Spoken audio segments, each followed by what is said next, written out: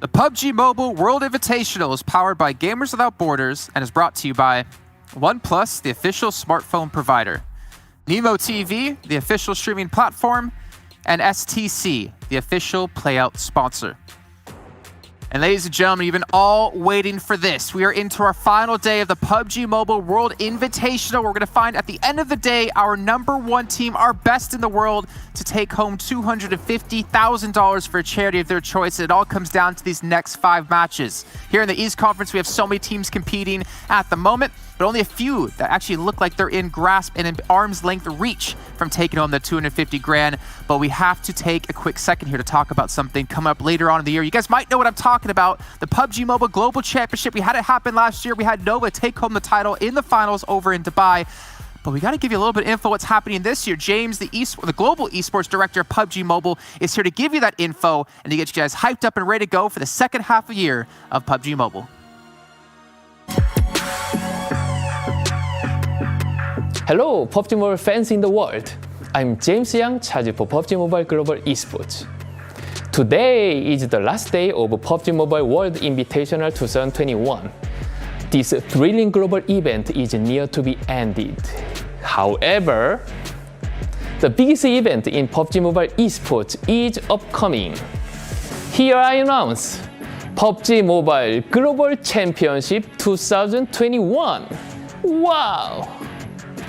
Like Season 0, there is a league part and finals part.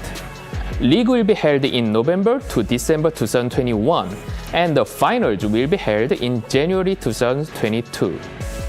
Every PMPL will send the best team to PMGC directly by the total points of 2 seasons, including PMPL League points and finals point.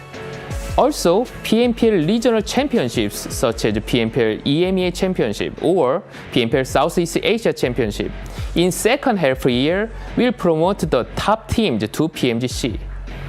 Even the team was not in PMPL last season, but they can still join PMGC if they show the great performance in upcoming regional championship. Detailed information about the number of slots and schedules will be announced later. Finally, this is a really big news. The total prize pool of PMGC 2021 is, wow, $6 million US. This is the biggest amount of prize pool ever for one single event in mobile esports history. Even bigger than our total prize pool last year. I cannot wait to see which team will take the crown of PMGC 2021. You already have a team in your mind? Please keep on watching them, supporting them in PMPLs and championships. Don't forget, PMCO 2021 first splits start right away. And more importantly, let's see together who will be the winner of PMWI 2021. Thank you. Thank you so much, James, for that lovely bit of information. And by bit, I mean 6 million bits of information going forward to PMGC this year. I got to introduce my analysts and bring them in so we can start to talk about this because we were all there at PMGC last time. We got Blank, we got Blair. Well, sorry, Blair, you actually weren't there for PMGC last time, but maybe this time we're going to have you there. Too sad. But $6 million, guys, that's a lot of money on the line. That I felt a little sad there, Jason. I wasn't there last time. Yeah, I hope to be there this time around. But yeah, 6 million buckaroos, banks. I don't know. Just blank. That's quite a bit. Name. Yeah, we forgot everyone. Jason is James. You know, you're Banks. I'm Blair. It's all right, Ocean. Don't worry about it. Honestly, for me, $6 million is a huge amount of money. I actually watched this video about 20 minutes ago, and when I saw James Yang release the $6 million prize pool, I was shocked. Like, my mouth just dropped, to be honest with you. It was crazy. And the best part about it, though, the fact that if you don't qualify through a regional event, you can still get there based off points in PMPL. I think that's so fantastic to see, considering you could just have like a bad day. You could have maybe like a player on your team like kind of leave, and you have to fill someone new into the team, and you're not used to each other just yet. It's so great to see that it's all going to be, you know, culminated into this event kicking off in November to December, and then of course the finals over in January of next year. Guys, I'm hyped for it. I hope you guys are all hyped as well. I want to see who takes home the majority of that money. Last time it was Nova. We'll see if we have a new victor this time. But before we even get to that, we still need to have have a victor here today for our event as well. $3 million on the line for charity across the East Conference and the West Conference. We'll take a look at how that prize money does break down into placings once this day has finished off, because there's 250 grand for first place to the charity of their choice here, and an MVP prize of 5 grand as well. But even if you come out at the bottom of the table, blank, you still get 15 grand. That's still, I mean, either way, you're getting money to charities, you're getting money to the charities that are helping get vaccines to everyone around the world to leave no one behind. And it's a good thing. Yeah, honestly, again, huge props to Saudi Esports for honestly setting up this whole Gamers Without Borders thing, because it is such a charitable cause, and it's so awesome to see all these gamers band together to create such an awesome event. 250,000 at the top is insane. 15,000 down in 16th place just shows the amount of money that these guys are putting towards this tournament. And you can see right here how your donation could help UNICEF as an example. $1 million, we've got $3 million on the line. Just 1 million could help 270,000 people, and that's 2 doses too. That's quite impressive. I mean, considering it's 3 million in total, right? It's almost like 750,000 people getting both the vaccines right there. My math, I think it kind of. I thought we had Maxman here. I thought we had Maxman here for a second, trying to do math on air for us. Yeah, I get it right, okay? Yeah. Ish, with the help of Blank.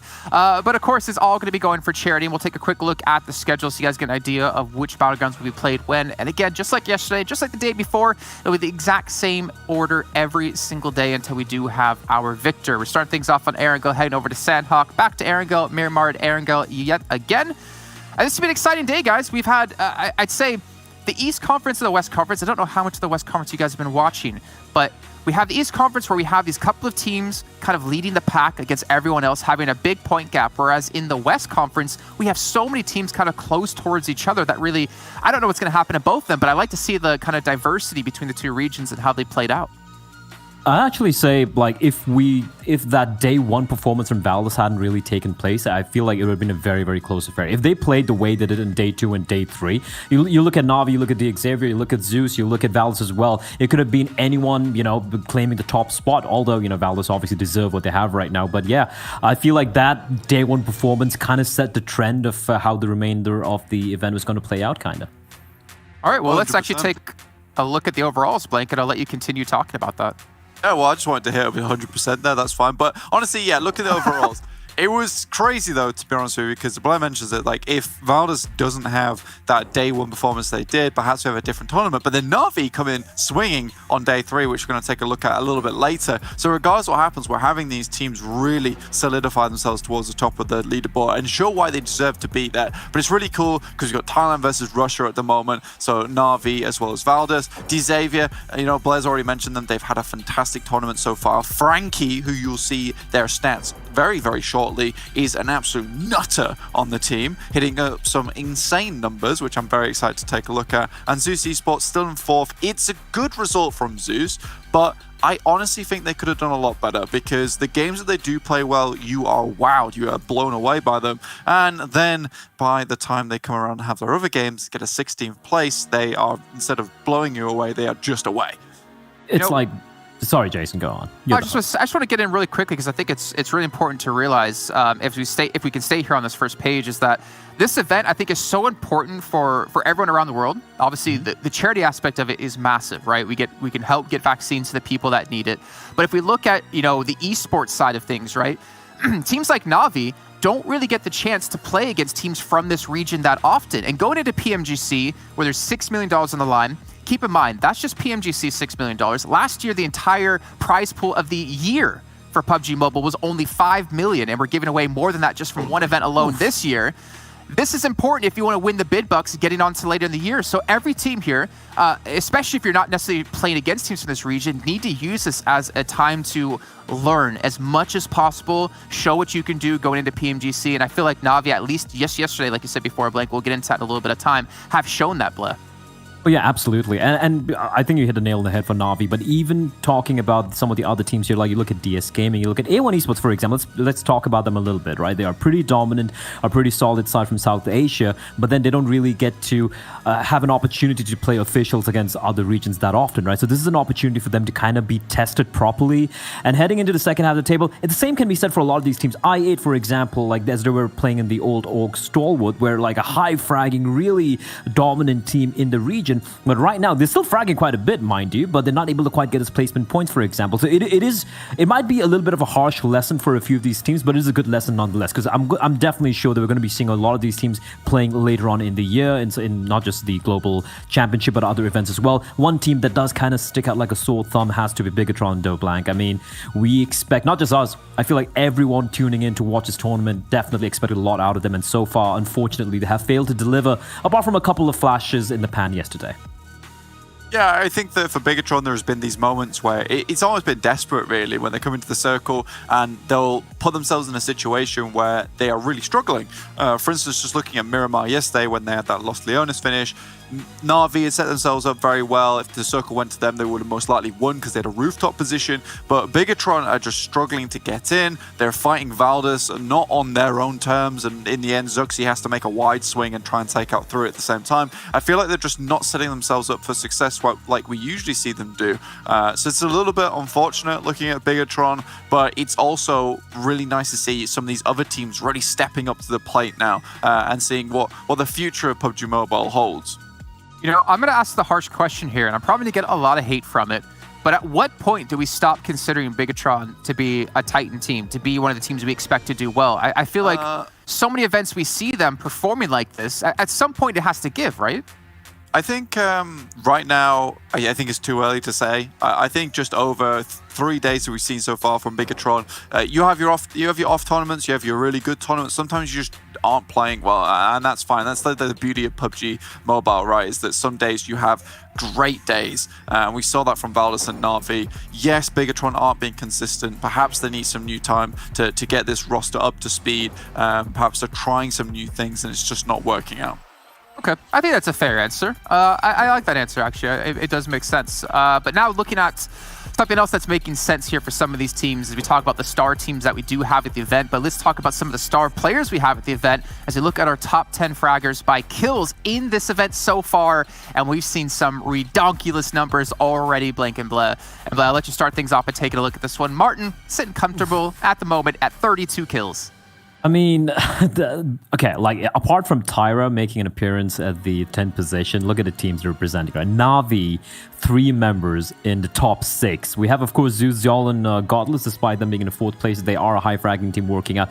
But Martin, Concept, I mean, take a bow, right? Like, it did require Tixi and Miku just popping off yesterday for them to crack the top 5. And Martin and Concept have been phenomenal ever since day one. Day one, they were like far and away the frag leaders. But shout out to Frankie, man, like for D Extreme, like for D Xavier yesterday. Sounds like D Extreme, but yeah, D Xavier yesterday, they really did deliver. And they were extreme, for sure. Frankie was popping off, and it's a little unfortunate the rest of his team members could not crack the top 10, but I feel like it was a team effort. But Frankie, especially for me, was the pick of the lot yesterday.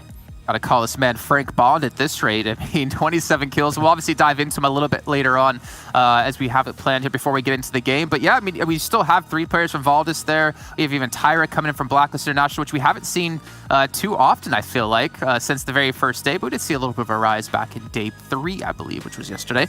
Let's take a look, though, at a team you did mention before, Bleh, the team coming in from Bangladesh, A1 Esports, and how they've had a rise, actually, over the course of this event. And this is something that I hope every team has the potential to do. You don't want to see a team peak early on, and we've seen just from day 1 to day 2 alone, they've had that improvement, and a solid improvement it was.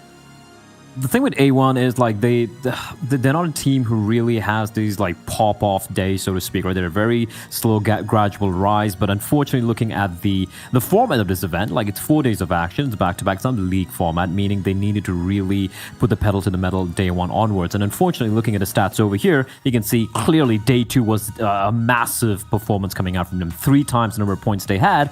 And you look at day 3, a marginal improvement, but you love to see that, right, Blank? Even though the points wasn't too much of a difference, it's 0.2 plus, but still it matters in the overall scheme of things.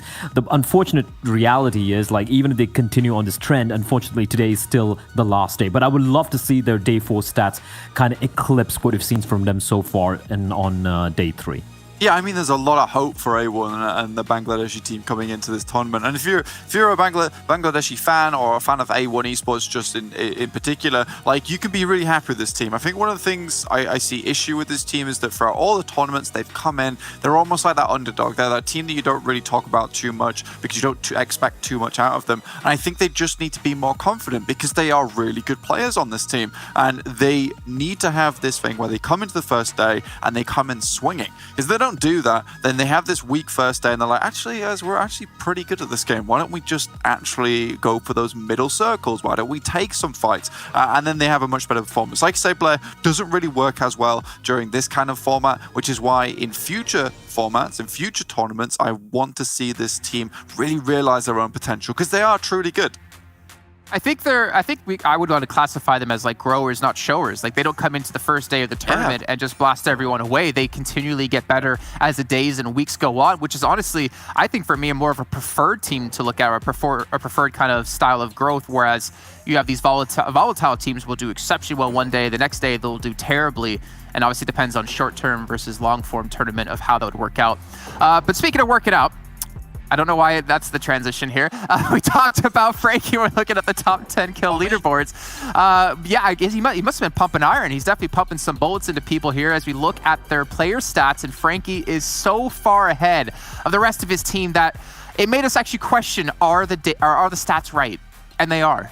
Yeah, I mean, this guy, you mentioned working out right, but this guy's got to be sore. The amount of lifting that he's doing, I don't want to say he's carrying too much on his back at the moment, but he's certainly one of the main reasons they're up towards the top of the standings for Vietnam.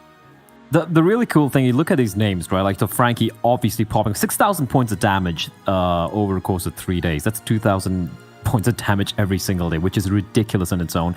Lamborghini was great, but you just go back to yesterday. We saw Rabbers in that basically almost 1v4 situation against Na'Vi, right? Sure, he's only got 13 kills, but he's the reason that they were able to kind of run away with the chicken dinner on game number 3, I think, towards Yasnaya. So yes, Frankie has popped off. Lamborghini has been very instrumental as well, but you cannot discount the fact that Rabbers and GE have been very clutch and very helpful in the team being in the position they are right now.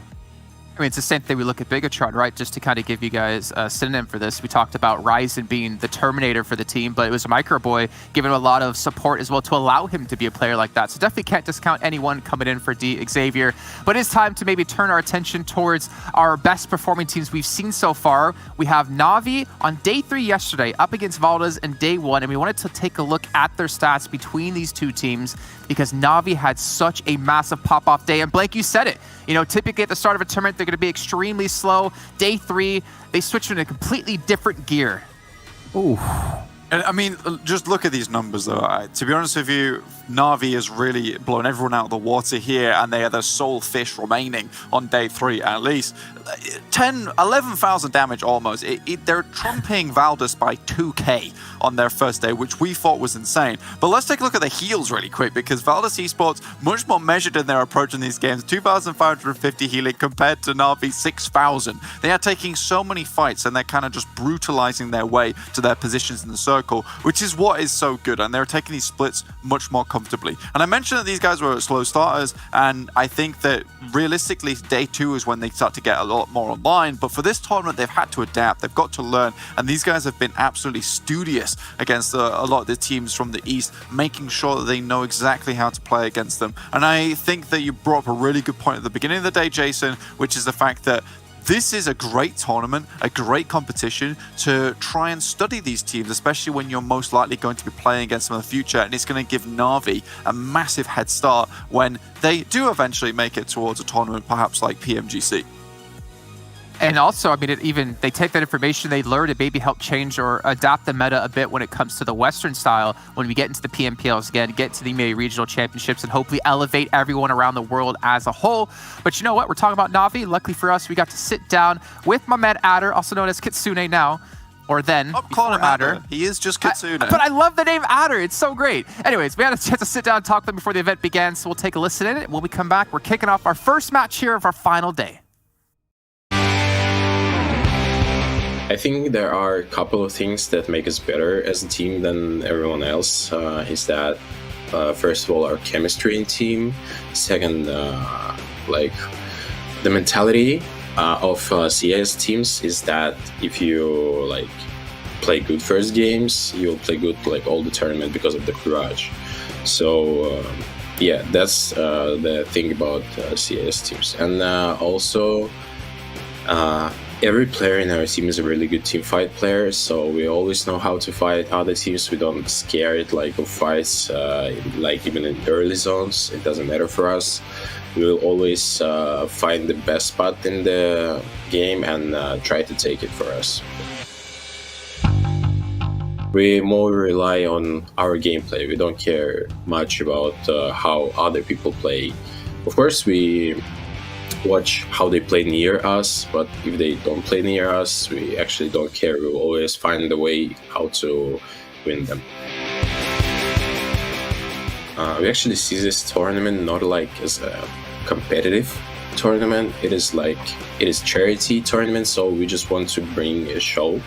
We just want to show our best gameplay, show what we can, and like respect other teams that they also joined this charity event. And we are really pleasure to be part of it. And yeah, so we will just make a show and take the first place, of course.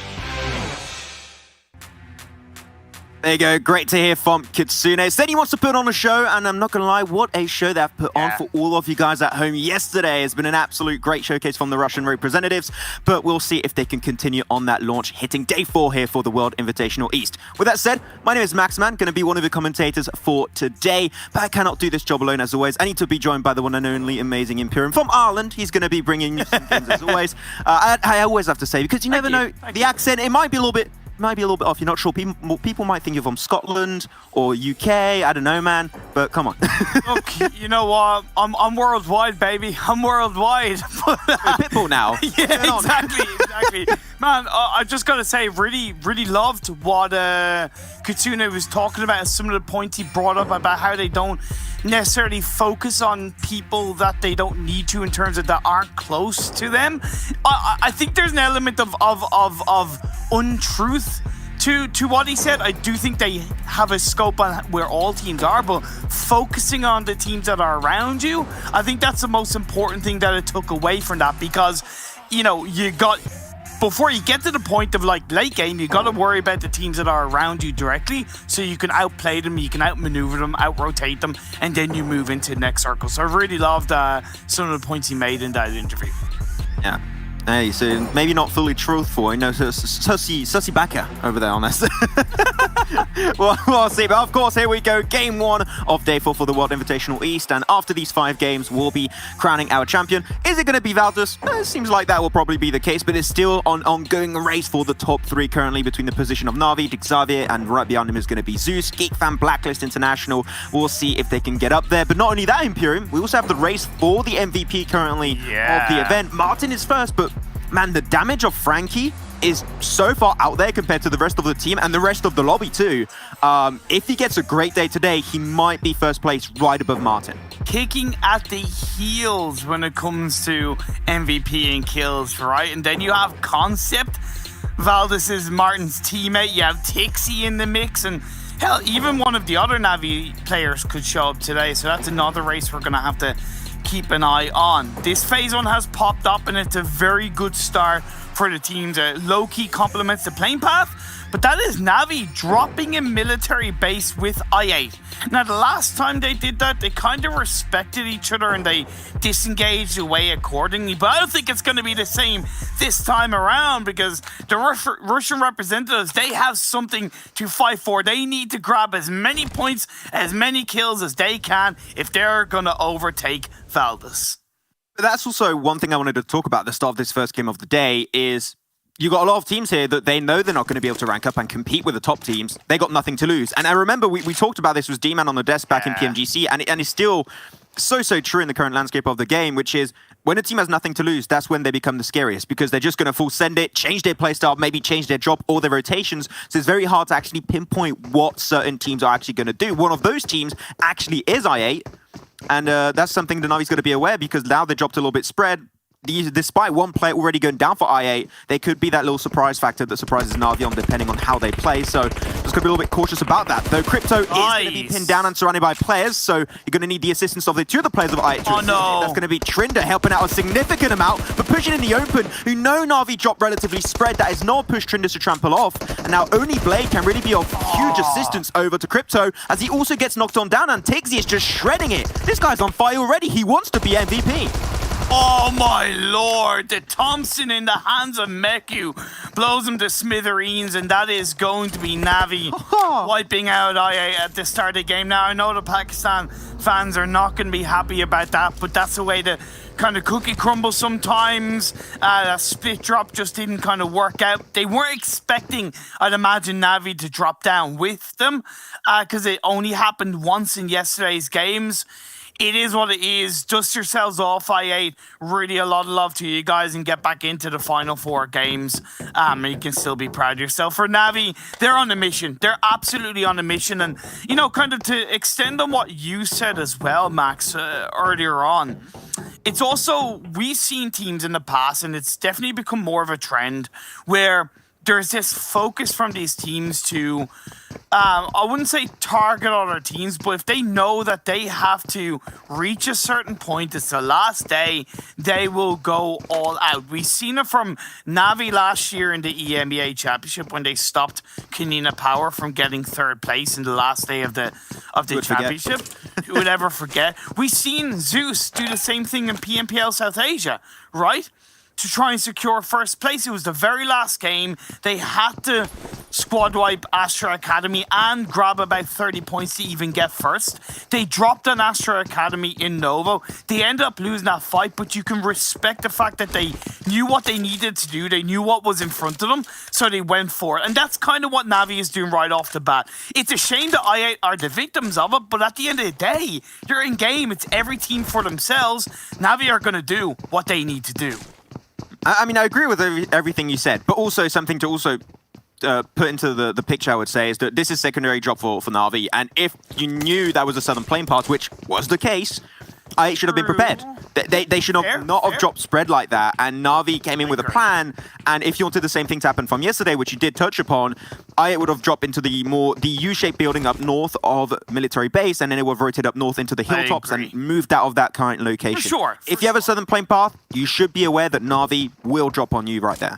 And that's something I8 will learn from heading into other tournaments, because this is a team that is relatively inexperienced in global tournaments. It was their kind of first PMCO as a team. It was their first PMPL this year as a team, right? This is a fresh, hungry roster ready to prove themselves on a global stage. The fact that they're here speaks for itself, and the loss of this fight, the loss of the games and the success from the games will all allow them to build the foundations for more success in the future. And I know every single supporter from Pakistan is behind them in this tournament and will continue to do so. So much love to IA. But either way, this game is going on and teams are setting themselves up as we're getting into the blue zone, closing in on phase 1. The Xavier have themselves set up on towards the hills and spread around the Pachinki area. Zeus on Potato Hill, remember Max, they put themselves there on other circles where it was very centralized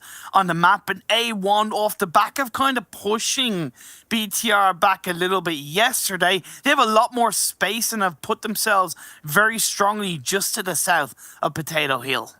Yeah, but that's what Zeus like to do, right? They like to be very close to Olympus. They want to be able to smite down the opponents when needed.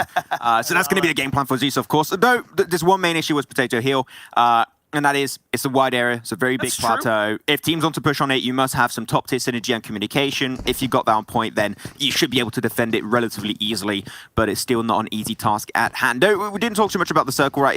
It's really central. It's not even really worth mentioning. It happens all the time. This is the circle that I think these teams have the most experience with, so not really worth mentioning. Na'Vi have yet to rotate over the road, over the bridge. Fnatic Zombies, same. And we have touched upon this a few times, saying the Fnatic Zombies do delay their rotation maybe a little bit too late from time to time. So I'm hoping to see them be a little bit more snappy, not only in this first game, but the 4 games after this, because they're one of the teams that could be scary, right? In the prospect of this event, they've got nothing to lose, everything to win, and we'll see if they can maybe try and surprise and upset a few teams at the top. Variables are there. Valdez have yet to also move away from Rozhok. They have one player, Gooey, inside Watertown, still continuing to loot. I think it's okay. If it was kind of any other team in a lower position, I'd be a little bit worried, but it's Valdez, right? And it's no doubt that they've proved themselves time and time again. It's more the fact that they maybe allowed Nasser to stay ahead of them in towards School of Apartments. That might worry me a little bit. Geek Fam have gone quite deep into the circle on towards a compound that's across the road from church. This is a team that have fallen by the wayside across the last couple of days. They still hold on to 5th place, let's be fair, but there's only now 17 points dividing them in 5th and Reject in 10th. And if you look back at the previous day's results, Geek Fam started off strong, but day 2, they only got 32 points, and yesterday, they only got 30 points in 5 games. So if that trend continues, they could fall down into the second half of the standings. Well, look, Imperium, we did have 2 city finishes, right? And when you're looking at Geek Fam, the first thing I think about is not a team that always going to be great aggressively speaking. But they did get themselves a top 3 in the first city finish over there in Yasna Poliana, showing that there's some potential, but they played relatively passive, showing if they went a little bit more aggressive, maybe there could have been a win coming their way and snatch it away from both Navi and Xavier. Who knows? But all I'm going to tell you is that I know this circle is going up north. It's going to be right on top of the area of school, apartment, and even the northern side of Pachinki itself, so a lot of good positions to hold on to. I'm not really too scared. I do not expect any teams to really go out at this stage. But there's a big concentration of team down south, so a lot of attention, I would even say unwanted attention, might be actually slowly but surely coming Zeus's way. Yeah, it's something they're going to have to be aware of. All of Headshot Hills is currently free, and Xavier instantly responded to that by heading to the compound between School and Pachinki. Very good start for them. DRS taking the engagement onto DS. One knock onto ZZP, but returned very quickly by Sade. And AJ biting down a bit more than can actually chew. Mafia Ninja going for the little bit of a wide angle rotate and actually will get himself the angle in time. But Sporter from up above will try and smite him down. Unfortunately, will only get just a tad of damage on top of his health bar. So ZP, unfortunately, a little bit too deep and find that fight. Sporter and Missile will be the 2 remaining players for DS Gaming. We'll see if they can try and make this go the entire way. But they got the compound at least, so if that means if a team of the rest of DRS want to push them out, they're going to have to breach it, which I don't think they want to do, knowing they already lost a player and got AJ also knocked down. DRS are a team that I really would love to see a chicken dinner come out from them. They had their best day yesterday. 41 points in 5 games. It's still not good enough in terms of what we're used to seeing from them, but in terms of at least progressively getting better, I think it's a solid return to form. But I want to see that Nepal flag raised up in one of these games and seeing DRS as the chicken dinner winners. I know they have it in them. They just need to get to that late stage of a game as either a full squad or a 3-man team, look to control these final circles, and they have it within them big time. Disengaging away from DS, I think is really valuable and shows that they know they can do it late game. So why look to take an unnecessary fight early on? It was an uphill battle. I fully understand. That is a fight if they were trying to take it, but like you're kind of crazy to give that one a shot. So just leave it. Not worth it. I enjoy that. Definitely playing a little bit more respect in the grand scheme of this game, and they're trying to rotate up north away from DS Gaming itself. There's quite a few compounds. I think they got one that's pretty strong next to the road so far. So they're going to be holding on to that position, which I think is great. But there's going to be some more action unfolding soon as the last remaining players that are joining the party a little bit late, such as Fnatic Zombies, Blacklist International, and Na'Vi are slowly but surely making their way inside the circle. But Geek Fam, and there's so many teams coming near them. There was BTR earlier, now there's Myth, so it is going to be a highly contested point, but it seemed like Geek Fam, the fact that they're taking shots is making sure that no teams are going to try and contest and breach on you, so they're just making sure that they zone teams away, which is what you want to see Geek Fam do a little bit more compared to their last days. Yeah, I really like that. Geek Fam have such good decision making when it comes to the circle shifts. They will react as quick as any other team if they feel they need to, but if they're confident that their position is still pretty solid in the circle, they just won't move and they'll push teams back. They'll allow teams to kind of rotate around them, but that's not in a bad way. Just they know they they are then solidified for the next circle. They can focus on getting information rather than focusing on rotation. Talk about rotations as we head into phase 3. Absolutely love that rotation from Navi, from Military Island, all sweeping across the western side. But this phase 3 is unfortunately a little bit of a kick in the face because it goes for a little bit of a tricky hardship down in the southeast. Normally, I would be very critical of this rotation from Navi. I'd be like, well, you're just making it really hard. You know, the circle, there's a big chance it's going to go down south of the river, so I don't really like it. Reason why this is okay in Navi's case is because they normally drop Northern George. Now they're back in a typical Navi game, right? This is their rotation. They pull a lot. They're used to it. They know the terrain a lot, and they know how teams play, and they know that typically Valdes do not remain towards Rozhok to gatekeep those bridges. So it's going to be a very easy entry point, but it does take a little bit more time to set up, which could bother them a little bit further on down the line. No teams already started moving in. Valdes has indeed left Rozhok, and they're trying to spread himself a little bit more thinly versus the likes of NASA Esports. So NASA, and this is great, NASA, they moved away as a team, which is the main issue we had, where they would be so spread and not play as a squad whatsoever. But now you're on this side of the hill, and Valdes are going to try and take a few pot shots their way. Well, they still have one player in apartments, right? And Valdes have a 3-1 split between school and apartments. I'm not a massive fan of that position by Valdes, but I think they recognize because of the late rotation from Rozhok, it's kind of the best of a little bit of a tricky situation. Now, Blacklist, they're getting a bit of an engagement on towards Yala Esports. It is off the back of them losing a player, so Yala's still up as a full squad. That is the advantage of Yala rotating a little bit earlier, and it's something of a criticism we've kind of had consistently for Blacklist, that they are just a little bit too slow to rotate into these circles, and because they're not an aggressive team, they tend to get drowned out in terms of phase 3, phase 4 if they come across a team. Well, it seemed like what we talked about earlier, you know, having Miracle being spread from the rest of his team is definitely going to come and bother them quite a fair decent bit. NASA's going to have to try and pull himself a little bit of a heal up. There you go, the full player. The full is going to be knocking on the door. Miracle's got M249. Actually does get some pretty big damage and a knock, but that's all he shall get, and he's going to get put on his knees instantly, and the rest of NASA can't do much about it. It seemed like what you said, Imperium, was true, that they need to try and stick together, and that's something that Valdes could very easily turn in their favor. What do you think about the fact that none of the other Nasser players look to try and support, or Miracle didn't look to try and disengage away from that building up the hill? Do you think that was a good idea or a bad idea? I think that's just something, because the buildings are so close to each other, inside of apartment, they would have heard the footsteps, and they would have understood he was leaving, and they would just wrap around the sides, and it's so hard because you're literally going uphill, you got just a few trees. I would not recommend it. He tried to commit, didn't work out, but Meku, he's going to commit to that shot to Sarah, instantly gets himself the knock. Lapis from a distance, will be able to put himself behind the car, and that's a kill confirmed on the Sarah. Kill number 4 for Na'Vi. Looking to gather more and more coming their way. Reject, unfortunately, got caught out very spread, which is something that Reject do quite a lot, Imperium, and seemed like it does go against them a lot more often than it would go in their favor. As Tixie's going to send it, he's going to take himself another 1v1. This guy's been on fire at the start of the game, and he's looking for another fight. Going to go for the bloom shot into the smoke, and that's another kill to Tixie. This guy wants the MVP slot. Yes, he does indeed, but I also think that was a product from Navi of the fact that Fnatic Zombies actually took the kill of Sarah away from Navi. So by pushing onto that area, it's just, at least as a 1 or 2 man team, it's really just, you know, taking the time away. It's going hard, go home, Kitsune onto Lapis, that leaves Duello, as far as I know, left in his own. Sorry, yeah, Duello indeed. And this is just Navi absolutely making no mistakes about what they want to do, about how much they want to control this game. And they are already on 7 kills.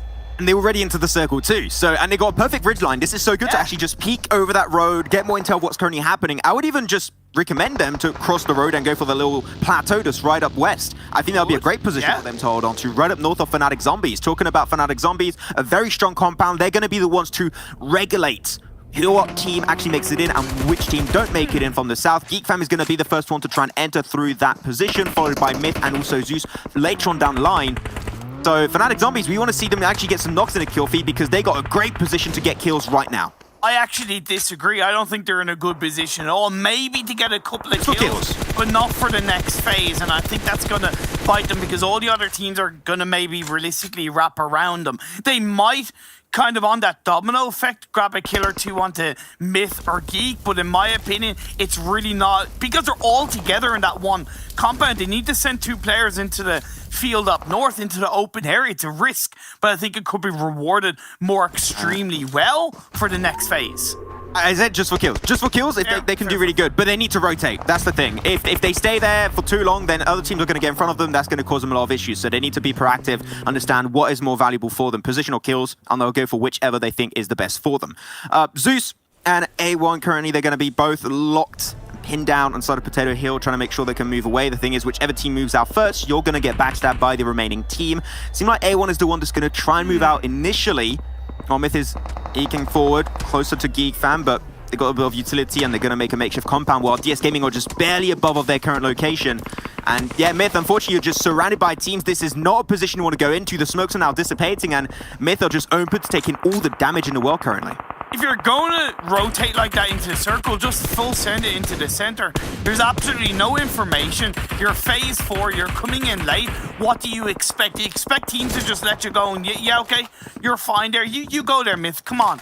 You can do better than that. You are better than that. Proudly representing Algeria, but unfortunately falling short in this game. A1 surprisingly slow rotating into circle, and they're going to have to crash onto the zombies. Oh yeah, they're going for Fnatic Zombie. 6ix9ine taking a severe beating actually to the hands of Salam. And he's going to be jumping out. I like this. Trying to regroup with the team, potentially actually going to be committing a little bit further. Will remain. 6ix9ine does get aided away by a boot, and now they're going to potentially try and pull the trigger. This still a 4-man crew. Fnatic Zombies got a lot to live up to, and that's it. The fight just barely begun and it's already over. A1 from Bangladesh out in 13th. 12 teams now remain, but Fnatic Zombies, we said it, a team that has nothing to win, could be scary, and this team is fragging out hard. Great defense from Zombies, but let's be fair, that was a death spread crash from A1. That was more of an, uninformative crash. They had no choice because they were late rotating into the previous circles. Feels bad, man.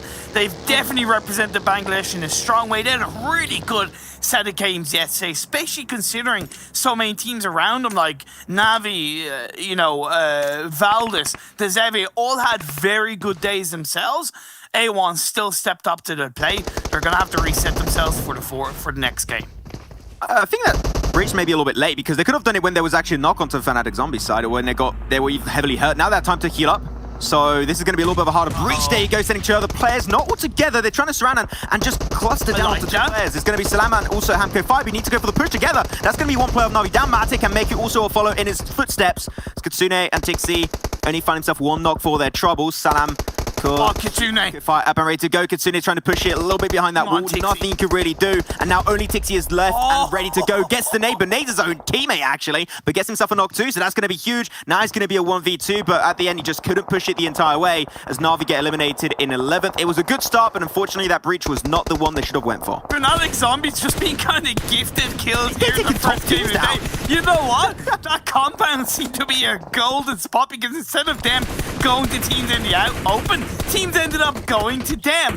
Now we're left on towards DRS. They do get a player knocked down inside the building. They have the circle in their direction, but Yala Esports are waiting and the crasher is going to come in. Bandar is going to wrap around on the side now. In comes Ida pushing forward. Still alive for the Yala side. This compound is exceptionally strong. If you can play it correctly and you got some really good scouting opportunity, that hand is going to be huge. Bandar goes for the push. Fortunately, the pre-fire will not really work as expected. Still some utility coming his way, and that's going to give a lot of time for Nima to actually jump out of the window, regroup with the rest of the DRS squad, and they might just share it, and I think that's okay. When you got so many teams trying to contest it, sharing it is fine, as Valdez bite the dust in 10th place this time around. Now we're down to single digits. 9 teams in the lobby. We're losing another one. It's going to be Fnatic Zombies after a great start in terms of fragging power. Seemed like the late rotation did not go in their favor, as you called out, Imperium. Great push by Yala.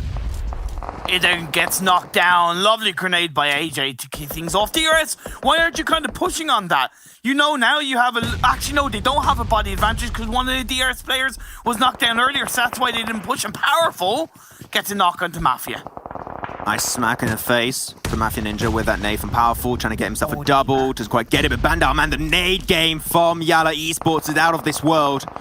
And now it's only AJ. They're trying to crawl their way back, but you know that that's not something Yala Esports going to allow. They're going to try and find closer to this fight ASAP to have full ownership and control of this compound. It's looking great in the circle. It might even shift their way onto the next phase.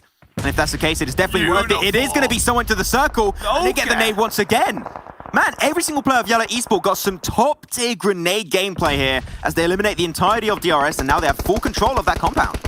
Absolutely love that from Yala. I'll kind of talk about that a little bit more, to be fair, because this game is starting to kick off massively. BTR, they have a player knocked down, but if they get that revive off, they still have a full squad up on the edge of the circle. This circle is extremely tricky because it's on a slope on this side and it's out in the open with very little cover. Xavier also in this one as a 4-man, and they are the ones that are going to be trying to be the thorn in the side of BTR. Look at the nade gains. It's so good, and they just got such a good little overhang. They can overlook all of the current position of BTR. They know they're trying to move themselves out of that spot. They know it's scary to stay and remain in that position. You got very little cover to play with. So BTR, you need to try and move away, but it's way easier to say than actually execute. But they're able to get himself over to another stack of trees. So they're trying to get a little bit further out of the nade range of the Xavier as they're continuously pushing downhill in their current vicinity. As they push away from the Xavier, they're also getting closer to Yala to have the protection of the compound on their side. Nats are trying to find a way into the circle, but with DS up on high above them, Zeus keeping on the edge of the circle down south, it's not easy for them, and I expect, unfortunately, them to get drowned out by the teams around them. Gonna be a little bit drowned down. We'll see how things will roll out. NASA, though, a little bit scared at some point when we had that push coming out from Valdez right into apartment and school. Still able to make it as a 3-man, so that's big. Could we see this team actually get himself a strong performance to start off the day? That'll be great. A few knocks coming out on Xavier. They're having clearly one of the hardest rotations with DS Gaming. They still need to push downhill. Other teams already into the circle or downhill will have a little bit of an advantage coming their way. So BTR, if they get rid of Xavier, they got almost full control of the north, shared away, of course, with Yala Esports. So this would be a big team for BTR to actually take down. Because they don't have any vehicles, they can't push that right. If they had the vehicles, I'd recommend that they just push into BTR's space, but because it's by foot out in the open, they can only just tread with caution. Okay, Grows in the hands of Missile. That is going to be a scary prospect to deal with. Hopefully teams will be fully prepared. M249 and also for Lamborghini. Did not play one game yesterday, unfortunately. We'll see if he can try and get himself some good frags coming his way. Circle about to go into phase 7 now. Teams are starting to settle for some positions. Not really those that they wanted in the first place, but Missile getting slowly but surely creeped upon by Xavier. Missile inside the car, I believe, there. He was, he jumped out, made a little bit of audio. Gave that audio cue over to gets out, goes for the spray with the Groza, man. The Groza is such a scary weapon to deal with, but the backstab is currently happening. Needs to prone down instantly, and he just got saved, actually. Zeus got eliminated. If they stayed alive a bit longer, that was it for the South Korean team, but Missile will stay up and ready to go, as now only GE is alive, and we said it. His stats maybe not too surprising, but he is doing a lot for the team.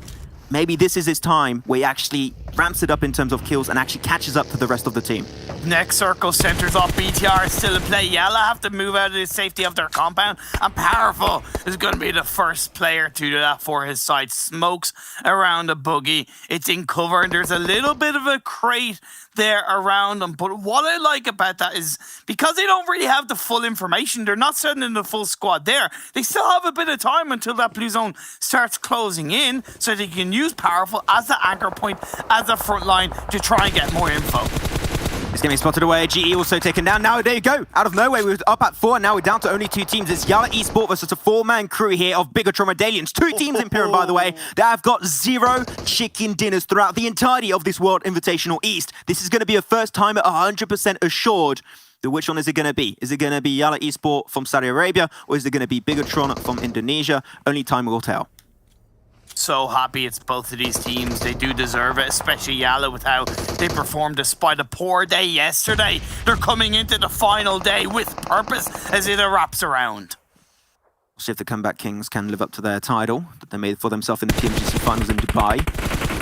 What's it out? Ida, right behind that car. Believe he popped the wheels, making sure he can't get hit underneath the car itself. Oh, gets up for a second, tries to go for the spray. Nice damage onto Liquid, but Liquid's going to be taking some blue zone take damage just to move in. But they're just getting clustered around by that blue zone and between themselves and the players of Yala Esports. BTR, they're not even smoked up right now. This is so hard for them. That looks like a really good nade onto Powerful. Unfortunately, not far enough. But the idea's there. But Ida, still information is coming the way of Yala because of Ida's current position being so high up. And that's something that BTR really can't deal with. Liquid's popped down. Nice headshot from Powerful on the DP28. Only 3 players up for BTR. Oh no! So 3 currently, but they lose another one. That's Loka, gonna bite the dust.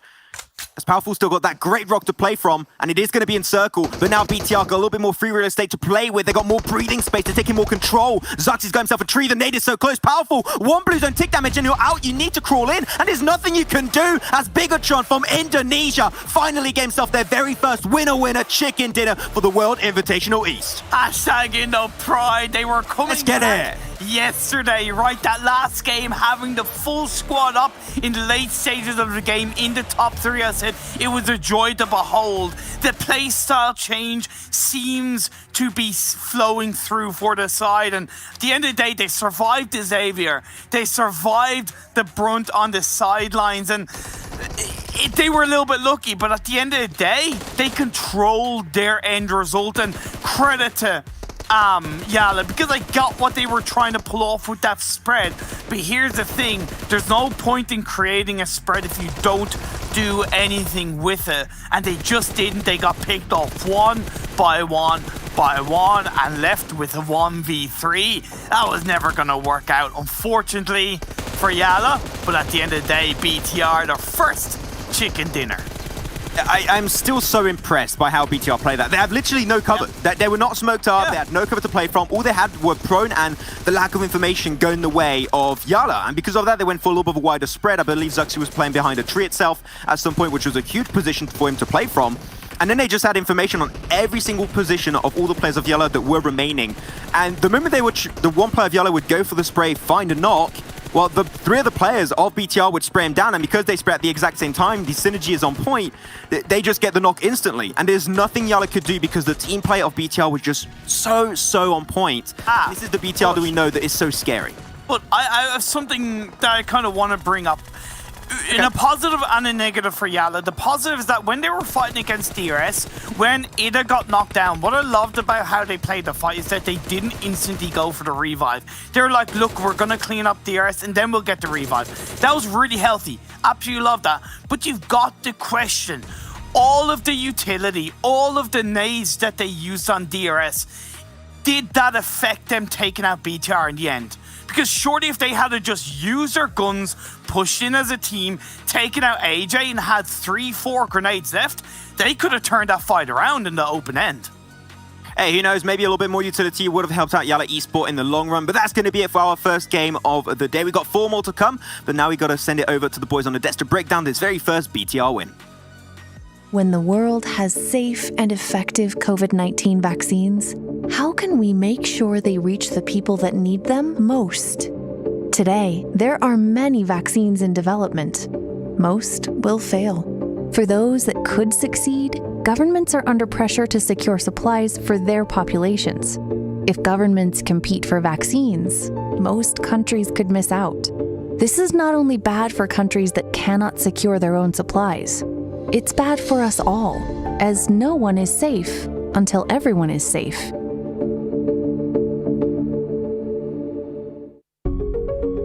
The COVAX pillar aims to ensure that every country gets fair and equitable access to eventual COVID-19 vaccines. It does this by acting as an insurance policy, with the largest portfolio of vaccine candidates in the world. Wealthier countries have a greater chance of gaining access to successful vaccines.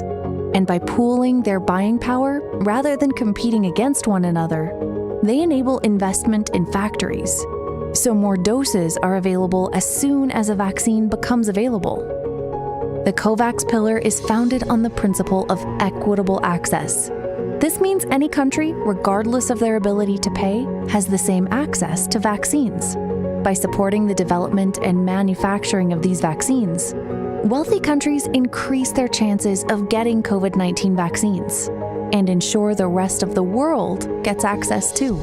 Ending the pandemic as quickly as possible will take a global effort. We need as many doses as possible, as fast as possible, as soon as a safe and effective vaccine becomes available.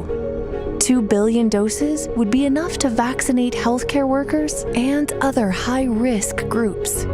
If we start now, we can save hundreds of thousands of lives, not to mention trillions of dollars. It's not about one country versus another. It's about one world protected.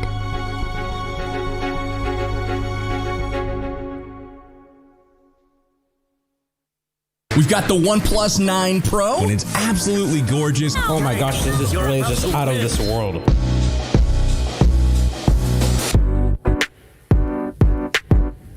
Just insane. It's got 65 watts of charging power.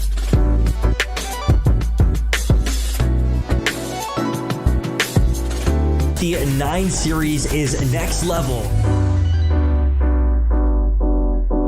PUBG Mobile World Invitational kicks off July 22nd to July 25th. We've prepared a special team cheer event for our players. First, let's take a deeper look at how this event works. Invite your friends to support your favorite team and get awesome rewards. In this event, we will use cheer points to rank the competing teams.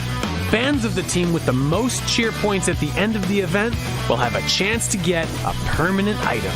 The event period is split between the cheer period and the reward period. The cheer period is from July 15th to July 27th. During this period, players have 2 ways of obtaining cheer points. The first method is via daily missions. Log in every day and watch matches for 5 minutes at the Esports Center to get cheer points. The second method is by sharing an invitation code with friends. Inviting friends to participate will also earn cheer points. Every player is limited to linking 1 invite code per day. The more friends that link with you, the more cheer points you can get.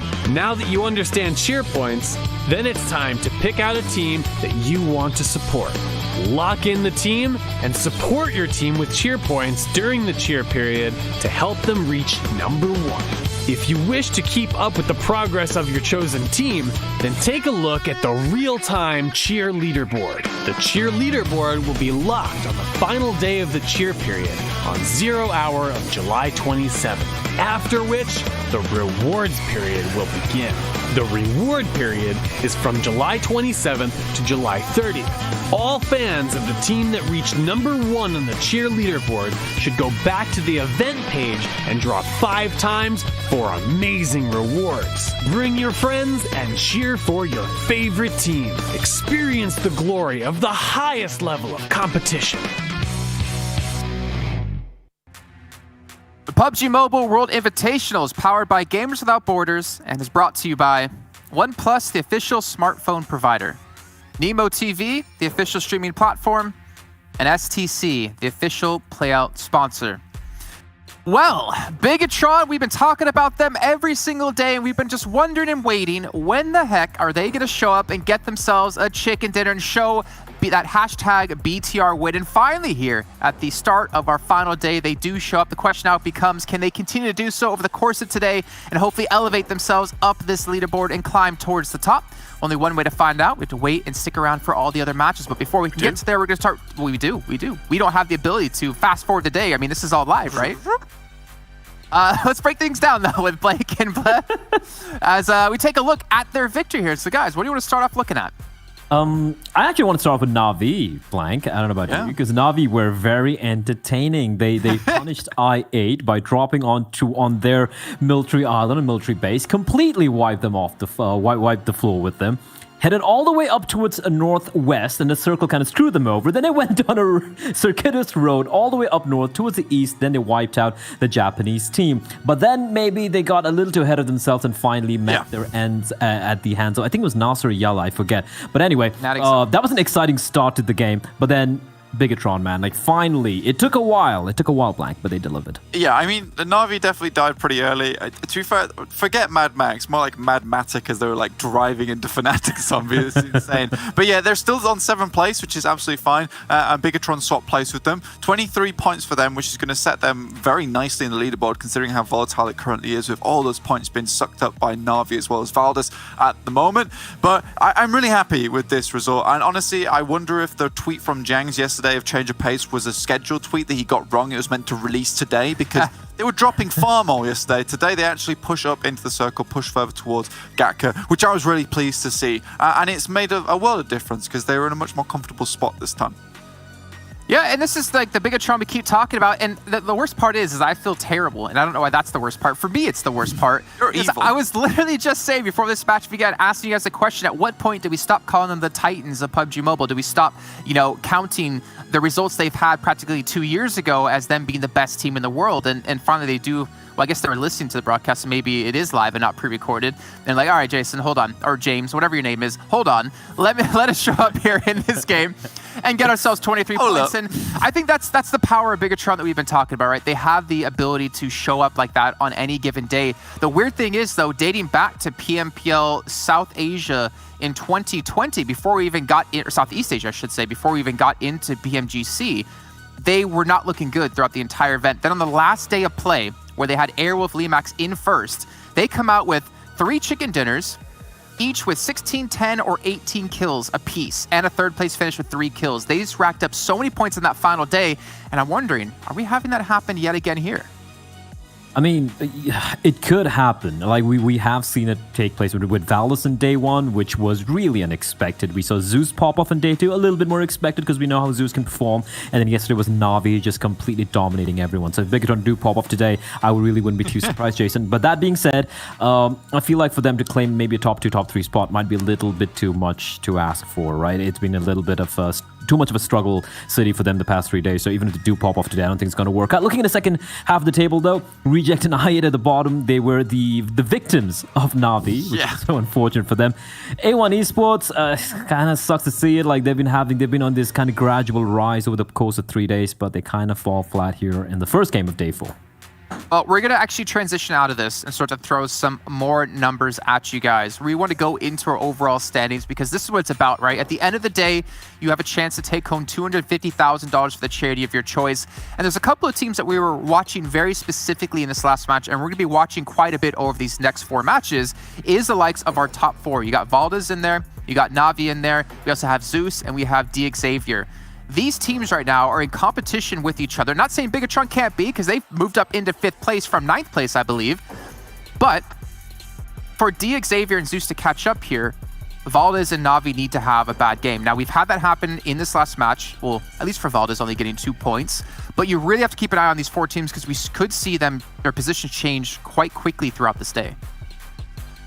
I think for Na'Vi at the moment, it's getting a little bit difficult for them to think about taking this first position spot because just looking at the numbers here, they are currently, I think it's 56 points behind, and realistically, they're going to need 13-point net average on top of whatever they get, on top of whatever Valdez get, to actually make sure they get towards the total. So already it's a big ask for them. Xavier, though, as well as Zeus Esports, they're snapping at the heels of Na'Vi. So realistically, Na'Vi can't slow down whatsoever. I think they're probably in the roughest spot at the moment because Valdez still have like a clear lead and a nice buffer between them and Na'Vi, whereas Na'Vi, I love the way they played out this first game. Me and Blair were laughing our heads off, to be honest with you, and it was so aggressive. They did get some points on the board, but I don't think you can throw away games like that going forward. It was a beautiful rotation, but after that, it was like, what's happening? This feels like you're just throwing it to the wind.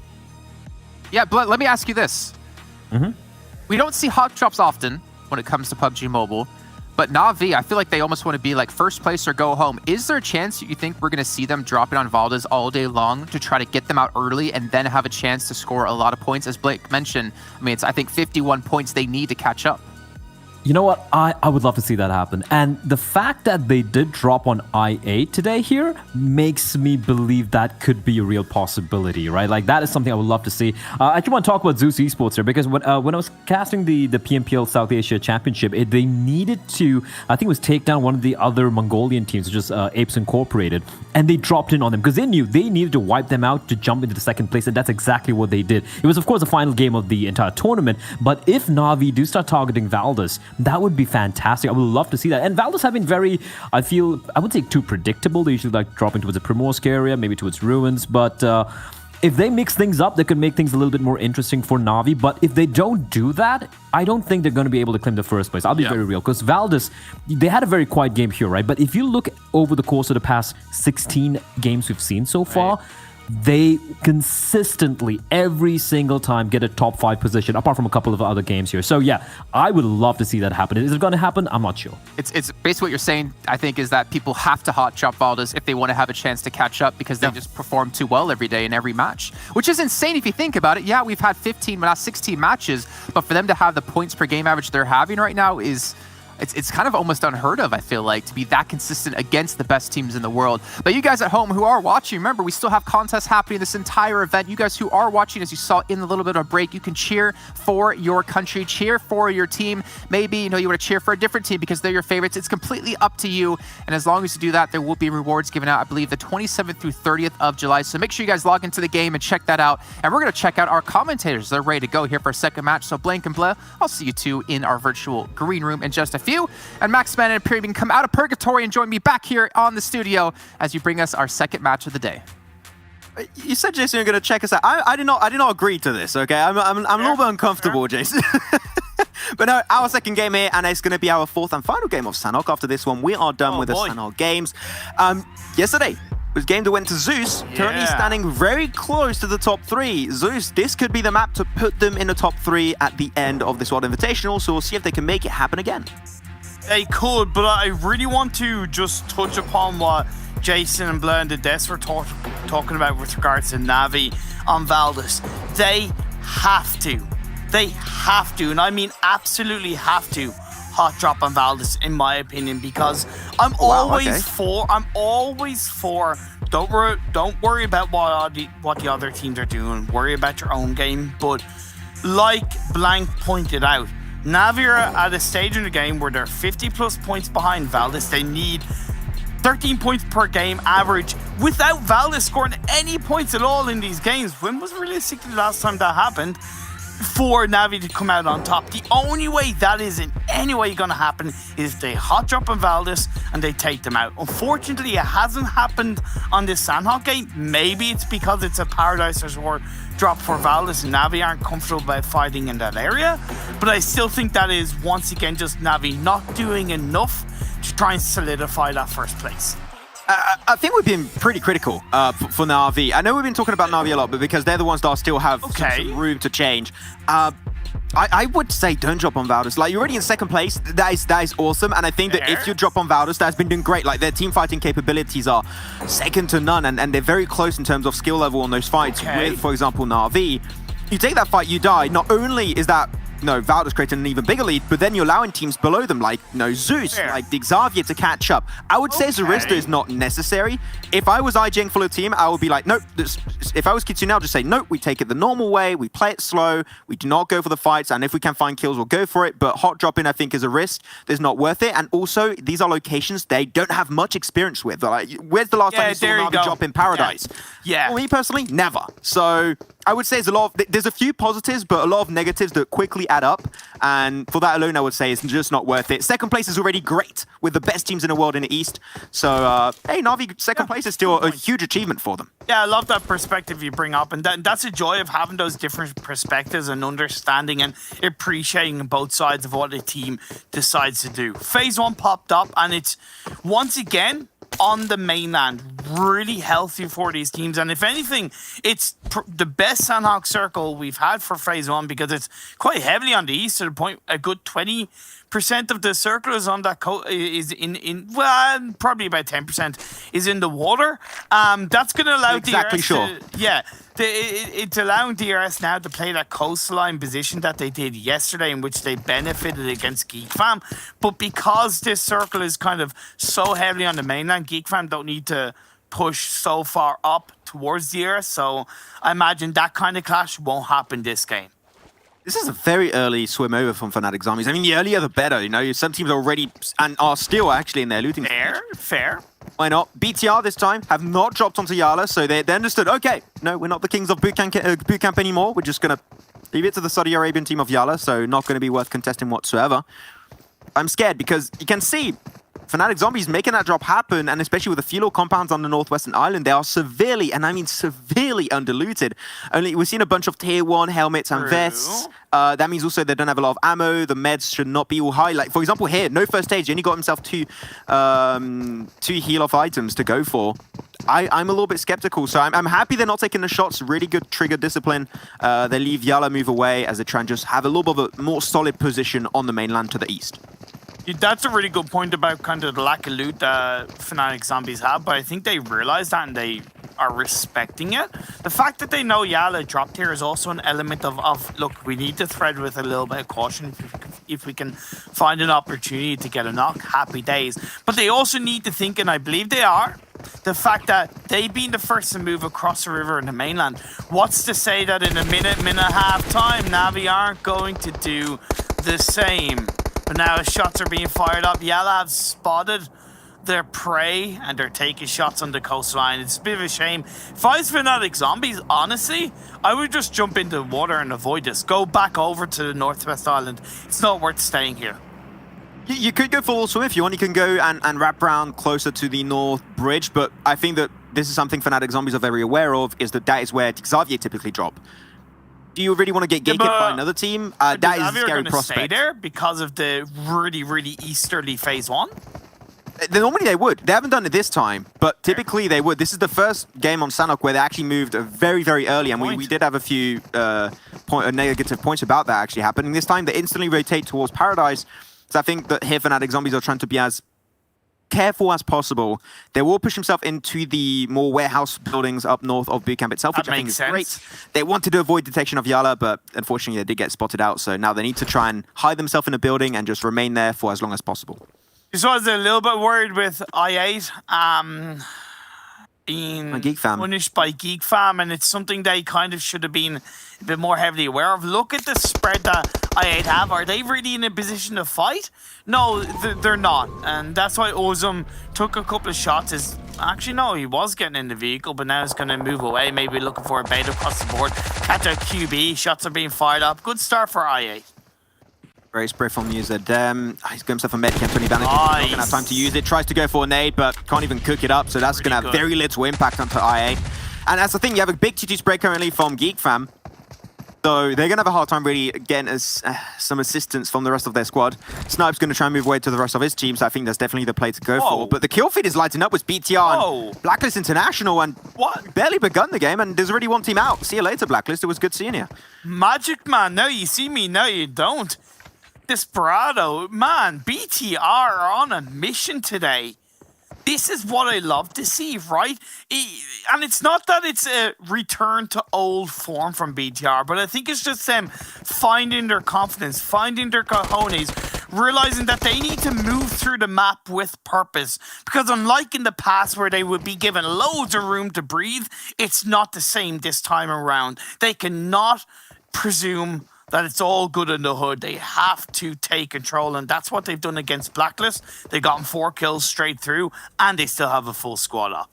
Just to clear something out too, we did see Rising get knocked down, but he actually got rezzed up. So this is BTR with 4 kills and also up as a 4-man. So that is big. That is the best out of both worlds you could have hoped for. Remain as a full team and also get 4 kills on top. So they're going to be having some good fun out of that right off the gate, and we're loving it. And it seemed like what Blank said was potentially true, you know, when the coach said change of pace, but scheduled it the wrong day on Twitter. So hopefully we'll get that right the next time around. For the storylines, it'll be better. But interested. Now Zeus, relatively central. We talked about it right at the start of the game. Zeus got himself the win yesterday on this map, and if they can continue with a similar kind of approach to the game, they could be top 3. They could even overtake. I'm thinking Na'Vi, but it's going to require a big day from Zeus. But no, it is not impossible. There's a world where that becomes reality. So Zeus has got a lot to live up to on this game of Sanhok. Is there closer teams on the northern side of the circle? On a side note, the fight between I8 and Geek Fam is still going on, but unless there's any kind of connection issue from Johnny, why is he still in the Quai? He's moving. Like, but why? Why is he still there? No, but honestly, like, they have a body advantage. The other 3 players are looking to take the fight. Why not use the body advantage instead of leaving what is technically a 3v3 for the time being? I'm really wondering what the situation is on that decision making. from I8 because it's just a bit weird to me. I like the fact that they are looking for the fight on the Geek Fam because it's what I8 are known for. They're known to be in a very aggressive team, and they've shown elements of it so far, the PMWI. But make sure you're showing it as a full squad. Use what you have. I think we're going to rename from Lakawi to Lakawai. I think that's going to be the good one for Johnny. So some rotations that are coming out that are relatively interesting. Even though we're talking about BTR quite a lot here, they're doing a very out of the ordinary rotation. They actually went from Painan down southeast of Camp Charlie. They might go for a boat rotation from Cave itself. Not sure what the plan is for them, but they're definitely going for something out of the ordinary from what we initially expect from BTR. So I'm intrigued to see how that will actually pay off. But you know what they could be doing? They could be looking to pick off Myth, right? They picked off Blacklist, which have, as much as they've gotten good results, they have looked a generally weaker team when it comes to team fights. Myths are struggling themselves, so why not look to pick off the weaker team, so to speak, and then move into the next phase? That's a piece of criticism we had a lot for Myth, right? Is they rotate way too late on Sandhawk, and it does cause them a lot of issues and troubles. That's something the BTR could try and capitalize on, potentially. Circle goes back up north. This circle's ended up around this area quite a lot. I think every single game we've had a normal eastern mainland island. No northwest, no southwest, unfortunately, even though they could be really fun to play with, but this is some of the easier circles you could hope to have on Sandhawk itself, so not putting these teams under too much pressure. As Reject are going to start to move in, but I still want to see from Reject, pushing a little bit closer to each another. They got too quickly surprised by Na'Vi that last game on their angle. Reject, I love the guys. Their macro game is absolutely on point, but when you talk about them actually trying to play together as a team, sometimes they do it, sometimes they don't, and that inconsistency is what hurts them a lot in the grand scheme of this event. I totally agree with you. Let's see if they can look to switch things up as Uzum wrapping around on side. Johnny has joined up somewhat eventually. He's still in the back line, but he can allow to get a flank angle and support Uzum. A lot of utility being used early on in this game from I8, and unless it's rewarded, it could go against him later on in the game. Uzum takes a good bit of damage. Great play by Snipes to go in the open. A bit of a risk. Might work out, but Trinda gets a knock. Look at Johnny, though. This could be the game-changing position from Johnny. If he actually gets himself over to that hilltop position, that could be clutch. There you go. The dust. And now they actually get himself an extra kill. That's going to be Sanis out of the game. Geek Fam down to 2. Damrude and Snipes MVP. Gonna have also got to keep in mind Reject are right on top, so that rotation of Jolly could be heavily shut down, but he's not going to go for the hilltop, which I find very surprising. I think that would have been the play, but it seemed like he wants to join up on his team, which understandably so now, Imperium. They have a 4v2 situation. They want to go full ham into this fight, use the 4v2 advantage. I think that is also a great call for them to do. Wait. Snipes trying to push himself over to the more western side of this compound. They're trying to avoid the fight, but unfortunately there is no escape from I8. Look at this. Just going to try and surround you, suffocate you out. The utility is still going... Bingo! Everything to the wall. That's the nade. Nice knock from Blade. Let's now go! Damrude, there's nothing you can do, and that's I8 picking himself up 4 kills. We were a little bit doubtful of the position early on, but at the end it all wraps up nicely, and that's 4 kills to I8 instantly in this game. Man up, Sipayar Katahun. That is I love you in Urdu for Pakistan. Thank you so much. Love to see I8 rocking it up in Sandhawk, showing that confidence. Well done, guys, but now continuing it on. We're seeing this game continue, of course, as A1 trying to get a controlling stranglehold on DS. That's a little bit up north to them, but A1 do have to be aware that their open position is at risk of the likes of Valdez to the northwest of them. Zeus to the southwest of them. They're making a bit of noise. Got to make that count. So how many languages do you speak now with PUBG Mobile? I hear you make references in other languages. I'm like, I don't know what you said, but it's cool. How many now? About 4 or 5. I know bits and bobs here and there. I'm still learning English though. That's my weakest language. Okay, all I know is Patsa headshot Bolte, and I'll scream it again one day for sure. Nice snake coming out, and that's the end for NASA. They get pushed upon by DRS. A really good play from the Nepali team. Gyalzin will have to get rezzed up, but that shouldn't be too much of an issue for them at the end of the day. While Na'Vi are pulling off their rotation away from the northwestern island, we'll have a little bit of back and forth clash with Fnatic Zombies. As you can see in the kill feed, Hamco Fire did get knocked on out, so only one might just come out of that from that fight. And what we've seen so far from Na'Vi, if they see a team, they're going to try and take them down. It seems like there is no escaping that engage. Oh, yes, doing everything they can. That was a fear I had with zombies. It was initially more on the coastline, but because they got put under pressure by Yala, they went into the warehouses, which I was okay with. But why did they stay there for so long, right?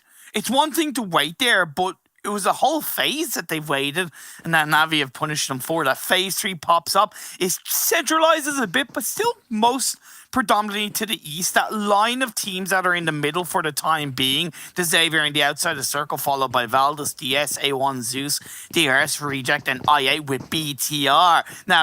Now getting close by to the Pakistan team down on the southeastern edge of the circle. There's quite a bit of a state actually over to the east and to the west. So if you're a little bit struggling to find a position, there are some opportunities, but this is not something you can read off the back of the plane path. This is something you got to scout and get intel from directly. So if you're a little bit skeptical of how you want to enter, especially I'm looking at the Xavier currently, they got Valdez onto their side, same with A1 and DS Gaming. This is not easy for them, so they're going to have to put a big emphasis around scouting and making sure they get that intel to find the path of least resistance into the circle, and hopefully that will happen in due time. Though, I'm happy Kalaris is not here because he would see this ban potential finish and he would be raging, but Kalaris is fine. The circle could still shift away, but if it does end up on top, this is going to be horrible for all the teams involved. I thought James is here. Oh, no, wait, that's Jason. Sorry, my apologies. Oh, wow. We're so... That's going to come back to bite us in the butt. No, it's real. His name is not. I mean, maybe it is. Ooh. Yala on the western edge of the circle have lots of space in front of them, but it's not really the best position for them to be in, at least in terms of if they go closer towards the center. So it's really important that they look to control that edge and maybe make a bit more of a spread. But you can see Bandar's got knocked, and that's instantly going to slow them down and allow both Fnatic Zombies and Na'Vi to kind of get closer either side of them. So a bit of a missed opportunity for Yala. Let's see if they can recover from it. I think it'll be fine. This is a knock that Na'Vi got where you're not going to confirm it and you know it. That is going to be a res. Bandar gets back on his GP thanks to Loka, so they are fine. But they're just trying to use some resources away from Yala Esports, right? You're going to be using some meds, you're going to be hurting his helmet and also his vest, even though I don't think they feel pain. So maybe not hurting is the word, but they're going to damage it, that's for sure. Everyone's going to be wrapping it. There's so many compounds, buildings, shacks, little hilltops and ridges to play from. I think every single team in this lobby can very clearly find a position, especially now we're down to 13 instead of 16. So this phase is not the big tipping point, but when we enter phase 4, phase 5, especially with a circle around ban, that's where we're going to see, I would say, a lot of teams start to take some very severe damage and casualties. Gotta say as well, these have been probably the best and most entertaining and enjoyable Sandhawk games to cast in quite a while. And that is because of these mainland circles that we've had across the 4 days. It's such a breath of fresh air, and it really allowed these teams to kind of flex their ability to control positions in the circle despite the faster paced game. As phase 4, you were saying it's going to be the stranglehold. They yeet up to the northeast with the Hill of Ban in play, a compound on the edge, and A1 have been gifted. Oh, no, Na'Vi getting right into the open arms of Valdez. That's one down instantly. Not much can really do to escape that one. But, I mean, Na'Vi, they lost one player, and instantly they're like, okay, we're going back, retreat, leave this position instantly. They're going to go back to the compound next to the crossroads section, which I think works out fine for Na'Vi, but they're still going to have a little bit of a hard encounter because Yala's coming their way, and they might have a little bit of back and forth onto that compound relatively soon. As Zeus also got to think of how they want to rotate into the circle. But A1 and DS Gaming, they're the two only teams currently into the circle right now. The Xavier could try and contest it, but there's not a lot of compounds now, which means that we're going to have potentially half of the teams dying out very soon. Oh, be careful, I8. Uzum takes a bit of damage. They know that it's BTR, to be fair. Return fire down the hill as Zuxi wraps around. Blade is in a good position, but out in the open. Mafia Ninja. Oh, no. Third-partying that from inside the circle. That's what you got to be aware of coming into phase 4. Yeah, when you're playing on a plateau like that, you know there's always going to be an wrist right behind you. The play for the bush. Blade is doing so much work, but Luxie's got himself the M249, and he's going to mow down the competition. IA is struggling, but you know what? The shots on down below. Trinder doing God's work at the end, but there's still one play of IA. Where are you currently? It's Johnny late to the party, but maybe able to redeem this fight in the eyes of his team and the eyes of the fans of I8. He gets the intel, goes for the spray, gets so much damage, and that's it for BTR as they get out in 13th, and 8 kills go to the way of I8. Here's Johnny. Let's go. IA looking good. They may only be left with one, but that's two squad wipes that's worked out in their favor. Will Johnny go for the heal strat? I think that's the best thing he can look to do. Loot up his opponents, get as many meds on board, play close to the edge of the circle, but mainly go for a heal strat. Man, it's going to be tricky for him to get a result out of this. Yeah, it's going to be a hard one. You know what? It's Sandhawk. You can snake it. You can just send to the bush, and we saw it many times happen with Panda happen. It was also Destiny and other teams. It could happen as fortunately for Panda gets completely jumped on, and Na'Vi, that's going to be an extra kill to their name. Oh, no. Struggling so much, and Valdez are going to be joining the party. Ida's going to be the next one to go down. Loka trying to get powerful back on his 2 feet, but is at the end, not much can do. You're in the blue, and the tick damage of phase 4 just does way too much against you. I think we're looking at the end of the Saudi Arabian team here. Shame, because I want to know, like, how did they let Yala get ahead of them? Right, Yala disengaged away from Valdez, and they were heading into the path of the Yala, but they were behind Yala at that point. And for some reason, they ended up ahead, and Yala got punished. Slow rotations from Yala, and Sanhok has been their kryptonite in this one. Seems like it's time to smite for Zeus. But Zombie's trying to cross over. The Blues is doing a lot of work. Mexico will, at the end, be an extra casualty. Bood and Salam gonna get spotted out. It's just a question of time. Unfortunately, as you said, there's not a lot of strong position to play from, so the Blue Zone is going to be a big amount of trouble for some of these teams, as Abilene spotted out too, and that's it. Fnatic Zombies out in 12th. A little bit of a hard rotate, and we said it right. The more you delay it, the more teams already into the circle are going to have an easy time taking you down, so that's going to be a lot of kills in the way of Zeus. Now there's only A1 that's in there with Zeus too, and there's literally nowhere to play from in this circle. All you have to play is going to be a little bit of terrain, some trees, some rocks. Other than that, you have nothing to play from. One thing being in the circle, it's another one controlling it. Let's see if A1 can pull that off. They do have DS on one side of them, they have Valdez on the other. One of the A1 players was knocked down earlier, but he got revived up. That will at least alert them a little bit. To Xavier on the western side, they've been so out of Camp Alpha, but they're going to make it work. Reject have 2 left in DRS. Man, they're going to be just coming into the circle now. Yeah, that's it for Na'Vi out in 11th. Great shots from A1 all around. They got the only strong position to play from, but the circle, there's a big chance it's not going to come their way until, unless I see one of the biggest shifts I've ever seen. But Valdez, no, they want to try and take that fight. Xavier and also DRS are going to be pushing from the eastern side. That's not going to be an easy one to pull off. And there you go, the circle comes up, and it is horrible. It is horrendous for all of these teams. Everyone has to move in. Everyone has to fight to even just barely move from their respective position. This is a hard game on Sandhawk.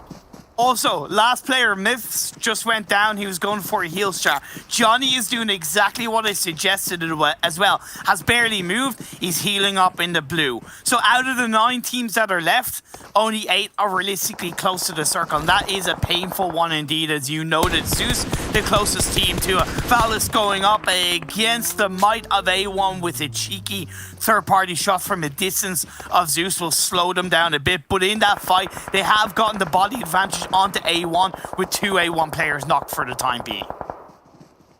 Zeus got to go downhill too. They got actually quite a few rocks on their way down, so that would be huge for Zeus to play from. Just go in, scout, get the information, shoot, go from rock to rock, and that's going to be the game-winning opportunity for Zeus to get himself in a strong spot. Though, Valdez continuously trying to go for the assault onto A1, but they're struggling so hard to get the intel. While Luka of Yellow Esports still alive, trying to go for a little bit to get a lot of meds earlier.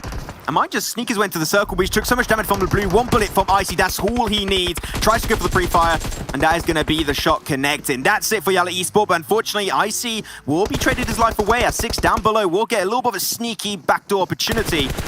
Sinister from A1 also trying to sneak in, but the Blue Zone, we said it, is going to be the downfall for most of the teams in this lobby. Only 4 teams currently remain is Valdez, Zeus, and Reject, and also the side of DRS from the Power trying to eke their way forward, but any one player from Reject stand is going to be Divine in a 1-on-1 versus Mafia Ninja.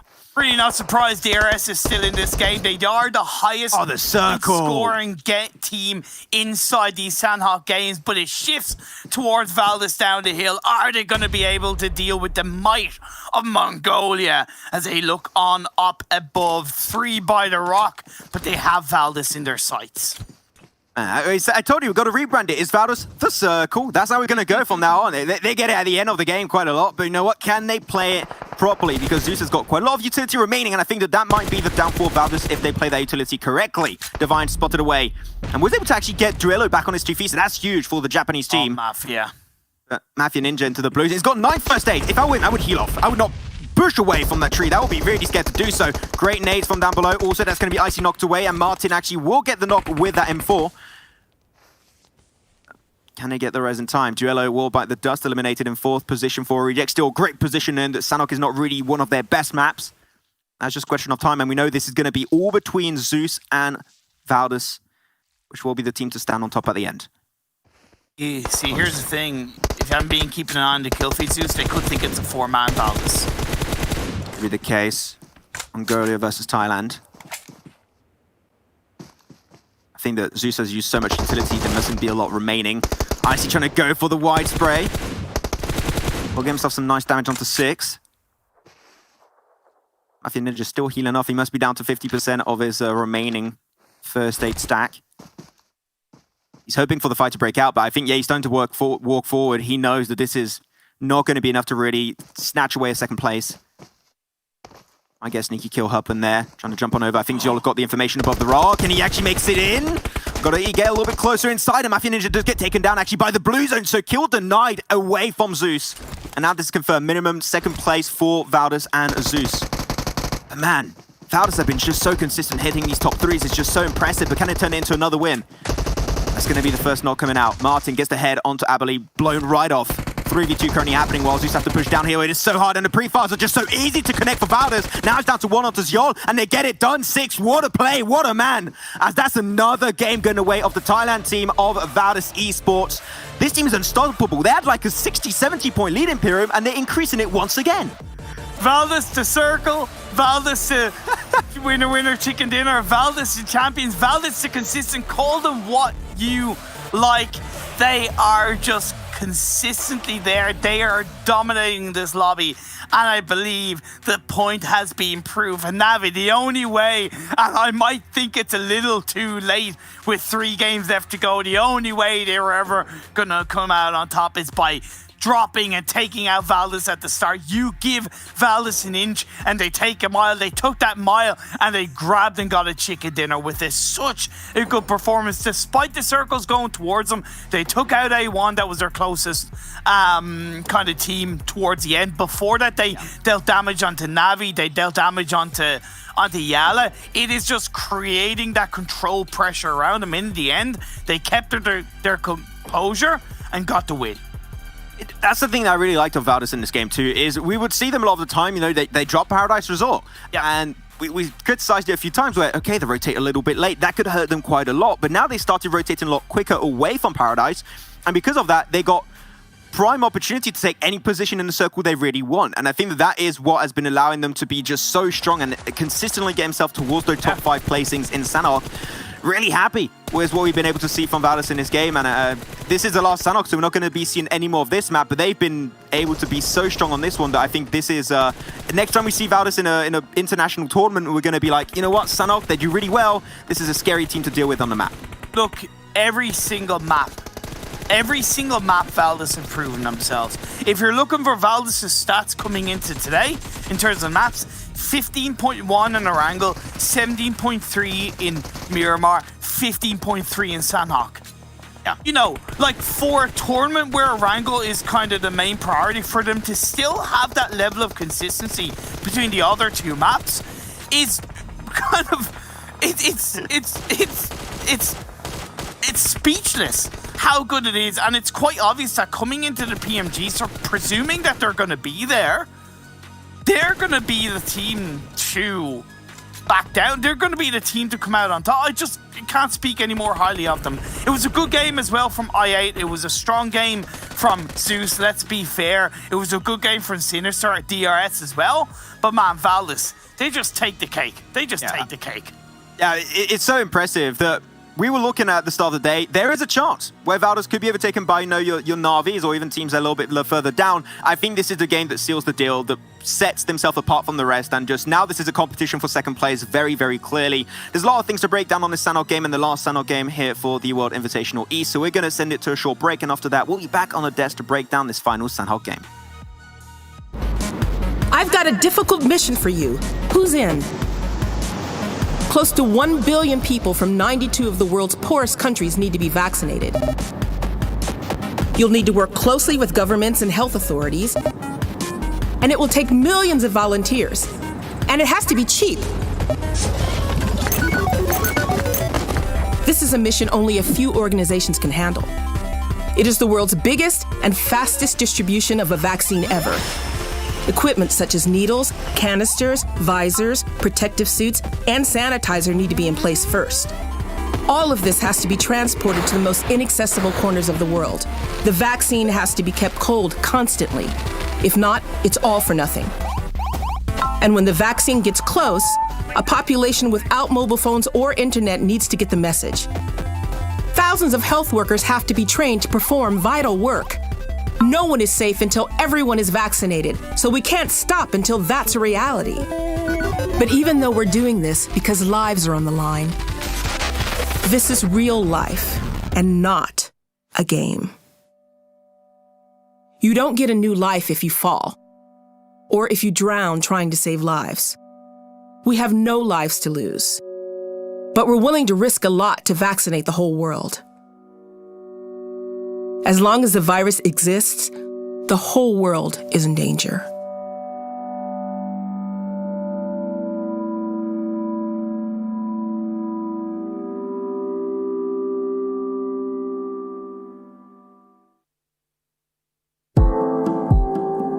Before we were anywhere near the extent we're at now, Alicia and her team were working tremendously hard to address perceived future drug shortages.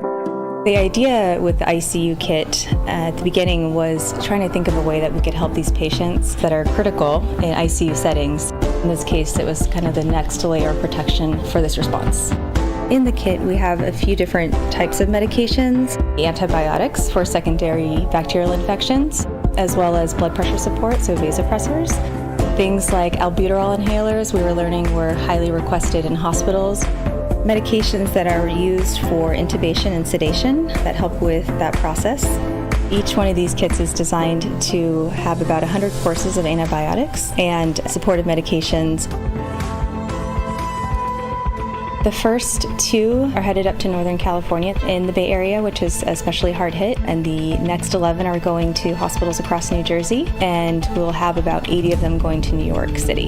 In the end, we're just feeling really fortunate that we're able to support our partners with these medications that they need so desperately. The wisdom, the expertise that I think this team has demonstrated in being able to help us as a community partner, but also hospitals and healthcare systems around the country struggle with drug shortages, which are now a reality, I think just speaks volumes to the impact DR has.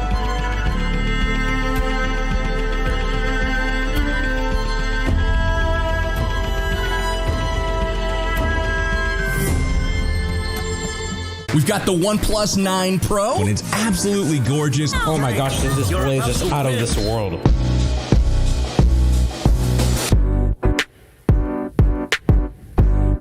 Insane. It's got 65 watts of charging power.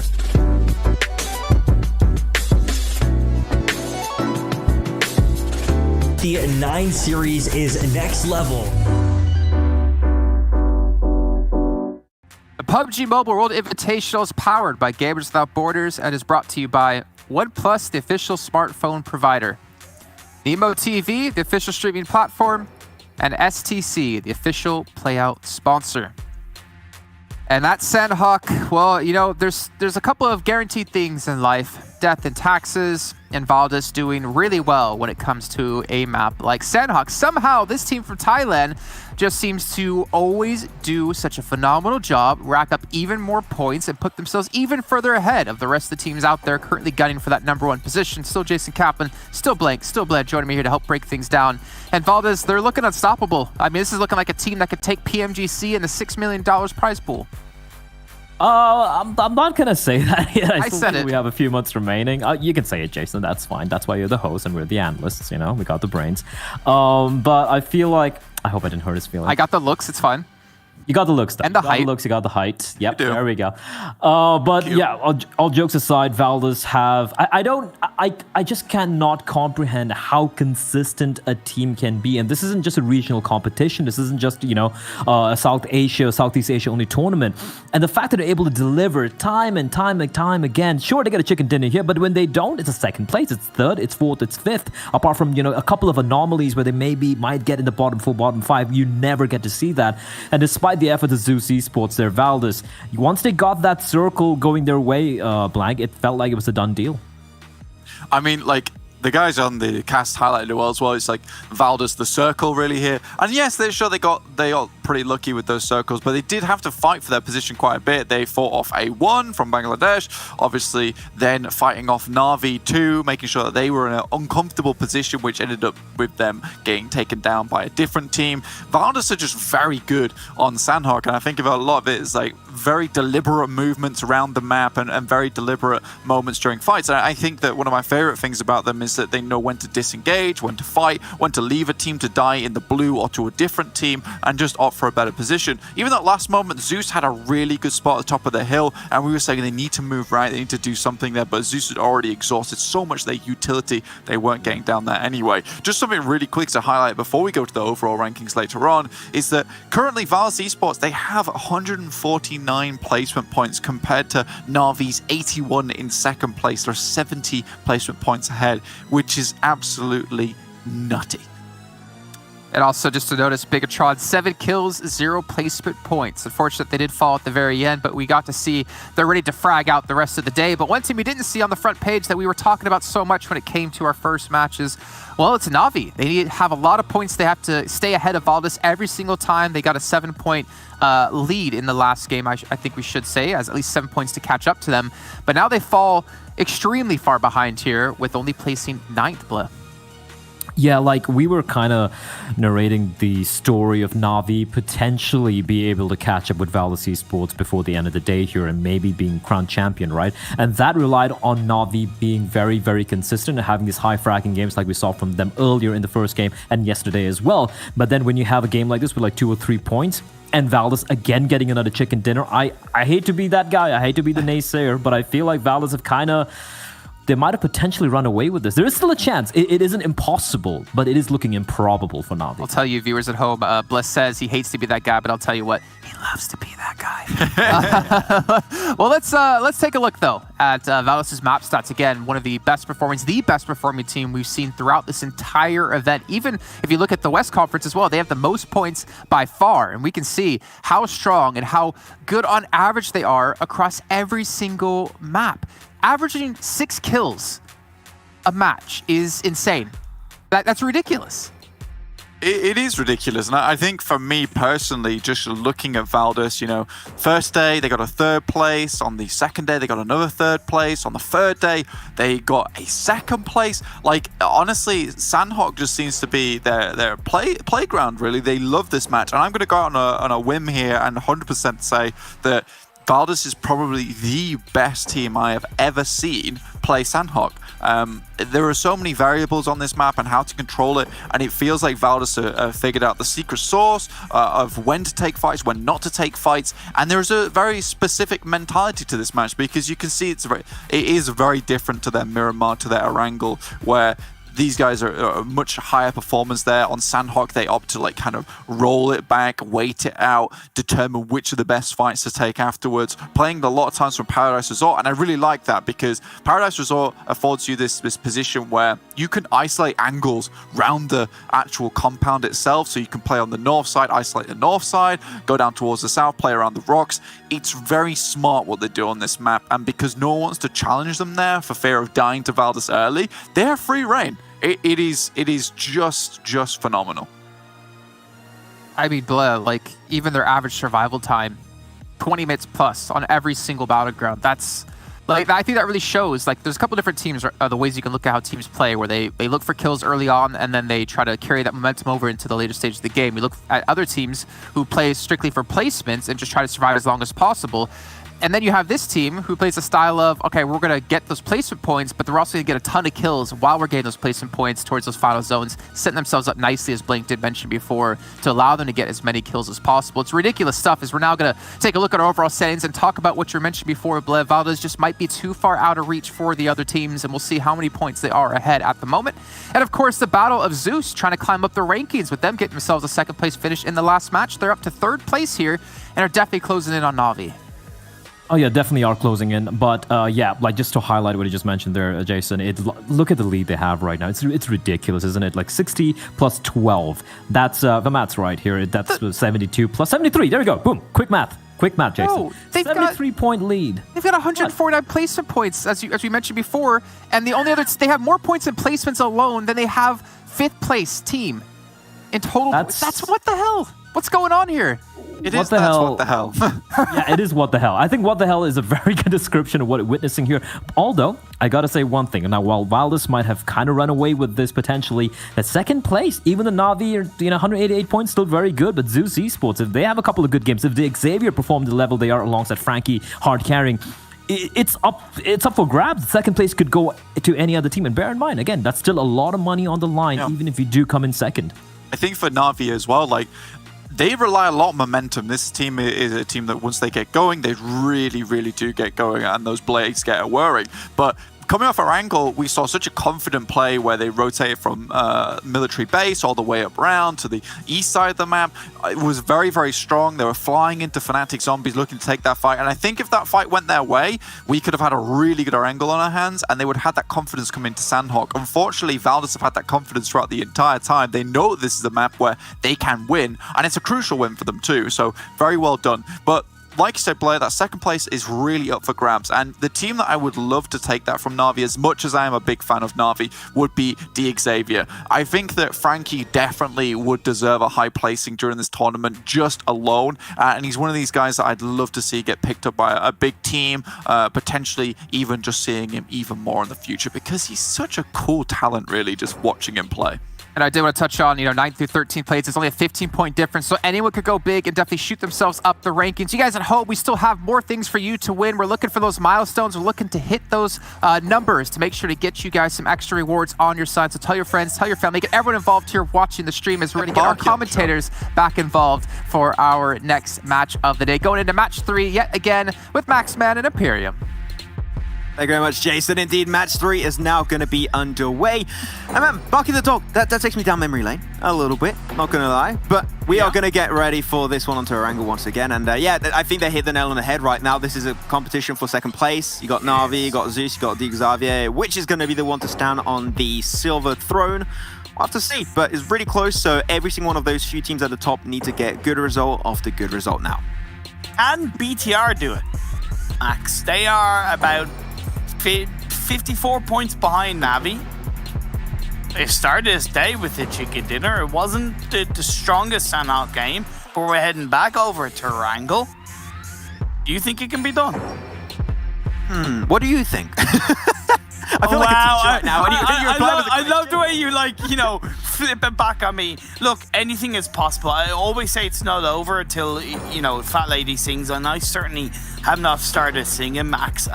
Mathematically, it's still possible, but I could argue that with how strongly the likes of the Xavier and Na'Vi have performed, them two specifically, never mind Zeus, I think that mountain is just a little bit too hard to climb. But this phase 1 isn't too hard for these teams, as a playing path complements it quite nicely.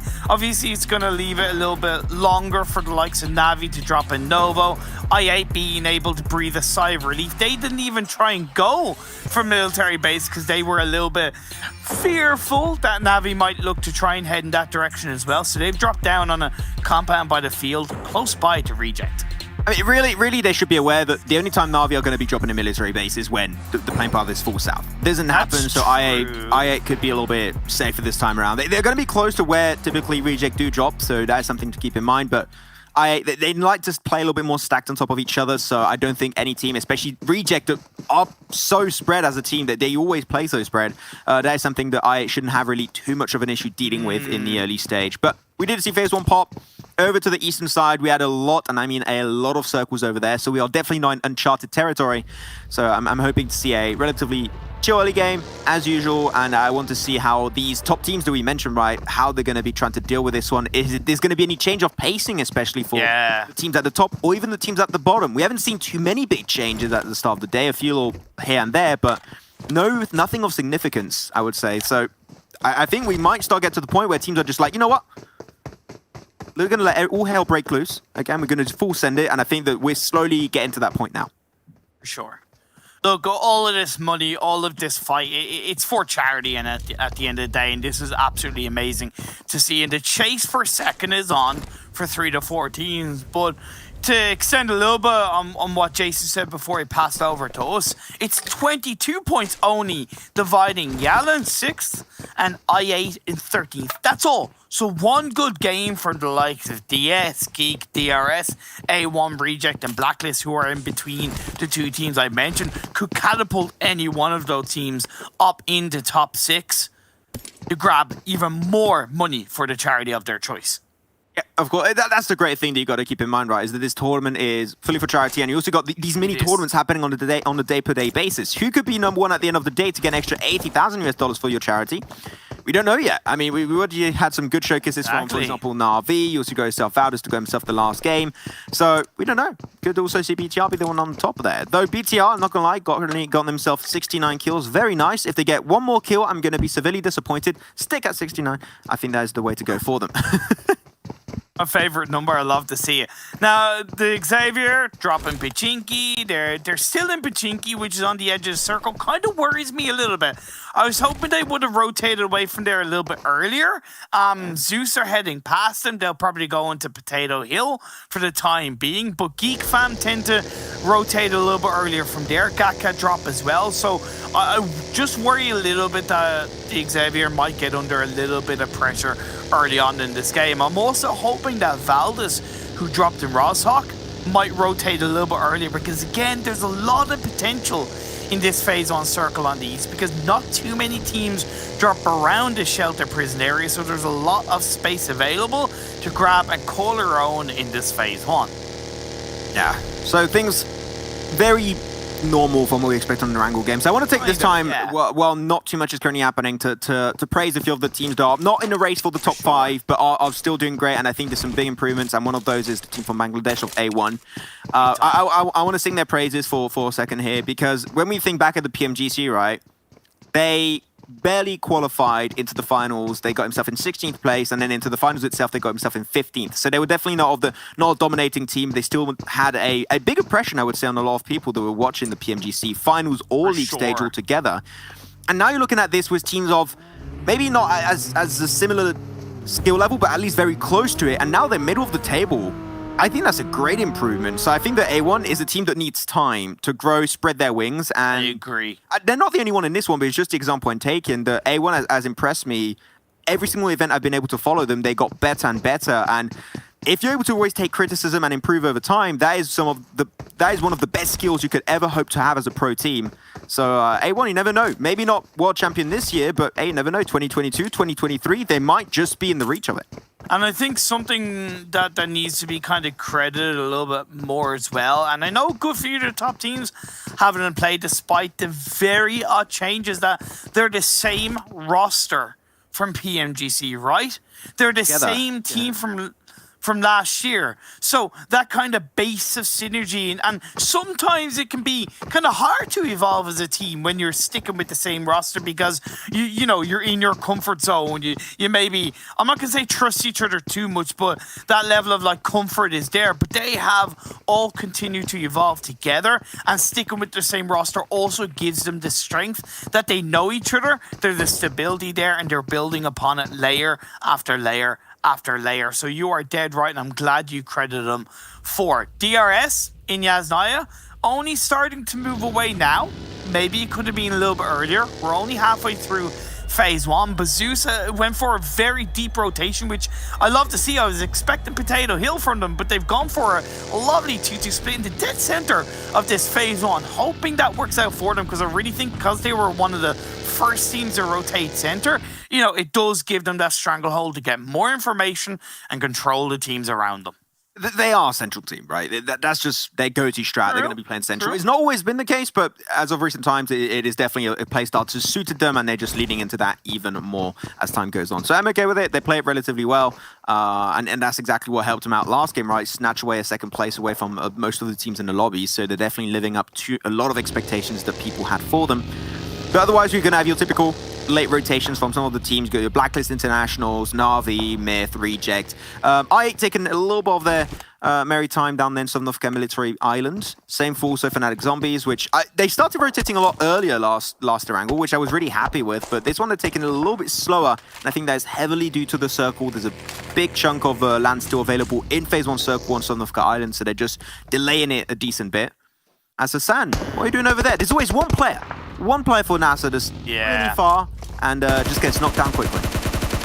It seems like Nasser just don't seem to be able to find their feet as a team in these games. They don't seem to be able to find their groove for whatever reasons, and I gotta be a little bit harsh. I would put that down to a lack of evolution from the IGL, and I don't know if that's exclusively it. Maybe the players aren't listening to the IGL, but you know, there has to be something that maybe call it just pure lack of experience. But I just don't think we've seen an improvement across the 4 days for Nasser compared to other teams. So just to, you know, as much as I'm still proud of them, just to put that little bit of criticism out there for them, they really need to kind of improve more coming into future tournaments.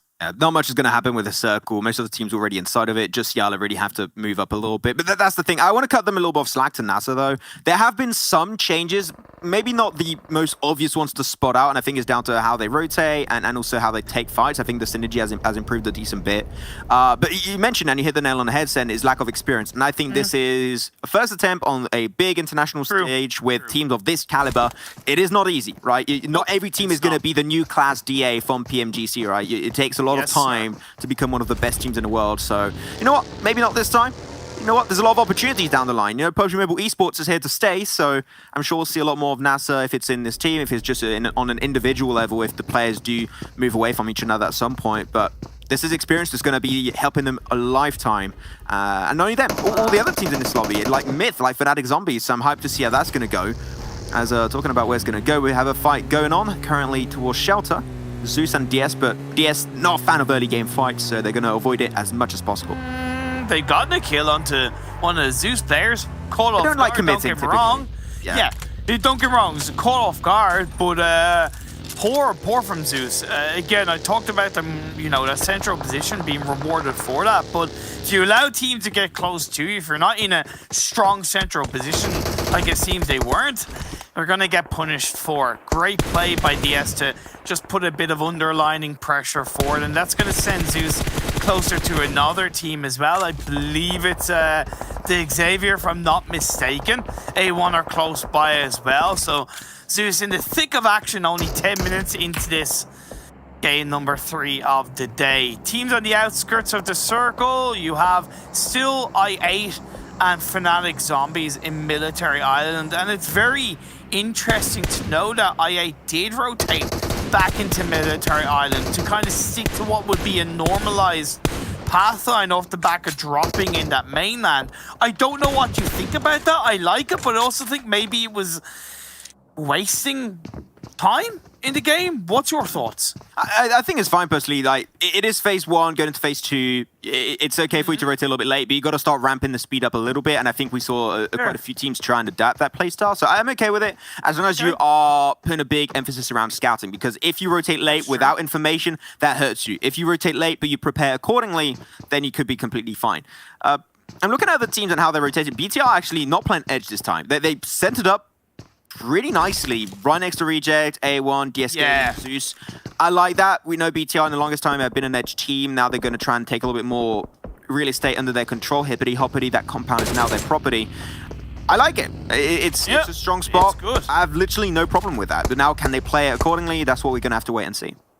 Myth are in a really good compound. It's a small little building that's down the Potato Hill area. So, of course, the trickiness is that the hill above is open. But they do get a lot of information around that area, and it does give them a lot of exit potential on this next phase popping up. It's a little bit similar with DRS. They still have 2 on the edge of Yasnaya, 2 in the fields inside that compound, so they get a lot of information. Navi, I believe, have a lovely 4-man spread as phase 3 centralizes up, where most of the teams are already there, and Yala's maybe slower rotation from build to power could hurt them in this phase because there's a lot of real estate, a lot of core areas that are already taken. Maybe onto shelter could work out because DS are there, and that is a spot that can be occupied by multiple teams.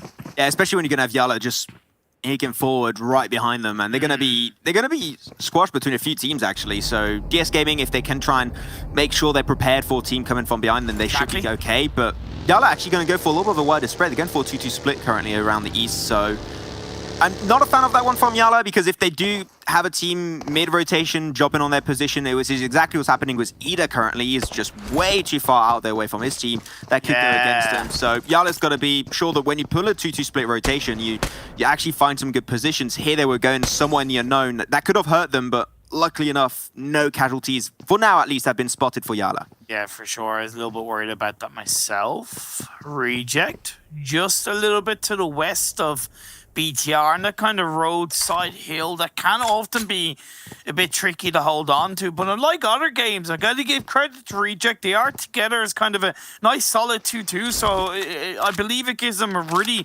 solid controlling part of this circle. I8 are realistically actually outside the blacklist.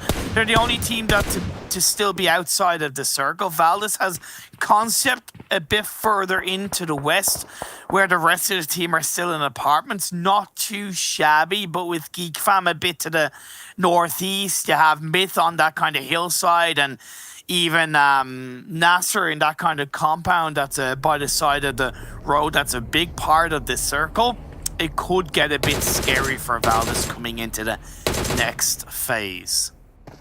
Your burst coming out from Salam on the Deep 28, not going to result in really too much being done. Just saying, hey BTI, no, don't peek too much. We will fight you if needed, so just be careful. BTI's got a big spread also. They're going to be sharing that kind of hilltop plateau with Reject. It seemed like I also want to join and want a piece of that pie, so going to try and get a little bit more involved and take more free real estate for themselves.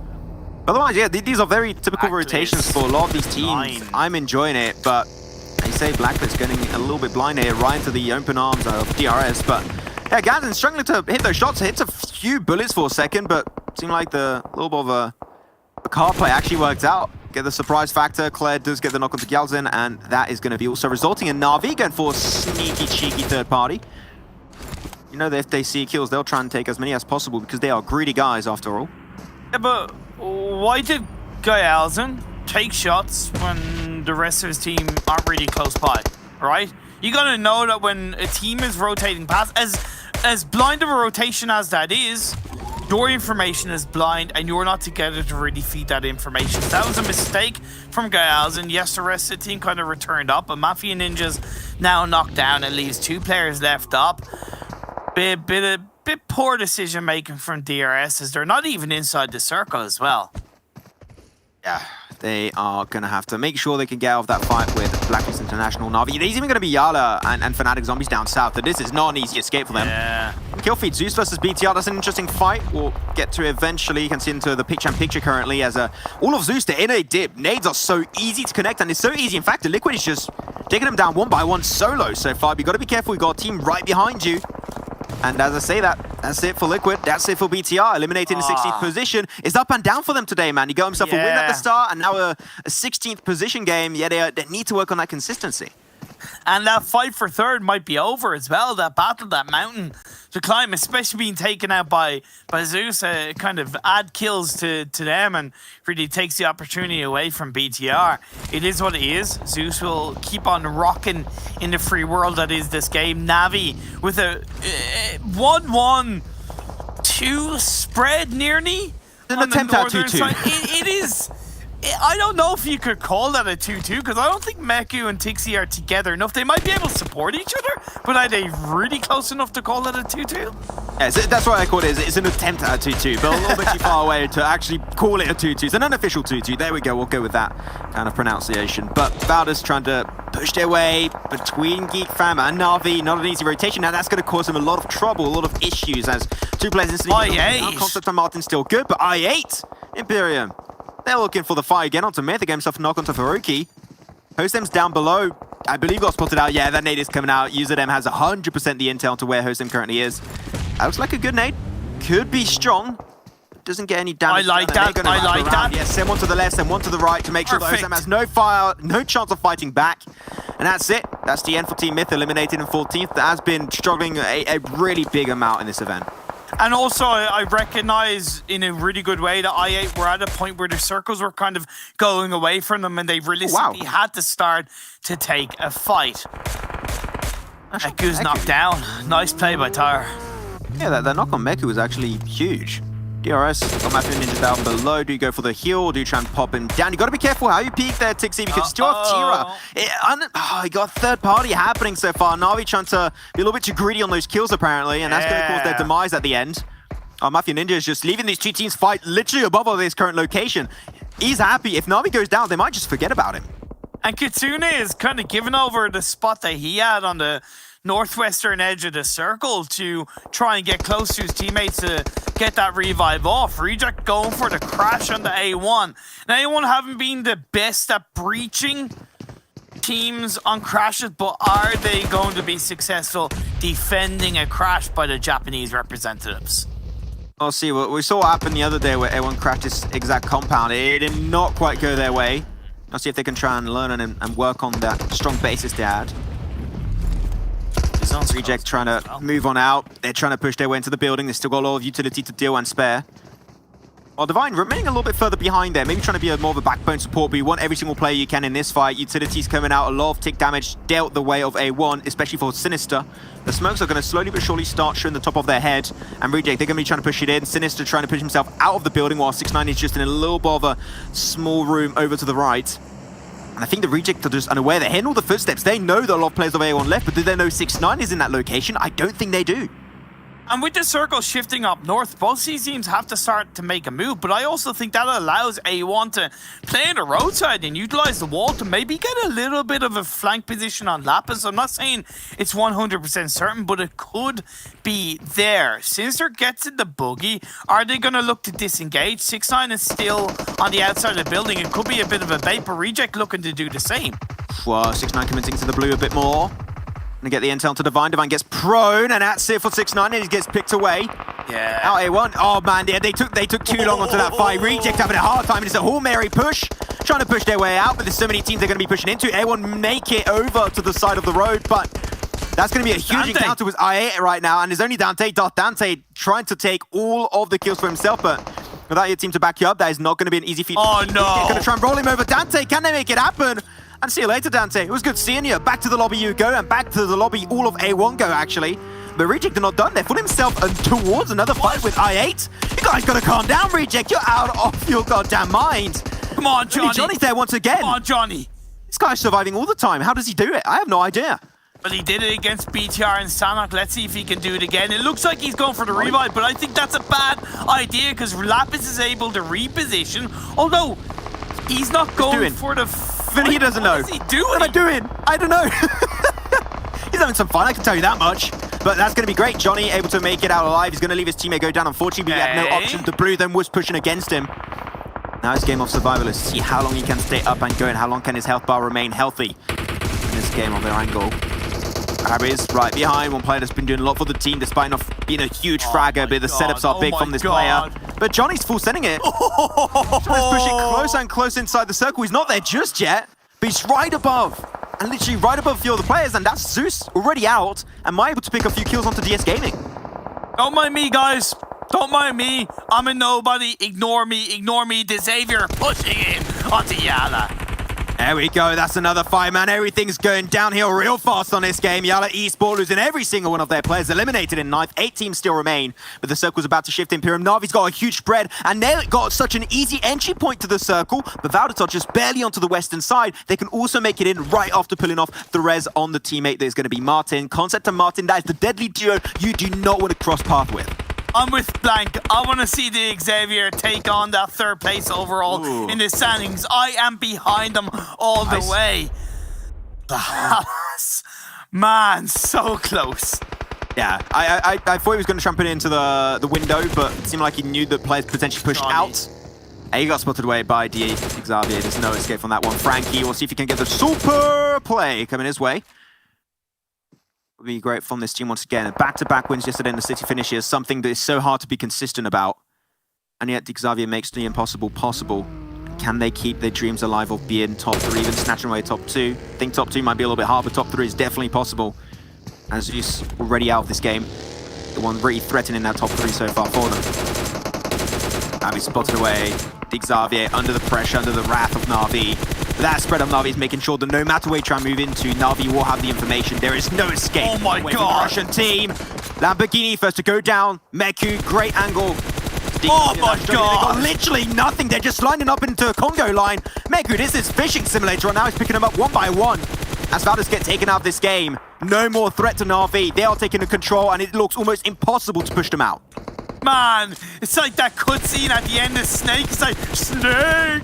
Snake! It's like, Xavier, survive! You could do it! But this leaves the circle control in the favor of Navi. You're not quite in there, but when you're talking about the spread, full squad up, all the other teams are on the outside. Kitsune's gonna push forward. The revive has been played off. No! He's being knocked down. No way! Oh, he switches weapon and the car just barely explodes into his face. That's also going to be taking down GE2, so that's not going to be helping out any of these two teams. While NASA Esports from a distance getting involved with all the utility they have remaining. And I thought Na'Vi had the control. I thought they had the game in the bag, but it seemed like I talked a little bit too soon. The Maximum Curse might be into action. Na'Vi though, Tixi once again get another kill, up to 7 so far. Na'Vi want to solidify their position into 2nd place. It's Blacklist International also out in 5th place. Great showcase still from Blacklist International. But now it's down to the top 4.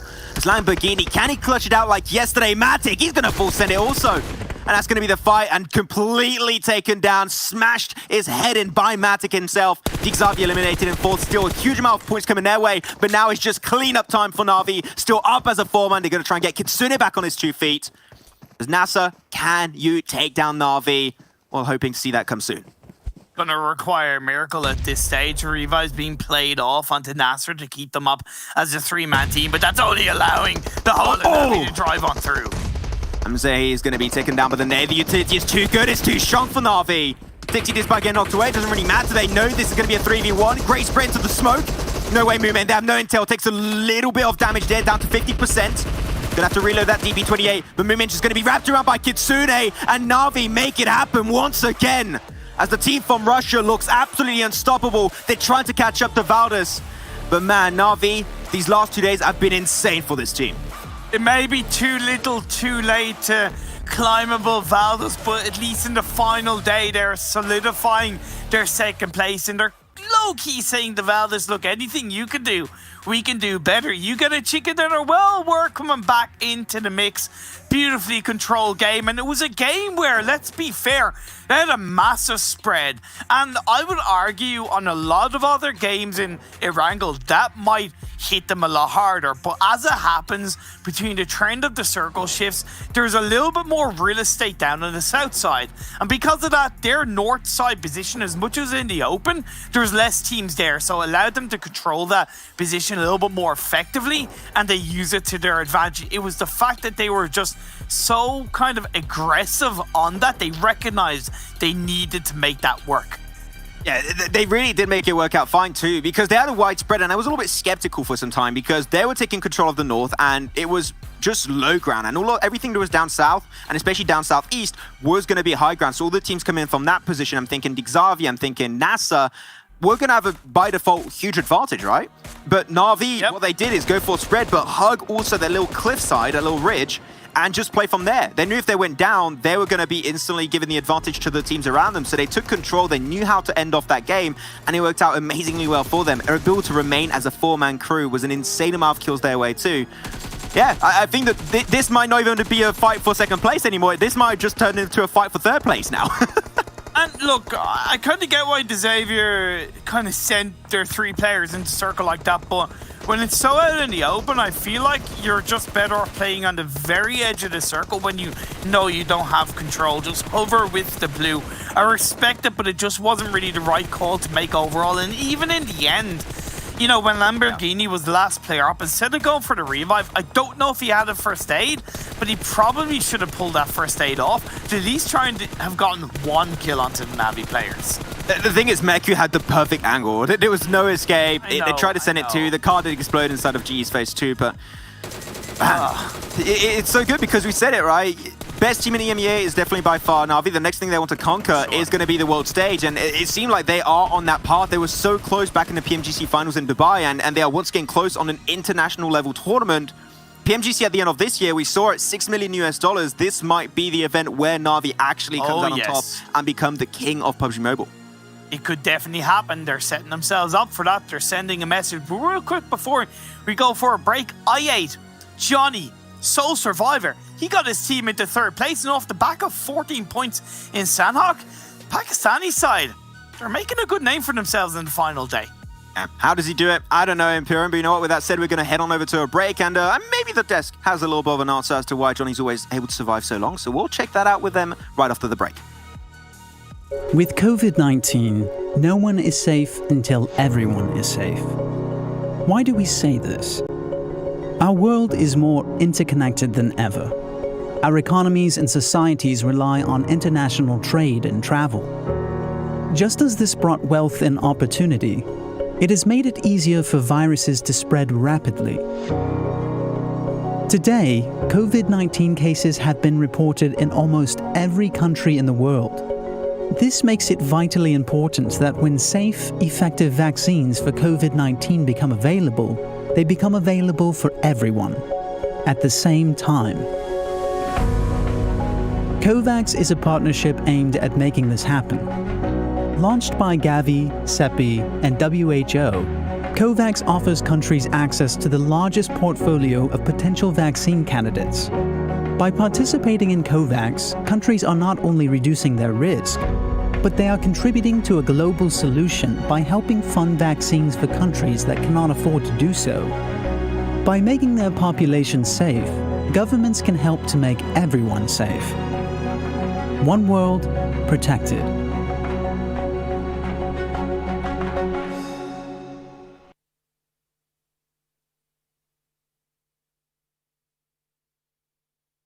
We've got the OnePlus 9 Pro, and it's absolutely gorgeous. Oh my gosh, this display is just out of this world.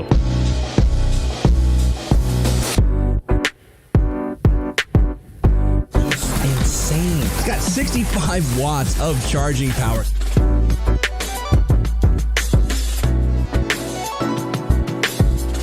The 9 series is next level.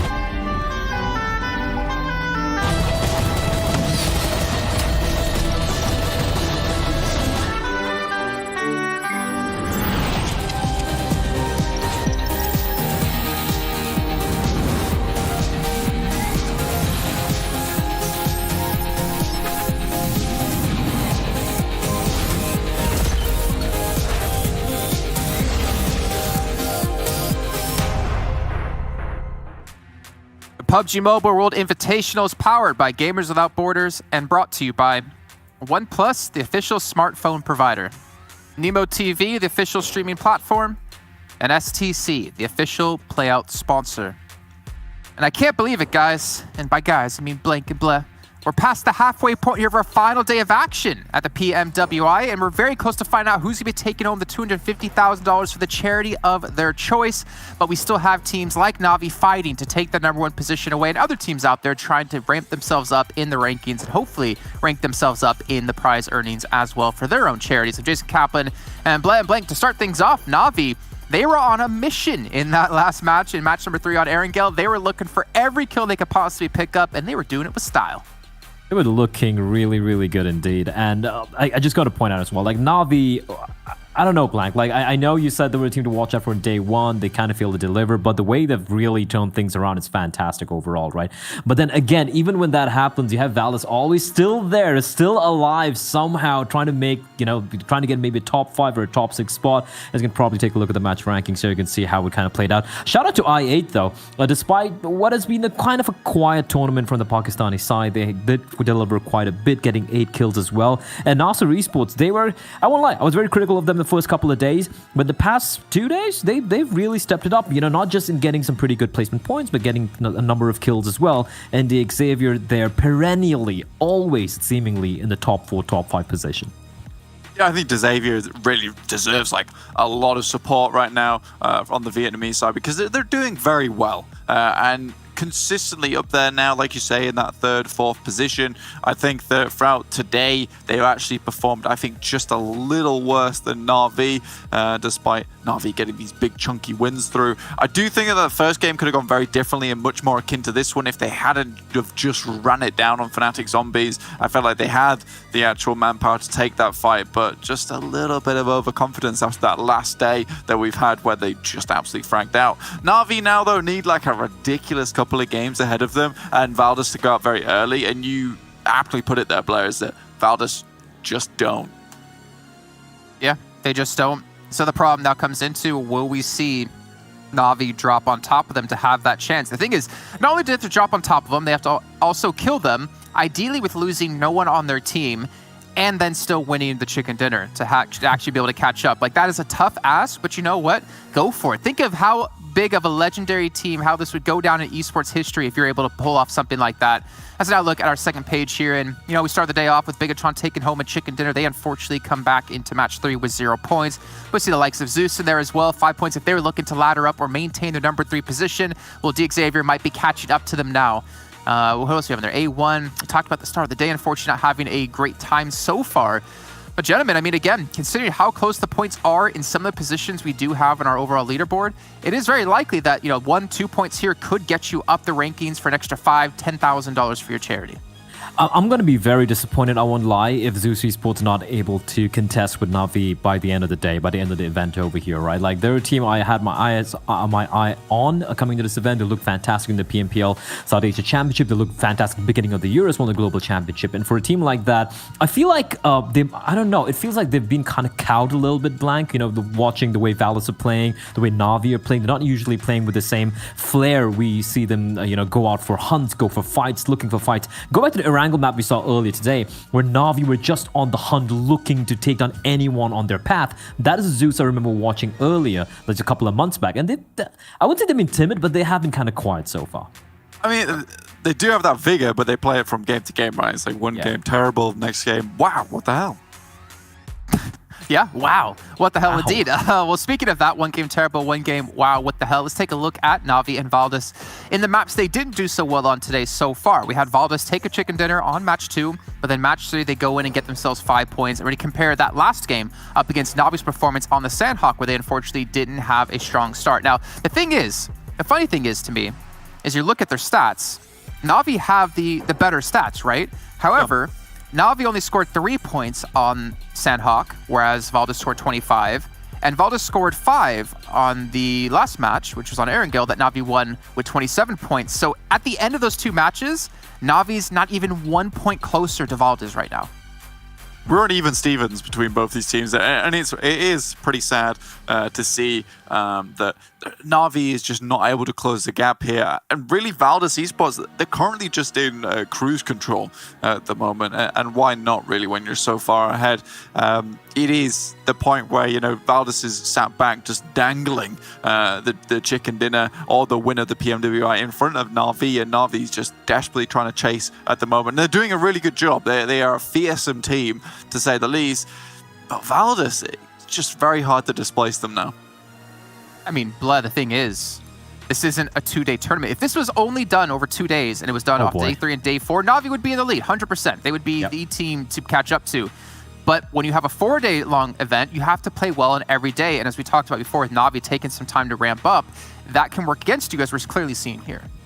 Yeah, it can, right? And it's just unfortunate because for Valdez, one thing they've done really right is something I alluded to yesterday as well. When they got that day 1 lead, the massive lead they had, they didn't just, sit on the laurels and just rather rest on the laurels and just be like, all right, we're just going to take it slow right now. Just play for placements. No, they still continue to push. They still continue to go for those chicken dinners and have those placements. And yes, they were never able to come close to hitting the peak from day 1. But as long as they keep getting these top 5 placements, and I do believe, just taking a look at the stats I managed to drag up, and I think they had 11 top 5 placings. Sorry, top 3 placings out of the 18 games we've had so far. That is ludicrous, right? So even if Na'Vi, even if maybe a Zeus had popped off and had a huge day, the fact that they had a couple of quiet days would have always ensured that Valdez would still consistently maintain that lead.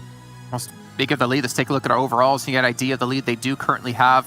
And it is 51 points, 266 across 18 matches. I mean, again, they have 153 placement points. They're still ahead of the 5th place team when they have their kills and placement points combined, like Valdez.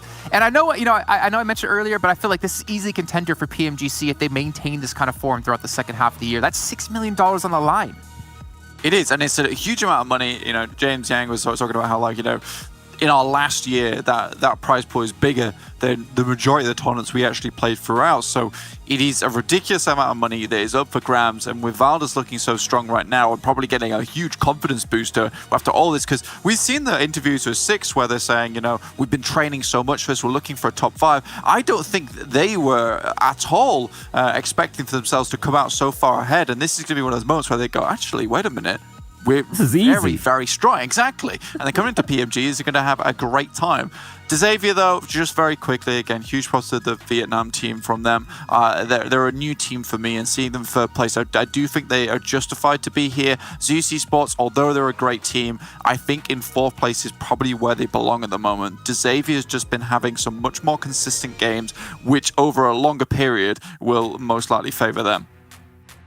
I mean, I love this entire event because when we had PMGC happen last year, we didn't know who Zeus Esports were. We had no clue. They were a team from Mongolia. That was about it. But then they put themselves on the map once they finished off in PMGC overall with a 3rd place finish. Now you look at Xavier, and this team coming in from Vietnam, we could see them be the team to break out from the region and put them on the map. I really, truly love having these global events because it really allows us to see these teams we normally don't see, and it gets me hyped up for when they meet yet again.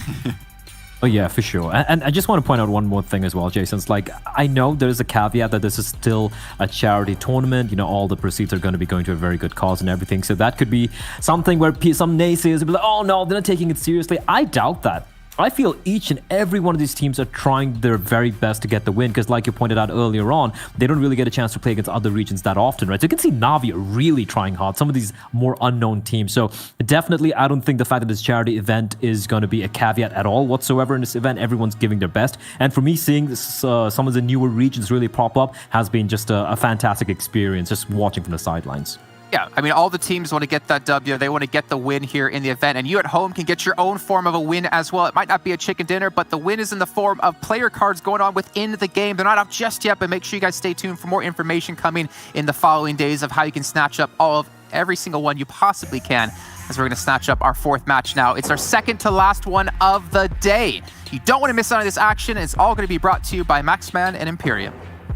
And we're definitely not going to be missing out, Jason. Thank you very much once again. But Imperium, I really enjoyed the points that they brought up on the desk, back on PMGC about Zeus. Nobody knew too much about Zeus on the international stage, and then they become this huge star-level team in PUBG MOBILE Esports. And Xavier living up to the expectations, and they might be the next team to follow in the footsteps of Zeus.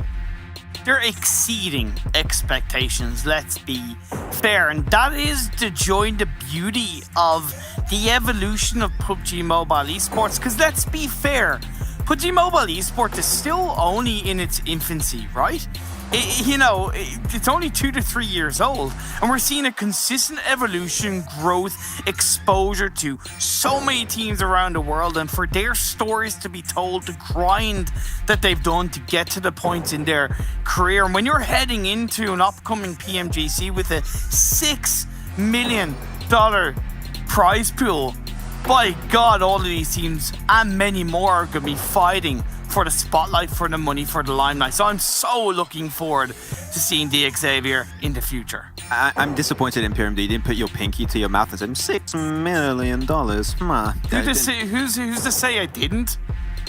Did you? Nah, I don't believe that. No, I did not. Nah, it was you won't get me like that, Imperium. There's no intonation behind it. You need to back it up. Can I go again? Nah, you lost a chance. You'll do it another time. Nah, too late. Yeah, but I want to say, so we got our event now where we got ourselves Valdez, Na'Vi. They're so solid up to the top. Yep. Where does your attention drift to now? Are there other teams that are like, hey, never know, they can maybe breach top 5 in the last minute, and maybe overtake the likes of BTR that are currently in that 5th spot? Are there teams that you're like, at the end, hey, they could just cross the finish line at the very end? Yeah, 110%, because at least when you're looking from 6th to 13th, there's only 15 points dividing those teams. And then when you add BTR into the mix in 5th, that's an extra 3 points. So that's 18 points dividing so many teams. So yes, as much as I'm focusing to see if the Xavier can hold on to 3rd, if Zeus can breach, if maybe one of them can overtake Na'Vi, the fight for the top 5 for that 5th place is there for the taking. Oh no, that's the start of things going downhill for Myth. 2 players down, Foroki and Flex. As they're just getting, okay, well, wow. That's something that happened. Blacklist International, 4 kills already. Aeon's getting knocked down, but that's going to be a very, very easy rest to go for. And now they got all the loot of Chuma set up for themselves. So an amazing start for Blacklist International. And now we've got to wait and see what that leads them to. And I hope that gives Blacklist confidence going into not only the rest of this game, but the rest of the final game, because they're a team not known to be either looking for fights or necessarily the strongest in their fights, unless they are in the absolute late stages of the game in a controlling position. So this early fight for a team that are currently in 9th place, only 11 points behind DS in 6th. Come on, build it up. Being so proud of what this team has been able to show us in the game so far across these 4 days. But when you're looking to end on a big note, Blacklist, and shows what you got, because taking that fight against Myth, as much as Myth has struggled, does show that Blacklist can win team fights confidently. I mean, at this level, it very rarely happens where you would start off the game of Miramar with 4 players still remaining and you got 4 kills, eliminating a team instantly. That doesn't happen often. Exactly. So it is one of the best ways for them to start it for Blacklist International. So big heads up. You said Blacklist International, one team you're interested by. I'm especially impressed with DS Gaming. I remember back in PMGC, the only South Korean representative we had were Archer, and I remember me on the desk with Jason and D-Man, especially me and D-Man. We were going after them quite a bit. We were like, okay, this team is too stubborn. Oh, fluff. I'm hoping all the teams in South Korea play like that, because it wouldn't make a lot of sense. But it goes to show that it seems like the South Korean meta has changed quite a bit, and I think also DS Gaming has also taken home a lot of this experience and knowledge that they gathered from this event back in their own home region. I think South Korea could be a big surprise hitting the PMGC if we have one of the teams actually going up there, because hey, they're impressing me. They're literally just 3 points behind BTR in 5th place. They could snatch away a 5th place at the very, very end, just above BTR if they perform well. So yeah, DS Gaming is the team personally that I'm going to try and look forward to seeing if they can perform well in these last 2 games. Getting back into this game, the Phase 1 circle is quite heavily on the east now. Look, I don't want to kind of jinx it too early, but it could be an island finish. I've done it. I don't care. I'm sticking to it. It could be an island finish, but as far as teams now rotating as the blue zone is starting to close in, Navi actually went for a Campo Militar drop. Either that or they dropped in the copy and made their way through, but I don't think that's the case. They dropped in Campo Militar, so they're kind of quite a little bit away from the circle. They've Yal in front of them, Zeus or El Azahar. They have a really solid entry point into a really strong high ground position just to the south of them outside Junkyard. Fnatic Zombies are in a really good spot, but they are still, I believe, too close inside Impala, despite the circle on phase 1 being quite heavily on the east. I8, although they dropped in Los Leones with A1 and I believe the Xavier, they've all kind of respected each other and moved away on their respective areas, so that's good to see, and they're trying to set themselves up for a much better phase 2 ongoing. We can't currently see it. Hopefully the map feed will pop up eventually soon. Reject, I just want to point this out. They're once again going for a very big spread. I believe it's a 2-1-1. In fact, yeah, it's a 2-1-1. Sarah and Divine going to be away from the 2 other players of the team. Is it too big? It's too big. And that's one issue that I've had with Reject so often is being spread during a rotation is fine. Don't get me wrong. I do it myself when I'm playing my own games and I'm playing with teammates in voice chat. It's okay because you've got one player scouting, the rest of the team falling behind. And if you've got multiple cars, you're making sure that if one player goes down, the team can still moving forward. But Reject do it in such a way that literally, because they're so far away from each other, sometimes you'll see a team just pop in the middle of the spread, and then, well, they're so far away from each other, if one player gets knocked, then you can't assist each other, and you just lost one player for almost no reason, and there's no way of bringing him back into the game unless you win the fight. That's one issue I have. The spreads of Reject make sense, but they just push it to such an extreme that teams just are like in the middle, like, well, wait, what's this? Are these two teams or is this one team? And they just win the fight after. I think they've also kind of proven, or they haven't proven that it's gonna work for them, as Miracle does take down one, switches over to the gun, but on toward the sidelines. 6ix9ine Boy is there for the taking, and he's gonna grab that kill. Well, M16, unfortunately, is no weapon that does miracles for you, Miracle. Well, feels bad, man. That is not a clutch weapon. And should have stayed a little bit more scoped in, I would say. Maybe would have had a better chance to get the double, but doesn't quite go his way. That's going to be Miracle out for NASA. NASA did get a strong game last time. They got himself a second place. Yeah.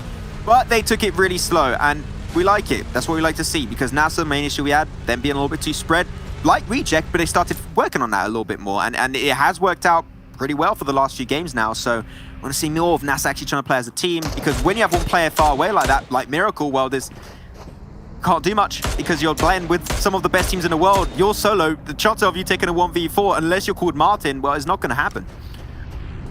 I love this from Zuxi. Just a little thing like blowing up a couple of tires from vehicle that's in a compound down below. It slows down your opponents. It's A1. It's really positive. It's going to give BTR a little bit more freedom. What do you mean you hate it? It happens to me all the time. I'm in game, I'm chilling, and I'm going to take a car. All the 4 wheels are popped. I'm like, come on. Gotta ruin my games. Oh, Max. Do you want a hug? Actually, that would be really nice, but from Jason, not from you. Sorry. Wow. There you go. Wow. Okay, fair enough. Hey, sorry, tough love. Tunzere over here, man. That's how we're doing it. No, that's fair. That's fair. Navi's got to be a little bit careful. A1 Esports could put some stick in their wheels later on, so Navi's got to think how they want to enter that wheel. And Geek Fam slowing their rotation down a fair bit. Circle does go down. A little bit of water still in play. Not going to be too hard. Los Leones, though.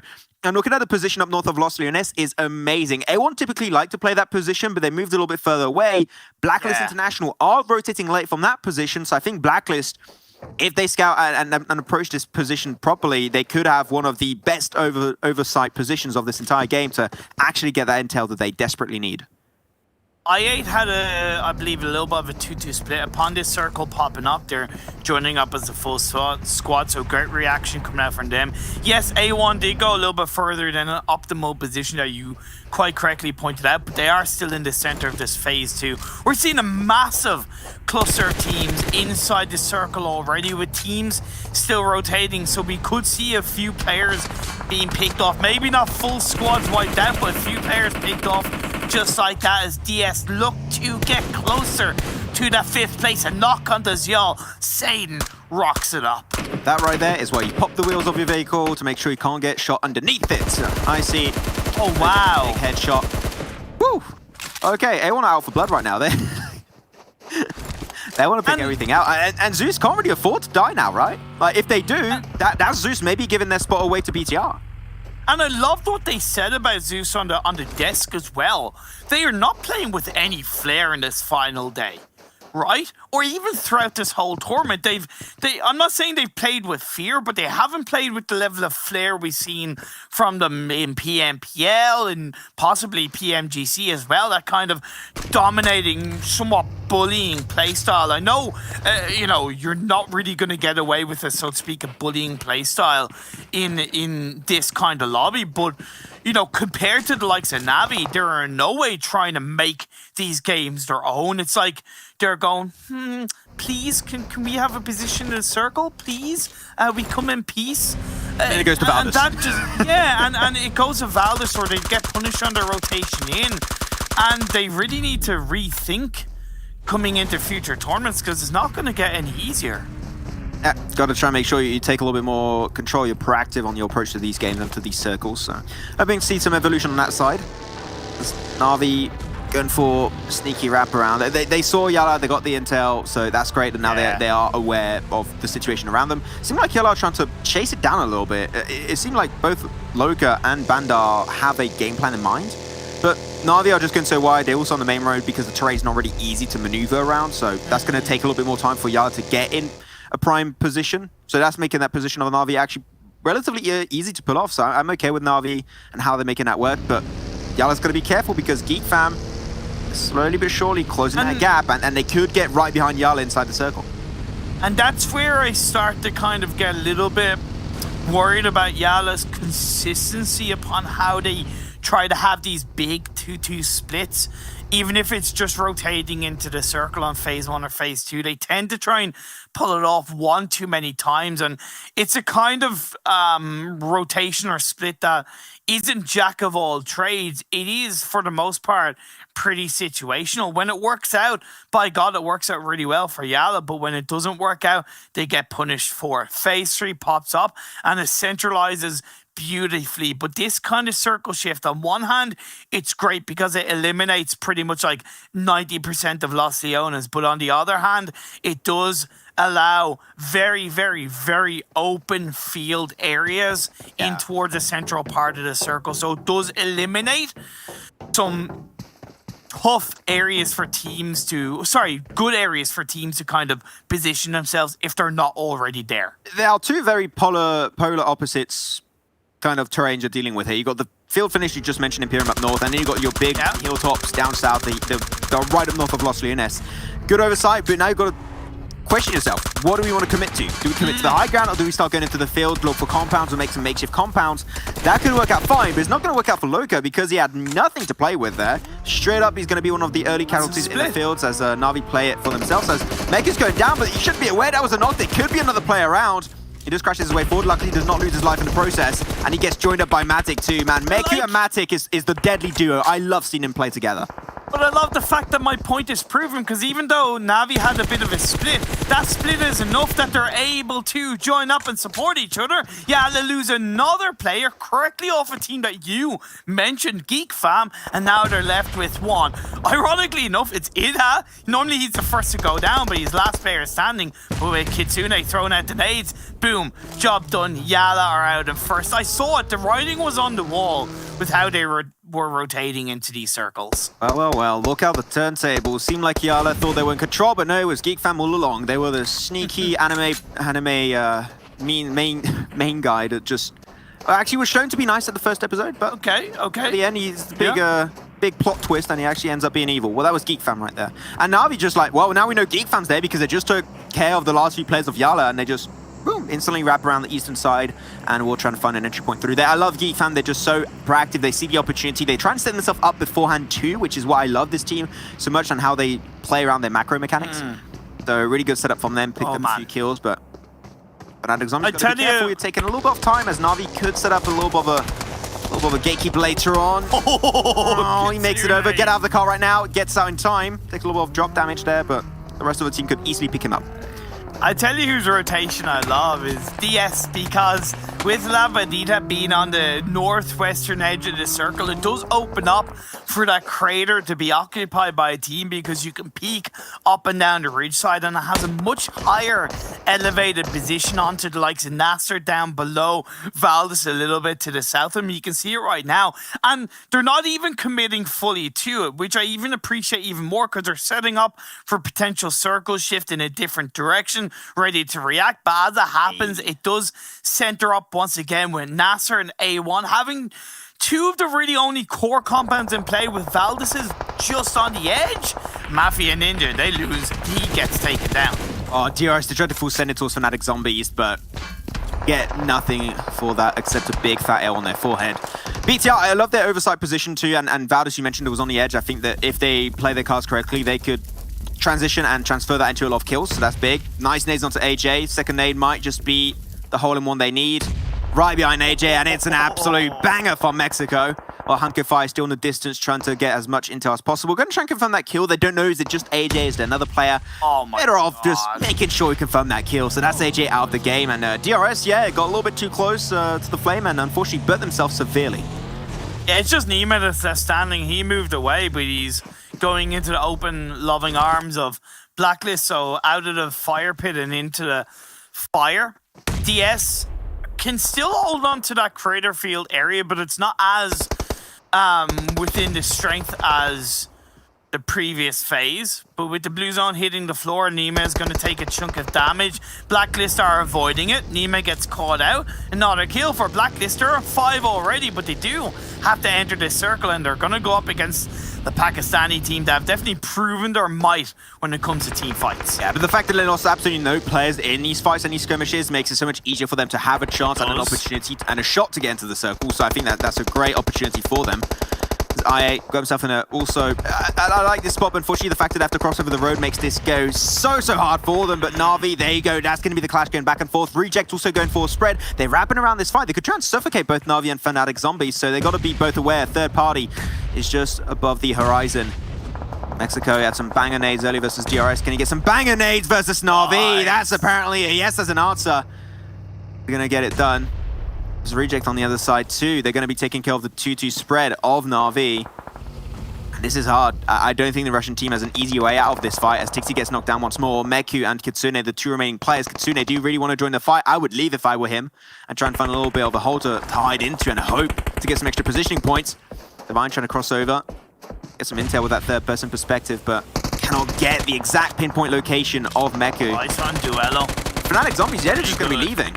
Ooh. Yeah, but I really like this from Reject, getting into the thick of the action, using the dip that they have by the side of the road to their advantage. Salam and Mexico looks to reposition across the way. It's a Bood is going to be with them as well. Na'Vi are taking out Miramar. Has not been their fortitude inside these 4 days, right? They came in to today with an average of roughly about 7 points per Miramar game, and going out in 13th place with just a pocket of kills just kind of proved that they struggled in this map in the PMWI. You see, this is what triggers me. Look at Reject. They're playing together and they're playing it so well. The control from that ridge line is so on point. It's literally 10 out of 10 execution. They're making sure they're taking care of Fnatic Zombies. They're also taking a fight versus IA, I believe, for some time. Oh, no, Blacklist International it was. Yeah. And even got rid of Na'Vi. This is what I want to see from the Japanese team of Reject, as now Fnatic Zombies trying to full send it. He's going to have a fight versus Divine. Divine actually gets it. He was down to 50%. Nice. He was not supposed to win that. He gets it done. They're still up as a 4-man squad and already 5 kills to their name, and they got a few more available on the remaining players of Fnatic Zombies. This is the Reject I want to see all day, every day. Yeah, but now they're going to have a bigger mountain to climb as the circle has shifted to the west. And guess what? It's all open. Just a couple of hay bales in form. BTR have the only kind of compound in play towards the high ground, overlooking everybody in the fields. A1 will have to move away from their fortitude. DS are going to wrap around on towards the northwestern side, which they'll come across Valdez. So definitely with 10 teams left, 32 players alive, Geek Fam are eliminated, and the Xavier are doing their best to keep themselves up as a 3-man team. Yeah, Geek Fam bite the bullet. Those shots from Zuxi. Yeah, there's actually, I think he had a Mini 14 I saw earlier, and yeah, he's going to have himself the Mini 14, so he's going to be able to take himself some really good engages. Okay. Yeah, Fnatic Zombies, they're out. There's some extra kills, 2 reject. Man, 9 kills already, but 3 knocked. Lapis, you're not going to get everyone back up. You have to leave, man. Yeah. I'm sorry, mate. Yeah. That's going to be the end for your teammates.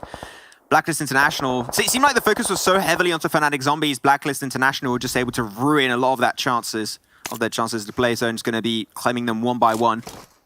What's the plan? He's going to try and heal. He's got 3 first stage. He can't stay here for too long, man. It's phase 5. That one tickles a little bit more too much than you would initially expect. Get in the bike and run away, but Blacklist are moving away themselves, so he is able to pull off a first aid. I like the fact that A1 sent Sinister into the circle as some kind of anchor point with 6ix9ine boy knocked down. It is slowing down their push as the rest of the full squad. One of the Blacklist players gets knocked down by Darth Dante. The Xavier GE just can't do anything about the Mini 14 shots being laid down by BTR, the gatekeepers of this circle, as phase 5 Blue Zone closes in. Yeah, Tiro is one of the top players for a few days, actually, in this World Invitational event, so trying to live up to the expectations. With that luscious hair, we'll see if I'll be able to take down A1 Esports. But it's a 1-3. Not going to be too easy to pull off. Though, the west side, that's the big threat for a lot of these teams, right? The overside, the overhang is so strong for DS Gaming, Valdez, and even Valdez actually going for a relatively big spread, a 2-2 spread right now, trying to put focus on both DS Gaming and also BTR. That makes sense. I think it's okay, but it's depending on how you execute it, because if you try and take those fights, that 2-2 spread is going to go actually heavily against you. I think it's just not putting all your eggs in one basket, right? That's fair, yeah, that's okay. You know, yeah, you're just trying to spread out to find any kind of position, even if you're left with only 2 players up, and it makes sense. As A1 still trying to hold on, Sinister is inside the circle, BTR have the high ground. The circle does shift in A1's favor as the Xavier are taken out, so are Reject. I think the Xavier died just after. Yeah, they died just after. That's going to be I think it was a 7th place for the Xavier and a 8th place actually going away of Reject. So that's going to be actually a little bit of a point difference coming out in positioning points. Go Valdez. There you go. Going for the fight. I didn't think they were going to push it. No, they had actually a relatively wide spread, but seemed like Valdez are trying to regroup. They want to fully commit their way towards BTR. Liquid going a little bit further back to make sure he can actually pull off that first aid. Seeing some big nades happening between both DS Gaming and NASA Esports. Utility. Don't go for the revive. Don't go for the revive, Martin. Allow yourself to try and take that fight. It is being pulled off. It's fine. BTR aren't really pushing it. I think this is fine. Reason why they did a lot of damage onto Liquid, they know that this is they're trying to now move back, and I think they heard the footsteps of them trying to leave. So I think that res is actually completely okay for them to do. But what's going to be the game plan after? That's what we're going to check out. Hamza, what was that? Absolutely destroys the South Korean team of DS Gaming. That's a top 4 minimum for NASA. Man, this is consistent for them. Last game is top 2, a top 4 also on this Miramar game. This is NASA Esports that's truly turned a new leaf, it seems. Jordanian team showing up on the final day. Found their confidence, found their feet. But can they claim this chicken dinner? It would be their very first one as Valdez are disengaging away. They're like, no, we've wasted too much time. We're having none of it. But is it going to be too little, too late? A1 now going to have to defend their fortitude. I'll see if the anime comeback story will work out for Hamzy, but no, he's just getting destroyed by 6 on top of that buggy. Not much could really do. 4th place for NASA Esports as Valdez. They're wrecking havoc over here on Miramar. BTR, A1, and Valdez. Top tier teams in PUBG MOBILE Esports. We're trying to take that fight. And who will be the one to take the win? Man, BTR, if they take himself a double win today, they're not called the Comeback Kings for nothing. Nice. It's a nice nade and nice headshot connects. Everything is currently hitting the mark. Oh, no. The thing is, you're in that building right there under that shed. You're just so easy to nade up. You're prone to taking damage from BTRs. Now they're closing that gap, and A1 are just pinned down. There's not anything you can really do. Jax is just pinned down. The nade, the mollies, everything connects, and that's it for A1 as they get eliminated in 3rd. And now only 2 teams remain. Is Valdez versus BTR once again. So good by BTR. Unfortunately for A1, Valdez couldn't be there to in any way initiate a 3rd party, so the focus was there for the Indonesian side. But the leaders of the PMWI, they just don't stop stopping. How do they do it? Full squad up, another game on board. The consistency is just running wild, wilder than Hulkamania in the 90s. But that nade disgusting will slow them down. Absolutely disgusting. What a nade from Liquid. But now they need to try and get himself a little bit more. Concept over to the side. Not too sure if they're aware of his current position, but the circle does go in BTR's favor. So Valdez really They're going to have to push out, and there's already been so much utility used by Valdez. There's literally no escape. Another nade. What are these nades connected for BTR? That's a kill confirmed onto Martin. No more information being given by that player. You're seeing sneaky Liquid and Luxy as they're trying to get more intel, get some extra loot. Never know, could find a few more nades and mollies. Nice. This makes it a one-on-one trade. Luxy taking a severe beating too. Then you got two more players. Concept trying to push on top of that heal. Just get prone in time, but that's going to be the follow-up from Liquid, actually. That's going to be helping tremendously. Only Gooey, the old path triple eight, will try and get that fight, but it's BTR. This is their game. This is their day. This is their day 4 here for the World Invitational East as they get themselves their second win in the event. They are truly stepping things up in this event, Imperium. And the kills too, how they took control is absolutely top tier. Like, credit to both Valdez and BTR, because let's be fair, at one point they were fighting against each other, and it seems like they both had the same idea at the same time of, look, we're not really winning if we both continue to fight. Let's both go for the circle, and indeed they did. Unfortunately, A1 were the victims in that moment, and when it came down to it in the end, those grenades from BTR were so good. First Martin, then onto Concept, and then it was just between an M249, UMP, it just didn't matter. The weapons in the hands of BTR came on in and claimed that chicken dinner. So good. I'm still so surprised and impressed by the pinpoint accuracy of those nades and those mollies. They were so clean. And the circle, of course, going a little bit towards BTR's way. It just forced Valdez into a corner. And BTR did not wait for the fight to come their way. They were like, okay, we're getting knocks. We've got the nades start connecting. We're going to push it to the next level. We are going to be trying to assault you and push you down. This is the BTR that we expect and see. No, the BTR that takes it pretty slow early game. But the moment they start getting to the late game, that's where they get more and more scary. And I think it's what a lot of people were expecting from them at the start of this event, but they slowly got themselves into a good spot. They ramped things up, and now this is the BTR that people were hoping to see. So they're back on the board. Yeah. Sure, it's a little bit late for top position, but they need to hold on strong to that top 5. Look, you know, at the end of the day, you can't change what's happened in the past. You can only focus on what's in the present and look to build towards the future. And also, it's not necessarily about how you start, it's about how you finish. And BTR, if they can finish on this high note, like they kind of already have in this final day, but even in the final game, you know, they're still then in such a valuable position as a name, as an org, as a team to, you know, put themselves in a dangerous position for the upcoming PMGC. So for them, I'm really happy to see that victory come through and for them to continue the big name that BTR has within PUBG Mobile.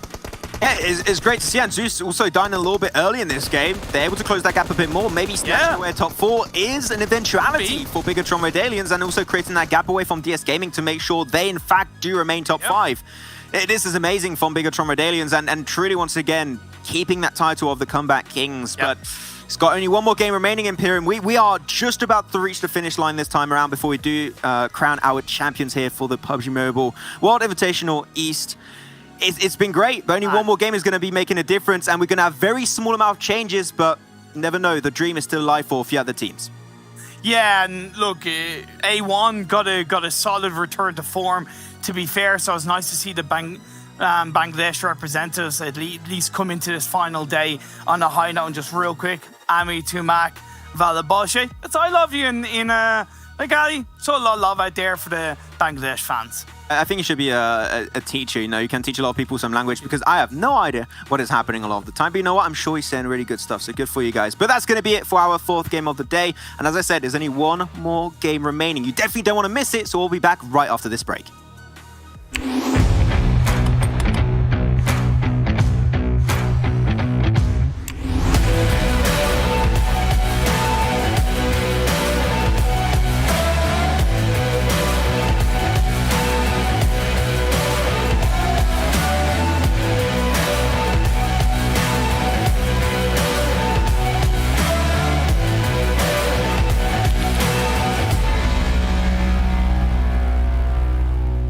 We've got the Oneplus 9 Pro, and it's absolutely gorgeous. Oh my gosh, this display is just out of this world.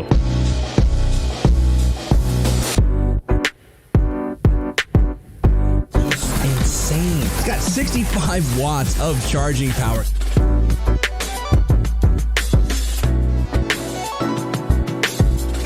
The 9 series is next level.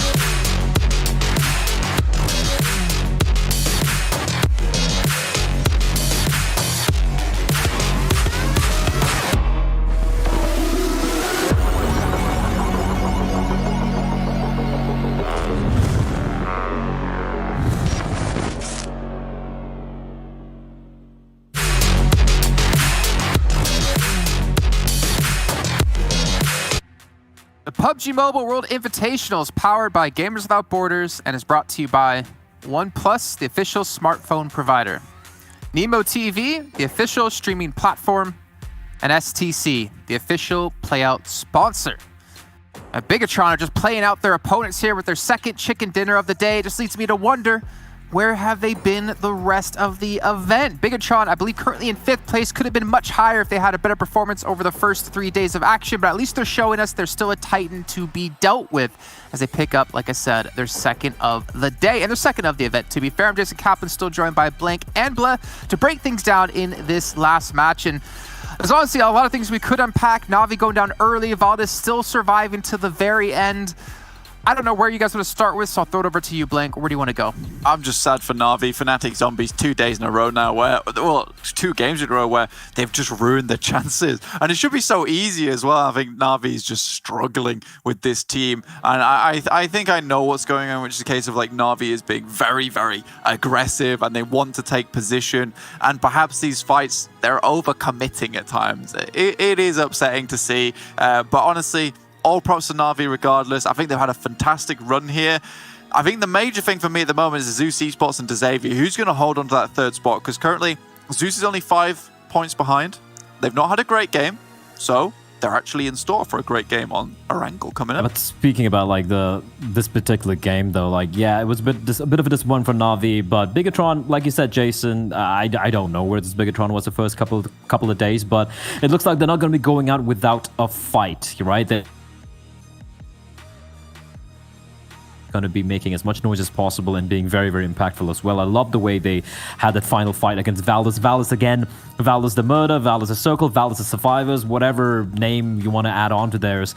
They're just so very good, just staying alive at till the very last circle. But Bigatron, some of those nades coming out, Blank, those were just pristine from the Indonesians. Yeah, well, I mean, Indonesia, as well as Bigatron and Red Aliens in particular, have always been known for these nades. Zuxi and Luxi kind of really invented the game when it came to nade play in Southeast Asia. I mean, we saw China like really reinventing the actual wheel when it came to utility, but I think before that, it was definitely all on Bigatron. There's been some insane nades right in tournaments, and I think that this is more of the Bigatron that I'm used to. I mean, pushing A1 as well in that final fight where they saw that they've got a few knocks onto Valdes tonight. Okay, fine. Now we're going to take your position. Those hay bales are surprisingly easy to nade from that position the Bigatron was in. For Valdes, it's a lot more difficult. So Bigatron set themselves up for massive success in this game, and sure they deserve this. Now they're really contending for that 5th spot, that 3rd spot. If they can maybe get there with another chicken dinner, I'm gonna say it because it's not that unlikely considering we've had a Valdes day, we've had a Na'Vi day.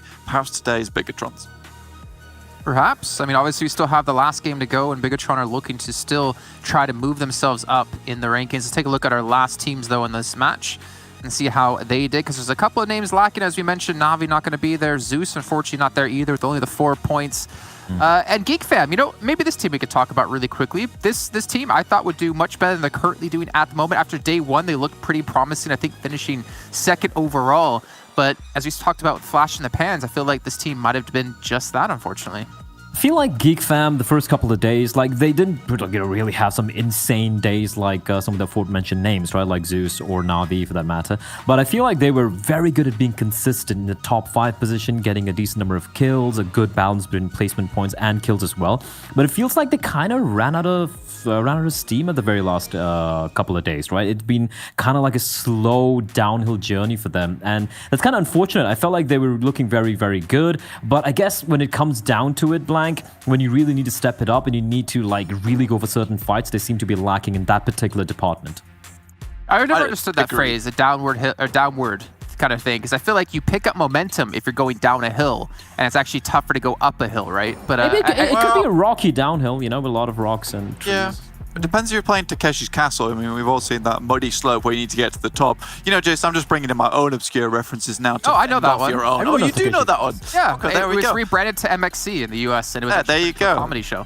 Exactly, so they're slipping down this muddy slope at the moment, unfortunately not getting towards the top to get towards that final little battleground there. And for Geek Fam, yeah, I would 100% agree with players. Like, it feels like the steam has run out and they're just not able to take the fights like they used to be able to. Again, though, I think for the top of the leaderboard, Dear Xavier deserves a huge shout out. And I think more than anything, Na'Vi can be really prideful with the result that they're going to get, which I'm almost 100% sure is going to be second place now after that game, because they didn't start out very strong, and yet they've brought it back. And if anything, that's probably one of the hardest things to do in a tournament, which is having a really weak day one and then being able to scrape back from that defeat that you've had. Well, I mean, speaking about bringing it back, why don't we take a closer look at Bigatron, as we talked about earlier on, and compare their stats today up against their stats from the first 3 days of play. Because turning it around is something Bigatron have done. They've done it in the past, and they're doing it yet again here. The unfortunate part is it might just be a little bit too late for them to get higher than they currently are in the rankings, but we're going to find out. And what we can see, massive amount of damage increase, kills increase, points increase, everything is on the up and up for this team. That point increase is absolutely insane. Yeah, almost double of everything. But yeah, just the fact they're able to get quite a few number of kills as well, really helping them out. And it's just kind of unfortunate, isn't it, that it just has to happen on the very final day. And that's what happens when you have such a short format for an event. You need to deliver on each and every one of the days. I think one thing in particular that I'm going to stand out here for me is definitely Luxy. This guy is so good on the off angle, and in the previous games, he's just been dying on that off angle, which is not what you want him to do if he's your special in that case. This time, he's so much more confident today, and he's actually getting those knocks. Yeah, I mean, confidence has always played a key factor, I'd say, into this team. I mean, we even saw during PMGC, like, how down Luxy and Zuxi were on themselves and their team, of feeling like they let everyone down in their team, in their country as well. And obviously, when they get that confidence, we see what they can do, as they've been able to pick up 2 chicken dinners today. But I'm curious, can they maintain that confidence going forward into the last match? You want to end on a high note? Obviously, we still have half a year to go in PUBG Mobile Esports. We got the $6 million on the line at PMGC this year. More money in that one event alone than the entirety of last year. But we'll see as we're about to head into our final match. I think we might go into overalls really quickly to set the scene for how close some of these teams are from ranking up here and potentially getting more money when it comes to our prize pool to donate to the charity of their choices. And yeah, it looks like basically a done deal here. It looks like Valdez will be able to close out as first place. But there still is maybe, I think even Na'Vi pretty comfortable in second place, as you're saying, Blink. Maybe Xavier or Zeus, or maybe Bigatron with another chicken dinner here could actually ladder up a rank. Yeah, I think that this 3rd, 4th, and 5th placing is where really all that movement can happen. Valdez and Na'Vi, they're pretty secure in their spot at the moment, unless we see some insane game from Xavier and, you know, Na'Vi go out really early in this game, which is not out of the ordinary, to be honest with you. This is something that could happen. But yeah, Xavier needs to hold on to this spot. They've not had the most amazing games of the past 2. But yeah, Zeus are in for a good game right now, especially having the bad game now. Feast of famine, boys. Also got to give a shout out to A1 Esports. I feel like this particular event has been a bit of a disappointment for all the South Asian teams. Like you're talking about the teams from Nepal, from Bangladesh, from Pakistan as well. But A1 Esports, considering a very slow start to the on the first day, they were very quiet alongside I8, and they slowly started to have a bit of a resurgence. And the fact that they've managed to crack the top 8, of course, like they could still slip on down further if they don't perform the final game. But I feel like when it comes to the South Asian representatives, A1 have done a pretty good job representing the country. Yeah, for sure. And like you're saying before, we're getting to see a little bit of life out of South Korea and Japan, you know, regions we don't normally get to cover too much when it comes to English, and also haven't been able to perform too well outside of Bluebees that we saw at PMGC. But it's nice to see there's some other teams that can pick up that flame, that torch, and hopefully carry themselves through into PMGC in the main event. Let's take a look, though, at our other teams, other 8 teams, our last teams at the moment, before we do head into this final match. And there's still a couple of names in there that we're unfortunately missing as we've been taking a look. Fnatic Zombies have had an okay day so far. Blacklist International, kind of feel for them here. Didn't they start off the entire event with a chicken dinner? They were looking phenomenal on day 1. They're their only team with 2 chicken dinners on this page. I think that they really tried to get towards the end, but now these teams are feeling much more solidified in their position at the moment, not making as much mistakes. I think Blacklist has kind of capitalized on a lot of that, Blur.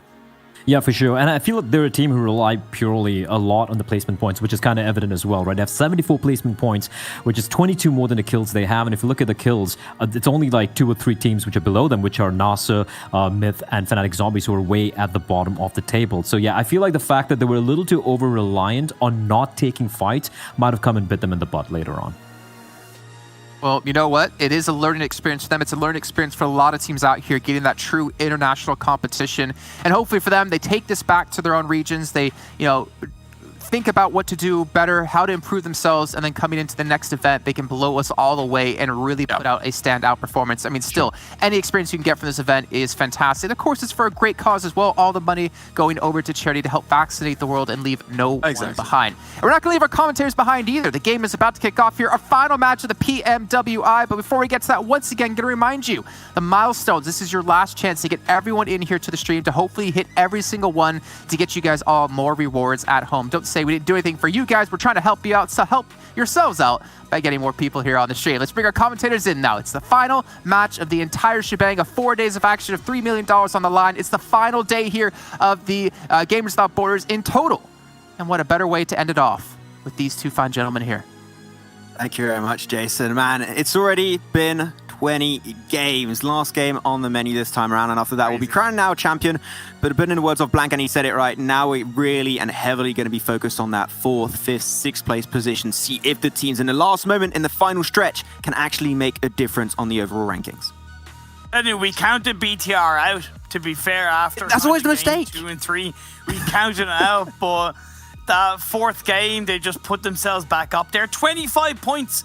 Well, 26 is going to realistically be required, and that is a chicken dinner plus 10 kills, so by no means is it easy, but that mountain is climbable. They have all the gear on, and they're ready to put up a fight. But just gotta say, like, 16 countries being represented in the PMWI East, 32 across the East and West completely, $3 million all for charity. It's a pleasure. It's been an honor. It's been absolutely insane to be covering this with you. And into our final game, just want to say thank you to all the countries, all the fans, all the supporters, all the players, and everybody behind the scenes for putting it all together. Yous are absolutely amazing. Same for the boys on the desk doing a fantastic job for this yes, sir. whole event for the World Invitational, especially Jason's been doing East and West. This guy's mental. He's out of his goddamn mind. You know what? We're going to be out of our minds at the end of this game, Imperium, because we are going to be dropping on the battlegrounds for the very last time for this World Invitational East. And we'll see who's going to be able to close it off with an absolute bang. Who will find great closure to their World Invitational event and adventure. We'll have to see, but man, can't wait to see how things are going to come out. Are we going to see something out of the ordinary to find closure to this one? We'll see, but so far it just seems pretty standard with a more southern eastern plane path coming on through. So teams like Na'Vi, George Paul, not going to be there. So I8, you be careful now, okay? Because you could get hot dropped on. You be careful now. No, run along, stay safe, be careful out there. And, you know, with the Xavier, they haven't really had the best of days, but either of Na'Vi, you know, they haven't really had the best of days. It is possible for the Xavier to overtake second. Now, it would require a massive result and possibly a bit of a risk-taking from the Xavier, and if they take that risk and it kind of bites them, they could also lose that 3rd place. So I think I know what your answer is gonna be, but I gotta ask anyway, do you think it's worth them taking a risk? I'm always for a risk at the end. I think it's great content in general, and you know, content, that's what we're here for. We want to see some fights, we want to see some teams going at each other's throats, but it depends where you are. If you're in a strong position and you have a risk of, if you have something to lose, then do not go for it. If you're Valdez and you're so comfortable, you can go ruin chances of teams down below and do whatever the hell you want. So I would say mostly it's what position you're in. Yeah, for sure. Not only do we have a hot drop between Na'Vi and I8, but we also have a hot drop between Fnatic Zombies and Myths. Now, Myths, I haven't seen them drop in Novo at all. Is it just because it's the last game of the day and they want to have a bit of fun? But they're dropping on Zombies. They want to have the fight in Nova.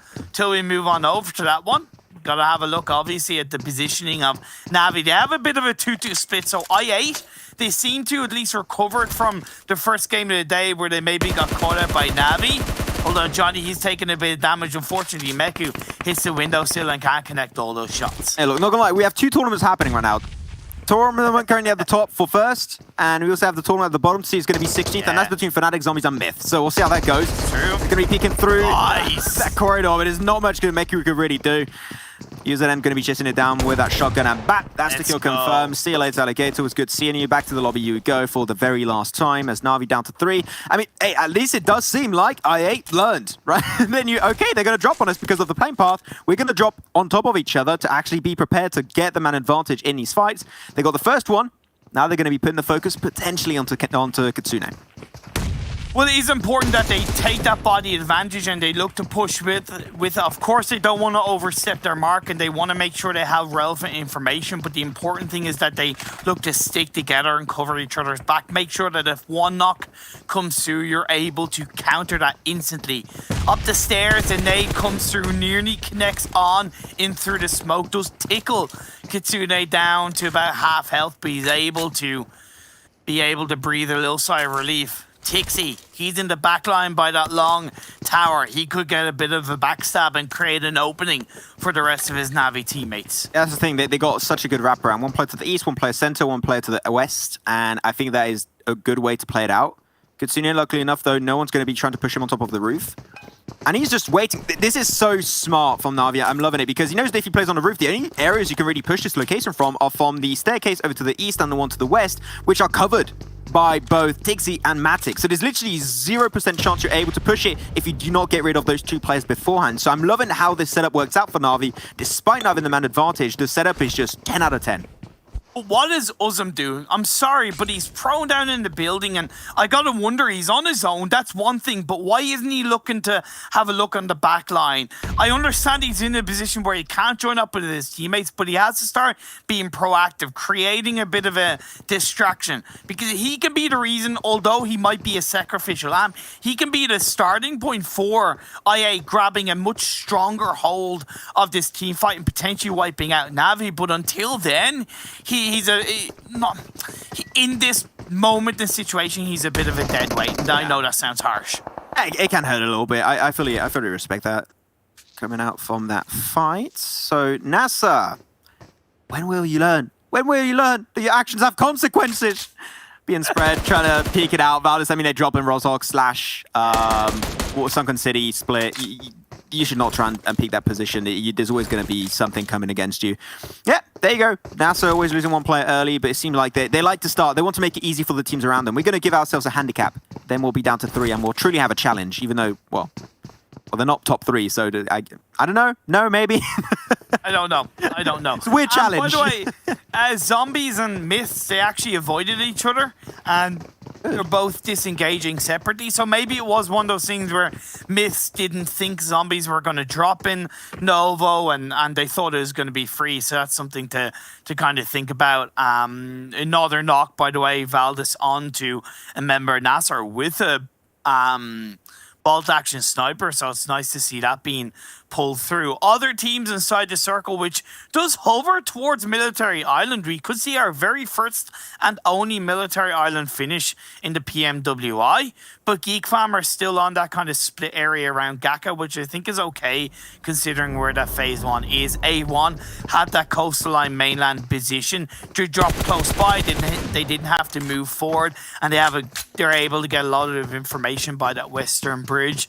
Zeus rotating early. I've actually gone ahead of the Xavier on that kind of south east Pachinki hill, but they even have a 2-player split on the direct hill down south of Pachinki. So as much as I like from Zeus, in other games they haven't really proven to protect the central circle area, so it does worry me a little bit. Yeah. I just want to mention this about Valdez. There's one thing that I love about this team that I don't see in a lot of other teams, because I think it depends on your mentality and how you approach the game. Yeah. When you see teams that are in the first place and they're very heavily set themselves apart from the rest. We're going to have a little bit of a replay as Martinez, how he got that shot. I mean, he gets into the car. That was going to be a pretty nice one with the M24. But when you look at some teams who are in first place by a huge, huge margin, which is exactly the case now for Zeus Esports, there are some that definitely put their foot off the pedal and they just, okay, we can relax now. That's true. I love teams when they fully commit, like, we don't care if we're in first. We're going to make a statement that we can just obliterate the rest of their teams. I saw so many tournaments where the teams in first, like, yeah, we won't do anything. But Valdez are always continuously doing as much as they possibly can. And I just love that from a team. So for that, big golden star for Valdez. I love it. You're dead right. And a bit of an example of that is back in the EMEA Championship, because as much as Na'Vi got a really strong start in the first couple of days, they did. I'm not going to say they backed off a little bit, but they did allow other teams to get somewhat close to them in the standings where we thought, could this first place be lost? So you're dead right about that one. The medal to the pedal. Valdez don't stop stopping as DXavier, allowing Zeus to get onto the hills above them. Hey, only Jason's allowed to make fun of me for that, okay? Only Jason and Kalaris. I wasn't making fun, I was honoring you, thank you very You're much. quoting me, fair enough. Yes. He's quoting me. Though I'm going to be having to quote, I don't know I was going to go with that one, but I'm going to quote I8. I'm dead. Yeah, I don't know. I was trying to make it look cool and everything, but I8, they're done. Losing a lot of their players. I think they're down to 1 currently, so it seemed like the setup that came out from Na'Vi actually paid dividends. Oh, it has a great angle. Godless. G hits the final bullet. Thought he couldn't get it at the end. Can he get the double onto Frankie? Frankie a little bit too good on this spray. And he's going to try and get that kill confirm onto Zeus. Godless with that nade of his own. But the rest of the team of Zeus is actually going to be trying to join up. The focus is, do you try and hold the front line or do you allow one of your players to also go for the res onto GE? It would be really important for them to get it. As do you see the circle shifts, and now Pachinki Hill is even more important for the information gathering potential. So whichever team wins this one, the information game is going to be top tier coming their way. And it's also kind of tricky because you low-key got to kind of flank around on the side of the hill, but the hill to the left is probably the easiest option, but it's also out in the open, which puts you in a position of possibly getting third party, whereas the hill closest to Pachinki isn't really the best. I8 go down, Na'Vi end up getting the better of them. It's a harsh lesson in the final game of the day, but honestly, I can say that I8 should hold their head high with how they performed in this PMWI, and they've made Pakistan proud. That's the thing with IA, is I saw a lot of fans that were very supportive, which is great. You guys keep it up. You're one of the most active fans I've seen in a long time, so big thumbs up to that. It doesn't happen for every single team. It's great to have such a big fan base right off the bat. But you know, this is the first... Okay, don't scare me like that. I thought Borky was done there for a second. But a lot of people set really high expectations for this team. This is the first time they're playing at this level. Yeah, I know. This is the very first time. And as I agree with what you said, they can hold their head very high up, but it seemed like apparently Katsune puts his high a little bit too far out the side as it gets picked up by Broly. But you know what? It's only a first time. I'm sure we'll see IA in the future doing absolutely fantastic strides for the team and for their region. As now Tix taking a one-on-one versus Broly. Broly, I'd love to see this player, but it seemed like, unfortunately, you're going up against an absolute beast in the name of Tixi, as only Faroki will actually be remaining in his current position here. He got spotted away for a second by Matic. Gonna try and make sure they trying to slow down and diminish the amount of mobility Na'Vi can really have. Now they're down to 1. It's going to be Matic. Trying to go for the nades, but doesn't quite connect. Yeah, this is Myth's fight to win, really, very clearly. Yeah, great opportunistic play by Myth, because I don't think they were necessarily expecting the team to be here, but when they heard the end of this fight between Na'Vi and I8, they sniffed an opportunity to strike, and they are indeed striking. And he turned this one into a 1v3. Matic. A lot of time, though. The res will come out to Broly. The nade idea is good. I get the premise. It's a little bit hard to play for Myth, though, but Matic, the more time you take, you know that those knocks are going to be coming back. Smoke it up too. There you go. That was a smoke, trying to make sure he can. The thing, it took so long to actually go for the res onto Tixi, and I think that now Myth heard those footsteps. They must be alert that he is trying to get a teammate back on his 2 feet.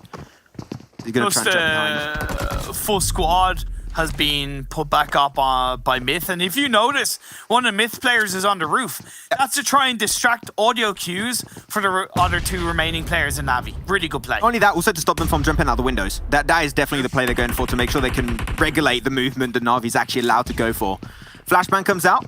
Not sure if it actually connected onto Tixi, but Myth are going for 2-2, trying to wrap around from different angles. The blue zone's going to be doing a lot of work on these teams too. A lot of resources. That's another flashbang coming out. Now they've got 2 angles. Na'Vi losing 1 instantly. It's down to Tixi. Can the clutch man make it happen? Versus Myth. Gives up another knock. He's solo switched over, but he's only got 10 bullets into the sky. He's got to reload ASAP, and he got 2 bullets. He's got no meds. He's got nothing. He might be able to close off. He gets the kill confirmed. Hey, man, he just got what he could. He got what he could, and I fully respect that. Desperate times, desperate measures. Last chance saloon. He cleans up the kill. It leaves Myth down to 2, but the win comes through. Man, Na'Vi, I think that just kind of sums up the fight that Na'Vi have put up in this PMWI. Let's be fair, they started off so poorly.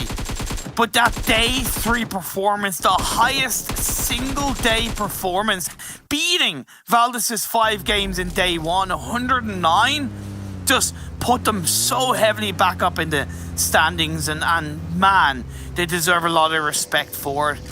their last game ends early and miss the Algerian side, they'll carry on as a duo. This is a very scary Zuxi. He's got an Orm in his hand. Luxy, oh, whoa, how did you dodge that? Geez, Toro, but no more Toro anymore. He's going to be actually mowed down by the M249 of Sporter, of DS Gaming. The South Korean team just cruising by, but unfortunately you're going to have to go for a stop.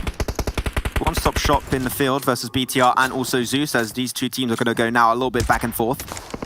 Friend with the Orm has got a silencer too, making it a little bit hard to really pin down his location.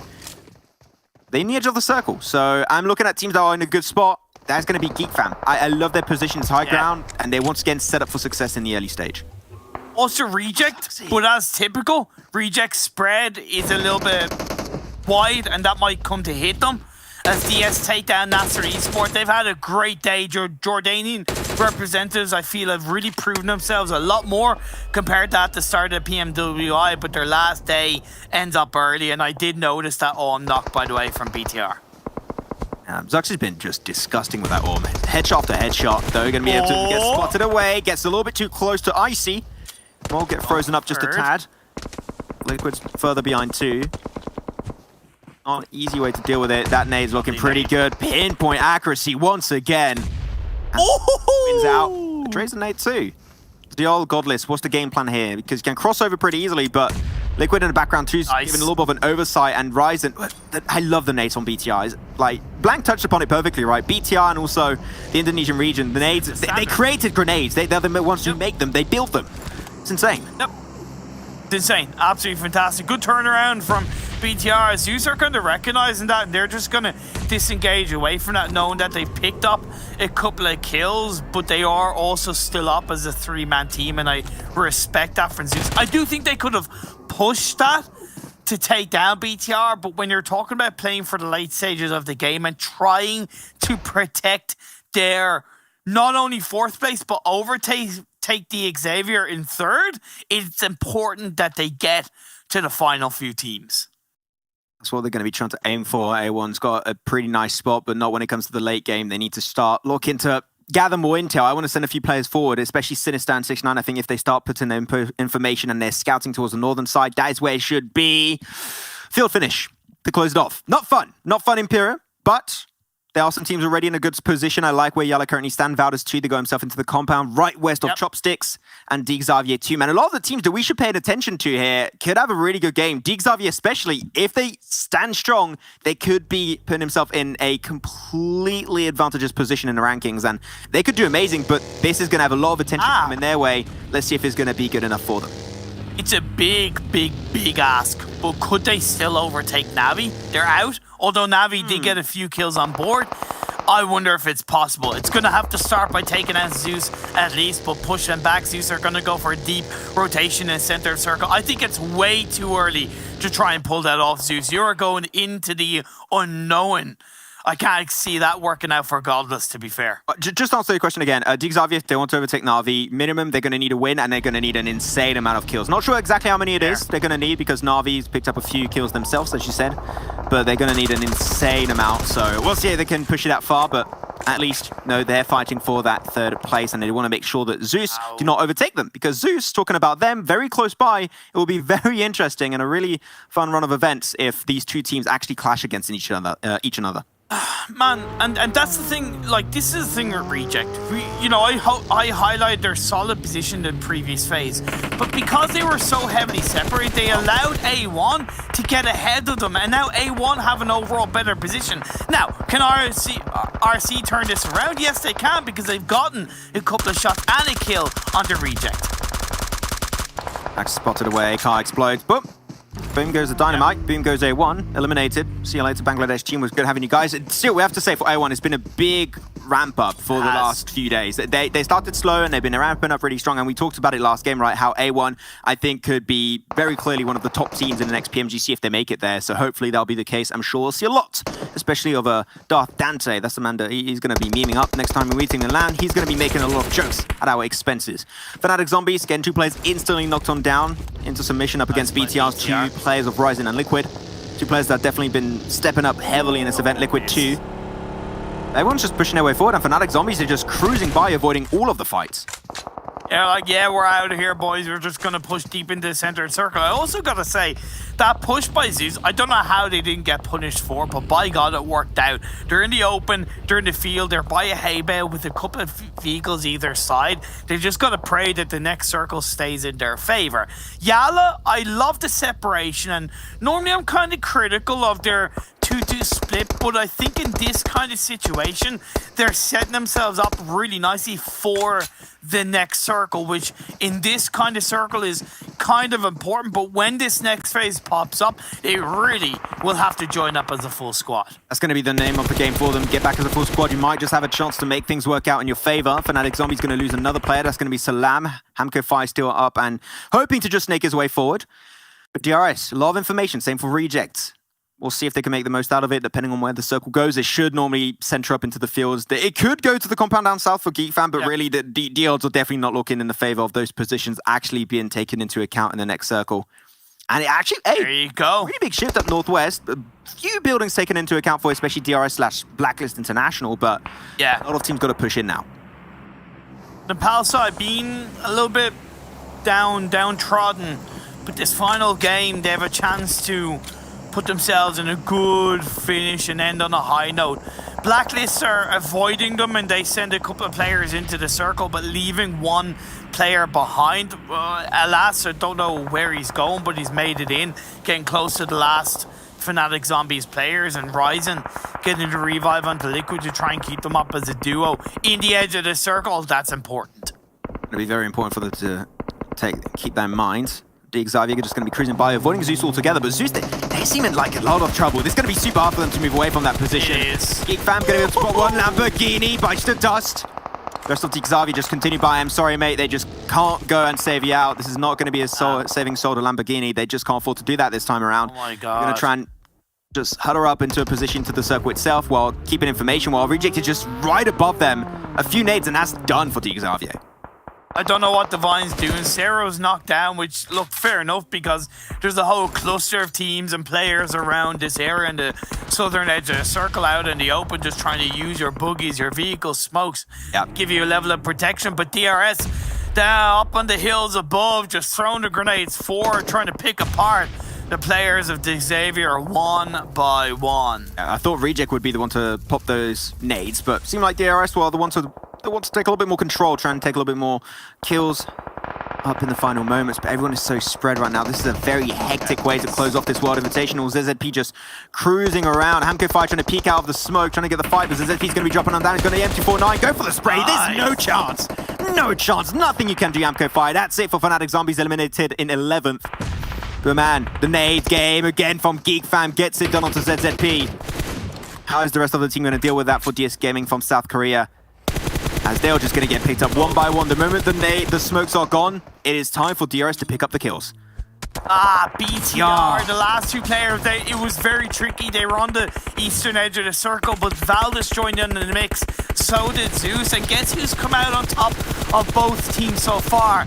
It's the leaders of the pack, baby. Valdez still up as a full squad. Zeus has one player left standing. That's all the while, Yala did join up as a full squad. They have all the northern area to their control. No one wants to commit to the fields. It is horrible. You got so little areas to really fight from. You want to avoid it at all costs. And most of the cars are heavily damaged. It's not easy to rotate with them. Zeus, they're out of the game. That is actually huge. You got to keep in mind that Zeus were looking so good in the standings. They were in 4th place. And Xavier also just went out. I'm not sure. It is extremely close between these two teams. Who's on top? I do not know. We'll have to see later on with the boys on the desk. They're going to have to give the answers to those questions. Everyone's getting mowed down. Same for Zeus Esports. Not going to find closure with a win, but still we know that they are going to be first at the end. So what a great performance in this World Invitational East for Zeus Esports. But now still got a few teams that are trying to find glory in the finishing moments. As GeekFam pushing himself forward to the hay bale. Pretty good play. Duello comes in, gets a knock into one of the GeekFam players. Japan, South Korea, those two teams are still in the mix of this final game. And when you're talking about kind of the middle of the pack, they're in both 6th and 8th respectively, looking to hold on to those positions. We could see Reject jump up ahead of A1 because A1 went out early. DS Gaming going to set... Okay, 4 more seconds for to roll that one over. It seemed like it was snatched away by Loco of Yala Esport. Sanes will also get confirmed away, but this time by Bandar, so they're really good. I think it was 8 kills I saw for Yalo, so trying to find good closure. Yeah. This is a team that has been looking so strong as of recently without a win. Sportugish getting absolutely battered, and that's it for the South Korean team, eliminated in 5th. Now only 4 teams remain. You got DRS, Yala Esports, Reject still in the game. Okay, what's happening currently? Aeon's getting pushed upon by Ida. And this one gets himself the kill with a barrel, and he's going to swiftly confirm that one. Style points indeed, but unfortunately the living points don't work. Bandar is going to rock up Eon towards the edge of the blue zone. Eons is able to use that boogie that was Ida played in to his advantage, but in the end, Bandar comes out on top. You know what? Not gonna lie, that's still a pretty good way to close off your adventure. Started off with a win, ended up with a good game, but yeah, indeed, as you say, Imperium, only 2 teams. Yala Esports still in the game, and the team from the power of DRS. Can they finally get himself a dub? That will be great to see coming out from this team. I think they've been trying their best to get themselves some wins throughout this event. There's been a little bit of a hard time for DRS. We'll see if they can try and find some great closure. Get himself 1 win. I believe it was on that Sanhok game. A second one would be a good way to end the adventure here for the World Invitational East. Indeed, DRS looking for their second, but down the hill they go. And Powerful, it was his birthday yesterday. Happy belated birthday. Can you get a chicken dinner for the greatest birthday surprise? See if that's going to come to fruition.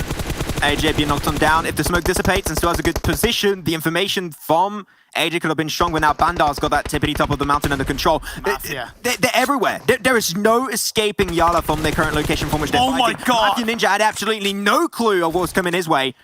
And now that's it. It's going to be 2 players of Yala Esport, Powerful and Bandar. Bandar did have a first aid, going to pop that one up. Oh, DRS got AJ back on his 2 feet. It's a 3v2, DRS from the POW. The Saudi Arabian team of Yala Esport, who will be the one to find closure here for the World Invitational East.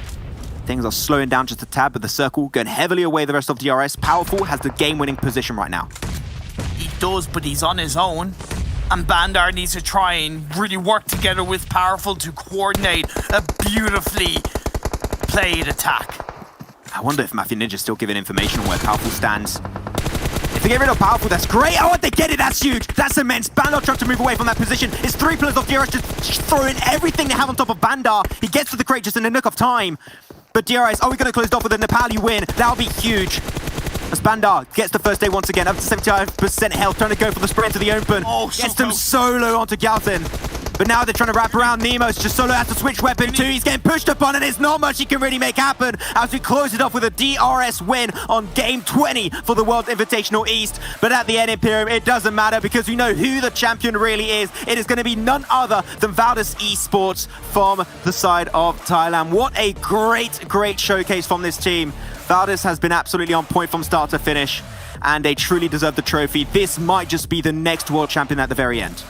Man, Zeus Esports may have dropped the murder, but they certainly added that to the battlefield. Controlled, dominated, damaged, brutalized, you name it, whatever word you want to use. It was their tournament to win. Right from the offset, 105 points in day 1. It speaks for itself. And then day 2, day 3, even today in the final day, they were always up there. Consistency personified. They didn't let up, and they fully deserve to be crowned your PMWI East champions.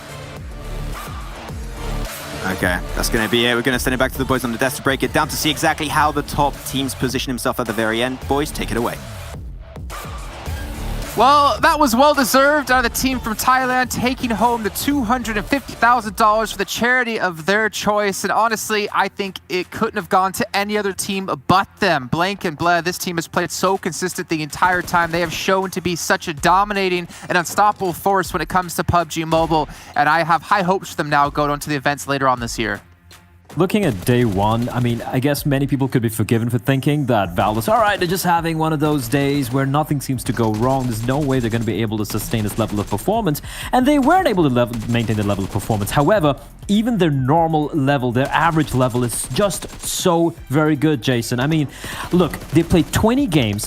11 of them were top 3 finishes. 15 of them out of 20 were top 6 finishes. I mean, Blank, we talk about consistency, but this is something else altogether. It really is. And I mean, look, coming from the Germanic origins of the name Valdez, powerful. And why haven't they been powerful this entire tournament? Every single game has been ridiculous.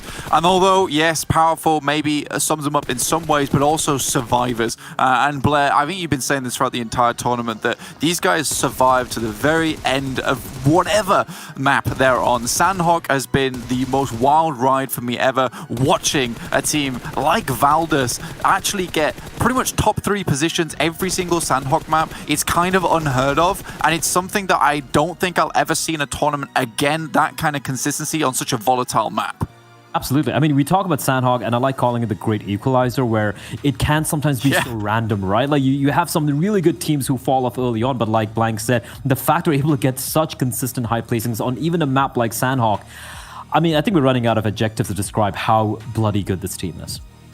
I mean, we did get to see a couple of great teams at the very end make a solid push. We're going to take a look at our overalls to see where all the other teams did place. So you did hear Xavier and Zeus looking like they solidified their position as number 3 and number 4. But we'll take a quick little look just to make sure no one else has shifted around when it comes to the top 5, because I believe BTR should be in there at 5th place.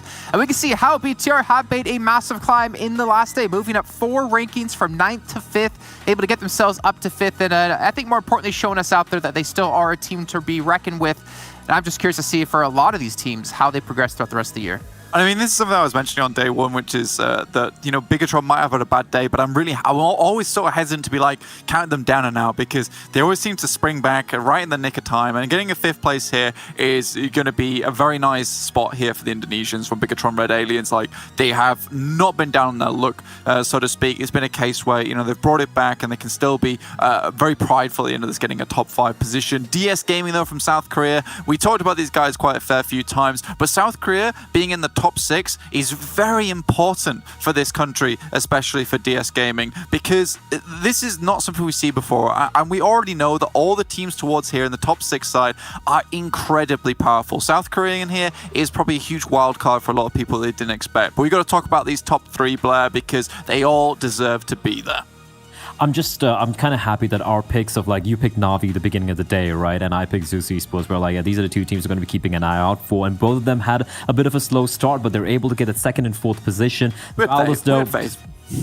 Yeah, we had faith at the end of the day. And yeah, like, class does shine through the end of the day. But Valdez, they were far and away the best team. The Xavier, like you pointed out, this Vietnamese team, they really impressed me. They fell a bit short of where we expected them to reach on the final day, but still a great showing. And as I've already said, Bigatron, at the end, they do manage to go out with a roar. But a bit of a shout out to Yalla Gaming and DRS Gaming. You know, it's easy to get overshadowed when you have teams like Valdez and Na'Vi just popping off like that. But Yalla were always, without a single chicken dinner, they're always in the competition, always looking to take fights and win those fights as well. And DRS Gaming, even though it was kind of a quiet tournament, at the end of the day, Jason, they get the final chicken dinner, they get the last laugh, and they crack the top 8. Yeah, they do, and obviously get some more money for charity of their choice. And I love how you brought up the fact that Yalla, 0 chicken dinners, able to get into our top 8. I mean, you take away 30 points from DRS, and where do they drop to? Probably outside the top 10, if not a little bit further than that. We'll take a look at our second page now and potentially see they're at 144 points. If they lost out 30, they'd be at 114. And yeah, they would actually be in 14th place. So that's pretty insane stuff. But again, Reject, we talk about teams that impressed. You have the team coming in from Japan, showing what they can do. A lot of money in the scene there and a lot of great teams. They able to get a 9th place. I think that's very respectable considering the caliber of teams we had. I think that for Reject, like, considering how far they've come throughout the entirety of the PUBG Mobile journey, the esport itself, like, it's very nice to see them here in 9th place. They constantly come back, and I think that they're a team of sheer will and determination. And I think that the more we see them, the more they improve, the better they look. And I think that, yes, before in other tournaments, I've thought to myself, you know, Reject's kind of like that throwaway team that I don't really have to focus on. But every single other tournament that I have casted or analyzed or been on, it has been a case where I think to myself, wow, Reject is just getting better. Unfortunate for A1 there, dropping down to 4th place, but I don't think this is the last time we will see Bangladesh. A1 really showed us throughout those 3 days what kind of performance, what kind of improvements they can make. So I'm excited to see them in the future too. Well, we did have our money, our $250,000 for Valdez going to charity, but we still had one more amount of money to crown to someone, and it's our MVP of the entire event. Before we see it, hopefully, I would like to get some predictions from you two of potentially who it would be. I think we're all going to agree that it's going to be the same person, and we're just going to see. Why don't we just say 3, 2, 1? I want to say 3, 2, 1. Go, Jason. Give the count. Oh no, he's already there. Yeah, it's already we all knew, didn't we? It was gonna be Martin. It was gonna be Martin. I mean, 400 points of damage, 399, fine. I'm just gonna run out to 400. Every single game is quite ludicrous. Yeah, it's ridiculous. It really is ridiculous. And 21 minutes average survival time. You know, if you had this man just a solo and he was getting these kind of numbers, you know, you'd have a team of one man who would be breaking around about the 120 points margin, which is kind of nutty in of itself. But yeah, Martin has just been a standout player throughout the entirety of this tournament. I think he's kind of fallen off towards the end there, but that really didn't matter so much to me because it felt like the rest of his team was stepping up. And I think that's one of the worries we had was the case of, oh, it's just Martin, and then Concept came online, and then Six came online, and you have all these fantastic players all over Valdes Esports who really are making this team shine as a whole. Yeah, honestly, I feel like there was quite a few different players we can talk about individually, but obviously Martin taking home the MVP. Talk about Frankie as well. I mean, the amount of kills, the amount of damage he had more than any other player in his team was phenomenal. But hey, Martin playing all around. I mean, 2 average kills per match. There was 20 matches. That's 40 points alone he's putting up for him and his team. That is a ton of points considering how little matches we've had played, and it's really hard to kind of match up against that. And as you mentioned, obviously survival time is huge. But guys, we obviously had our prize pool when it came to our finals, but we also had a prize pool coming into our daily winners, to the teams that scored the most points within that day. We'll take a quick look in and check in on who won $80,000 for the chair of their choice every single day. And we're going to have Valdes taking things on the very first day, Zeus taking day 2, Navi taking day 3, and BTR at the very end there taking day 4. So Valdes going to be donating their money over to the International Medical Corps. We have Zeus and Navi donating over to UNICEF, and BTR donating over to Gavi, the Vaccine Alliance. So every charity getting a little bit of money, and obviously a lot of other teams have donated to charities as well. Well, they have to. That's the whole point of the event, right? But we're not going to go through the list of who they donated to, but it is still great to have the $3 million in total from this event going over to them to help vaccinate the world. 100%, Jason. I think that, you know, we have so many really good charities here with us today, and Gamers Without Borders, you know, set up by Saudi Esports, like, we're just so pleased to be here. Or at least I'm very pleased to be here supporting, like, a very charitable cause in what is probably one of our greatest times of need in the 21st century. Oh yeah, for sure. Like, not just the level of competition we've seen so far, but the fact that, I mean, already it's great for me to be working an event like this. First time I'm working with you as well, Blank, and I'm obviously excited to be part of this event here. Jason, I'm just going to ignore Jason right now. But the fact that we're doing this for such an important cause, like I said, it's an unprecedented time in modern human history, and the fact that video games can do so much of good, just to be a part of this is just magnificent. Well, luckily for us, Jason is not here. It's James, remember. But no, you're very right. Obviously, with all the people working from home and spending more time at home, video games is such a great escape for people, and to see video games be able to do such good in the world is phenomenal. But I think that's going to round it out. I want to give you two a quick little chance, though, to say, you know, a nice little goodbye if you want to, before we do close things out, and then get things ready for the West Conference coming up next. Blank, let's start with you. Oh, well, you know, it's been lovely being here. Honestly, I couldn't be happier to support a cause like this from Gamers Without Borders. My first one, and it's my first time with Blair as well. And honestly, Blair, it's been an absolute pleasure, man. And Jason, I don't think you get enough credit for the work you do. And thank you, everyone at home. Stay safe and stay protected. And we'll catch you very soon.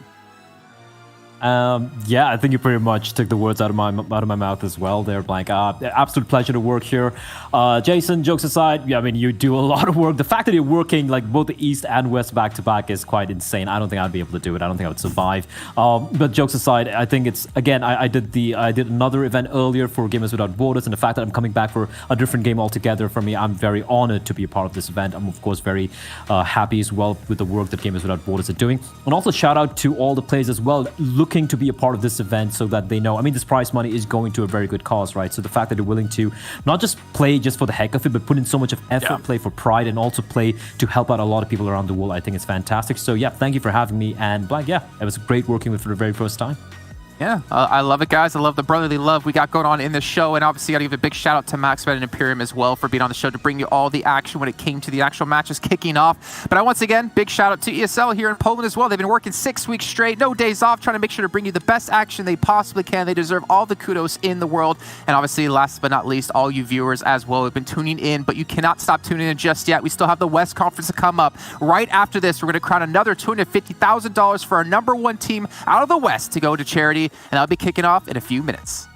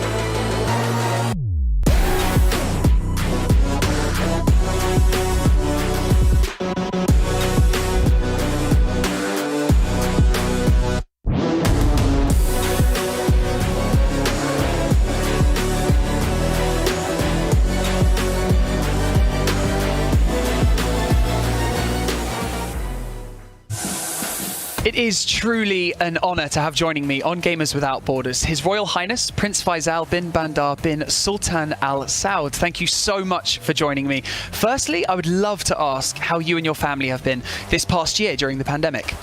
Well, thank you very much. It's a pleasure being here with you. It's been a long year or two. We've had just as much cabin fever as I guess most people have. We've had to take an extra step with precautions because my daughter was born in February. So, the time leading up to that, with my wife pregnant and then with a newborn in the house, we had to be extra careful. But we are very thankful and very lucky that we had the opportunity to be a part of the vaccine rollout and get vaccinated. We are excited about getting to the end of the pandemic. And we want to make sure that we are doing, everything we can to help the world get past this. And as they say in the videos that you see throughout this tournament, is no one is safe until everyone is safe. So we're happy to be a part of that. We're really thankful and very lucky. Well, it's the second time that you've spoken here at Gamers Without Borders. Last time was during the first edition. What has been your favourite outcome as a result of the initiative last year? The two things that I think have been, don't get me wrong, I love the gaming, I love esports, I love watching the competitions, but really seeing everyone come together under the banner, taking this from what was a thought process, an idea, to really a global impact, a global event that no one, all of us, all the gamers have real ownership of this. And it's been great to see how many different people from different backgrounds, different areas of the world. I mean, we've had, last year we had 14 million viewers, 460,000 different individuals from, I think it was something in the range of 80 countries that took part. And seeing all of that come together to do good, I think has been amazing. And really showcasing that gaming is not something just to be looked past. It really is a platform that people can use to do good and not just do well. It's huge, and like you've already mentioned, it's on a global scale, but also you already said no one left behind, and you decided to return this year with that slogan, that ethos, and that's the goal for 2021's Gamers Without Borders. So what does that slogan mean to you personally, and what would you like to achieve this year? It's important to me because, I mean, as we said, or as I've said, here and in many countries, we're very lucky to be a part of a quick and efficient vaccine rollout. But to make sure that, I mean, as you said, no one is left behind. The risk will always be there until you have a way to bring all the world. And it's important right now with COVID and Corona, but it's in general with vaccines and vaccine rollouts. Making sure that everyone has that equality, the ability to be safe and healthy. I think that is something that people take for granted sometimes. And I'm so excited about the number of athletes that come out and said, during these podcasts, during these interviews with you, do your part, get the vaccine, let's keep the world safe, and let's get through this. I would love to talk to you also about the Saudi Esports Federation, because year after year your ambitions have grown with huge initiatives like Gamers Without Borders. So what are some of the other projects that you're currently working on? Well, we've had a few launches in the last year or two, which has been interesting during a pandemic, to say the least. We've launched our local leagues. We're launching a regional league. We've launched a university league. And the idea there is we want to move past just events. Previous to the last 2 years, we've been doing a lot of events. We do an event here and an event there. We want really to give our athletes and our community a chance to be a part of something on a regular basis, be a part of a pathway to international participation. We just had the launch or the announcement of the Global Esports Games that is going to be hosted here in 2023 with the Global Esports Federation. So we're a part of many exciting things. There's a lot of things that are happening, a lot of growth that's happening. And there's a few exciting things coming in the next, few months, which I'm not prepared to announce yet. I don't like to announce something until it's, fully cooked and baked. But keep your eyes open. There's a few exciting things coming. Oh, you've got me all excited now. I'm getting excited, nervous. I don't know what to expect. Well, I absolutely love your passion for gaming and esports, and I can only imagine how busy your schedule is every day. But I have to ask this question, okay? What is your current game of choice? Well, again, with a lot of work recently, with a newborn baby, and then and a little bit older son. My son is 5. Trying to keep him busy while and not be jealous of the new baby. My gaming time has taken a big hit, and you add on to that, I generally tend to play story games and RPGs. But I am also a bit of a completionist, so I do tend to stick with games a little bit longer than I should. So there is a few things. I'm still got a few things going on Assassin's Creed Valhalla. I know there's been a lot of talk about missing fish, and I still have about 3 different fish that I'm trying to find. You can see I still have my list on my desk for easy access, my bream, and but and I do have a few games in the pipeline that I'm looking forward to playing. But right now it's a lot of playing with my son, so it's a lot of Nintendo, it's a lot of Super Mario, trying to get him excited, and trying to get him in slowly, with as much as we can get approved by my wife. An eclectic mix. I love to hear it. And I love to hear that you like to collect all the trophies. That is such a great piece of info. I love it.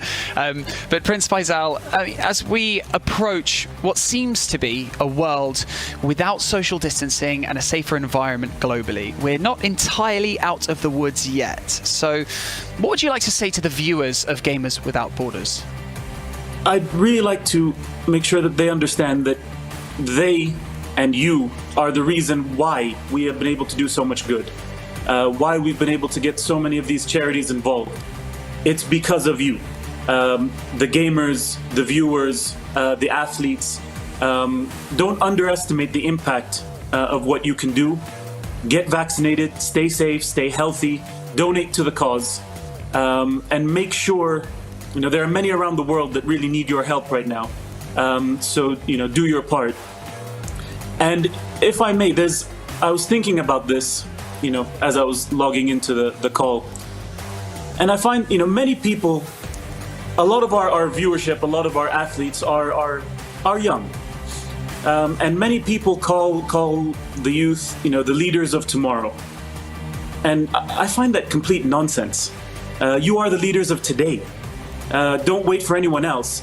Make your voices heard, make your actions felt, and lead this world out of this pandemic and into better days.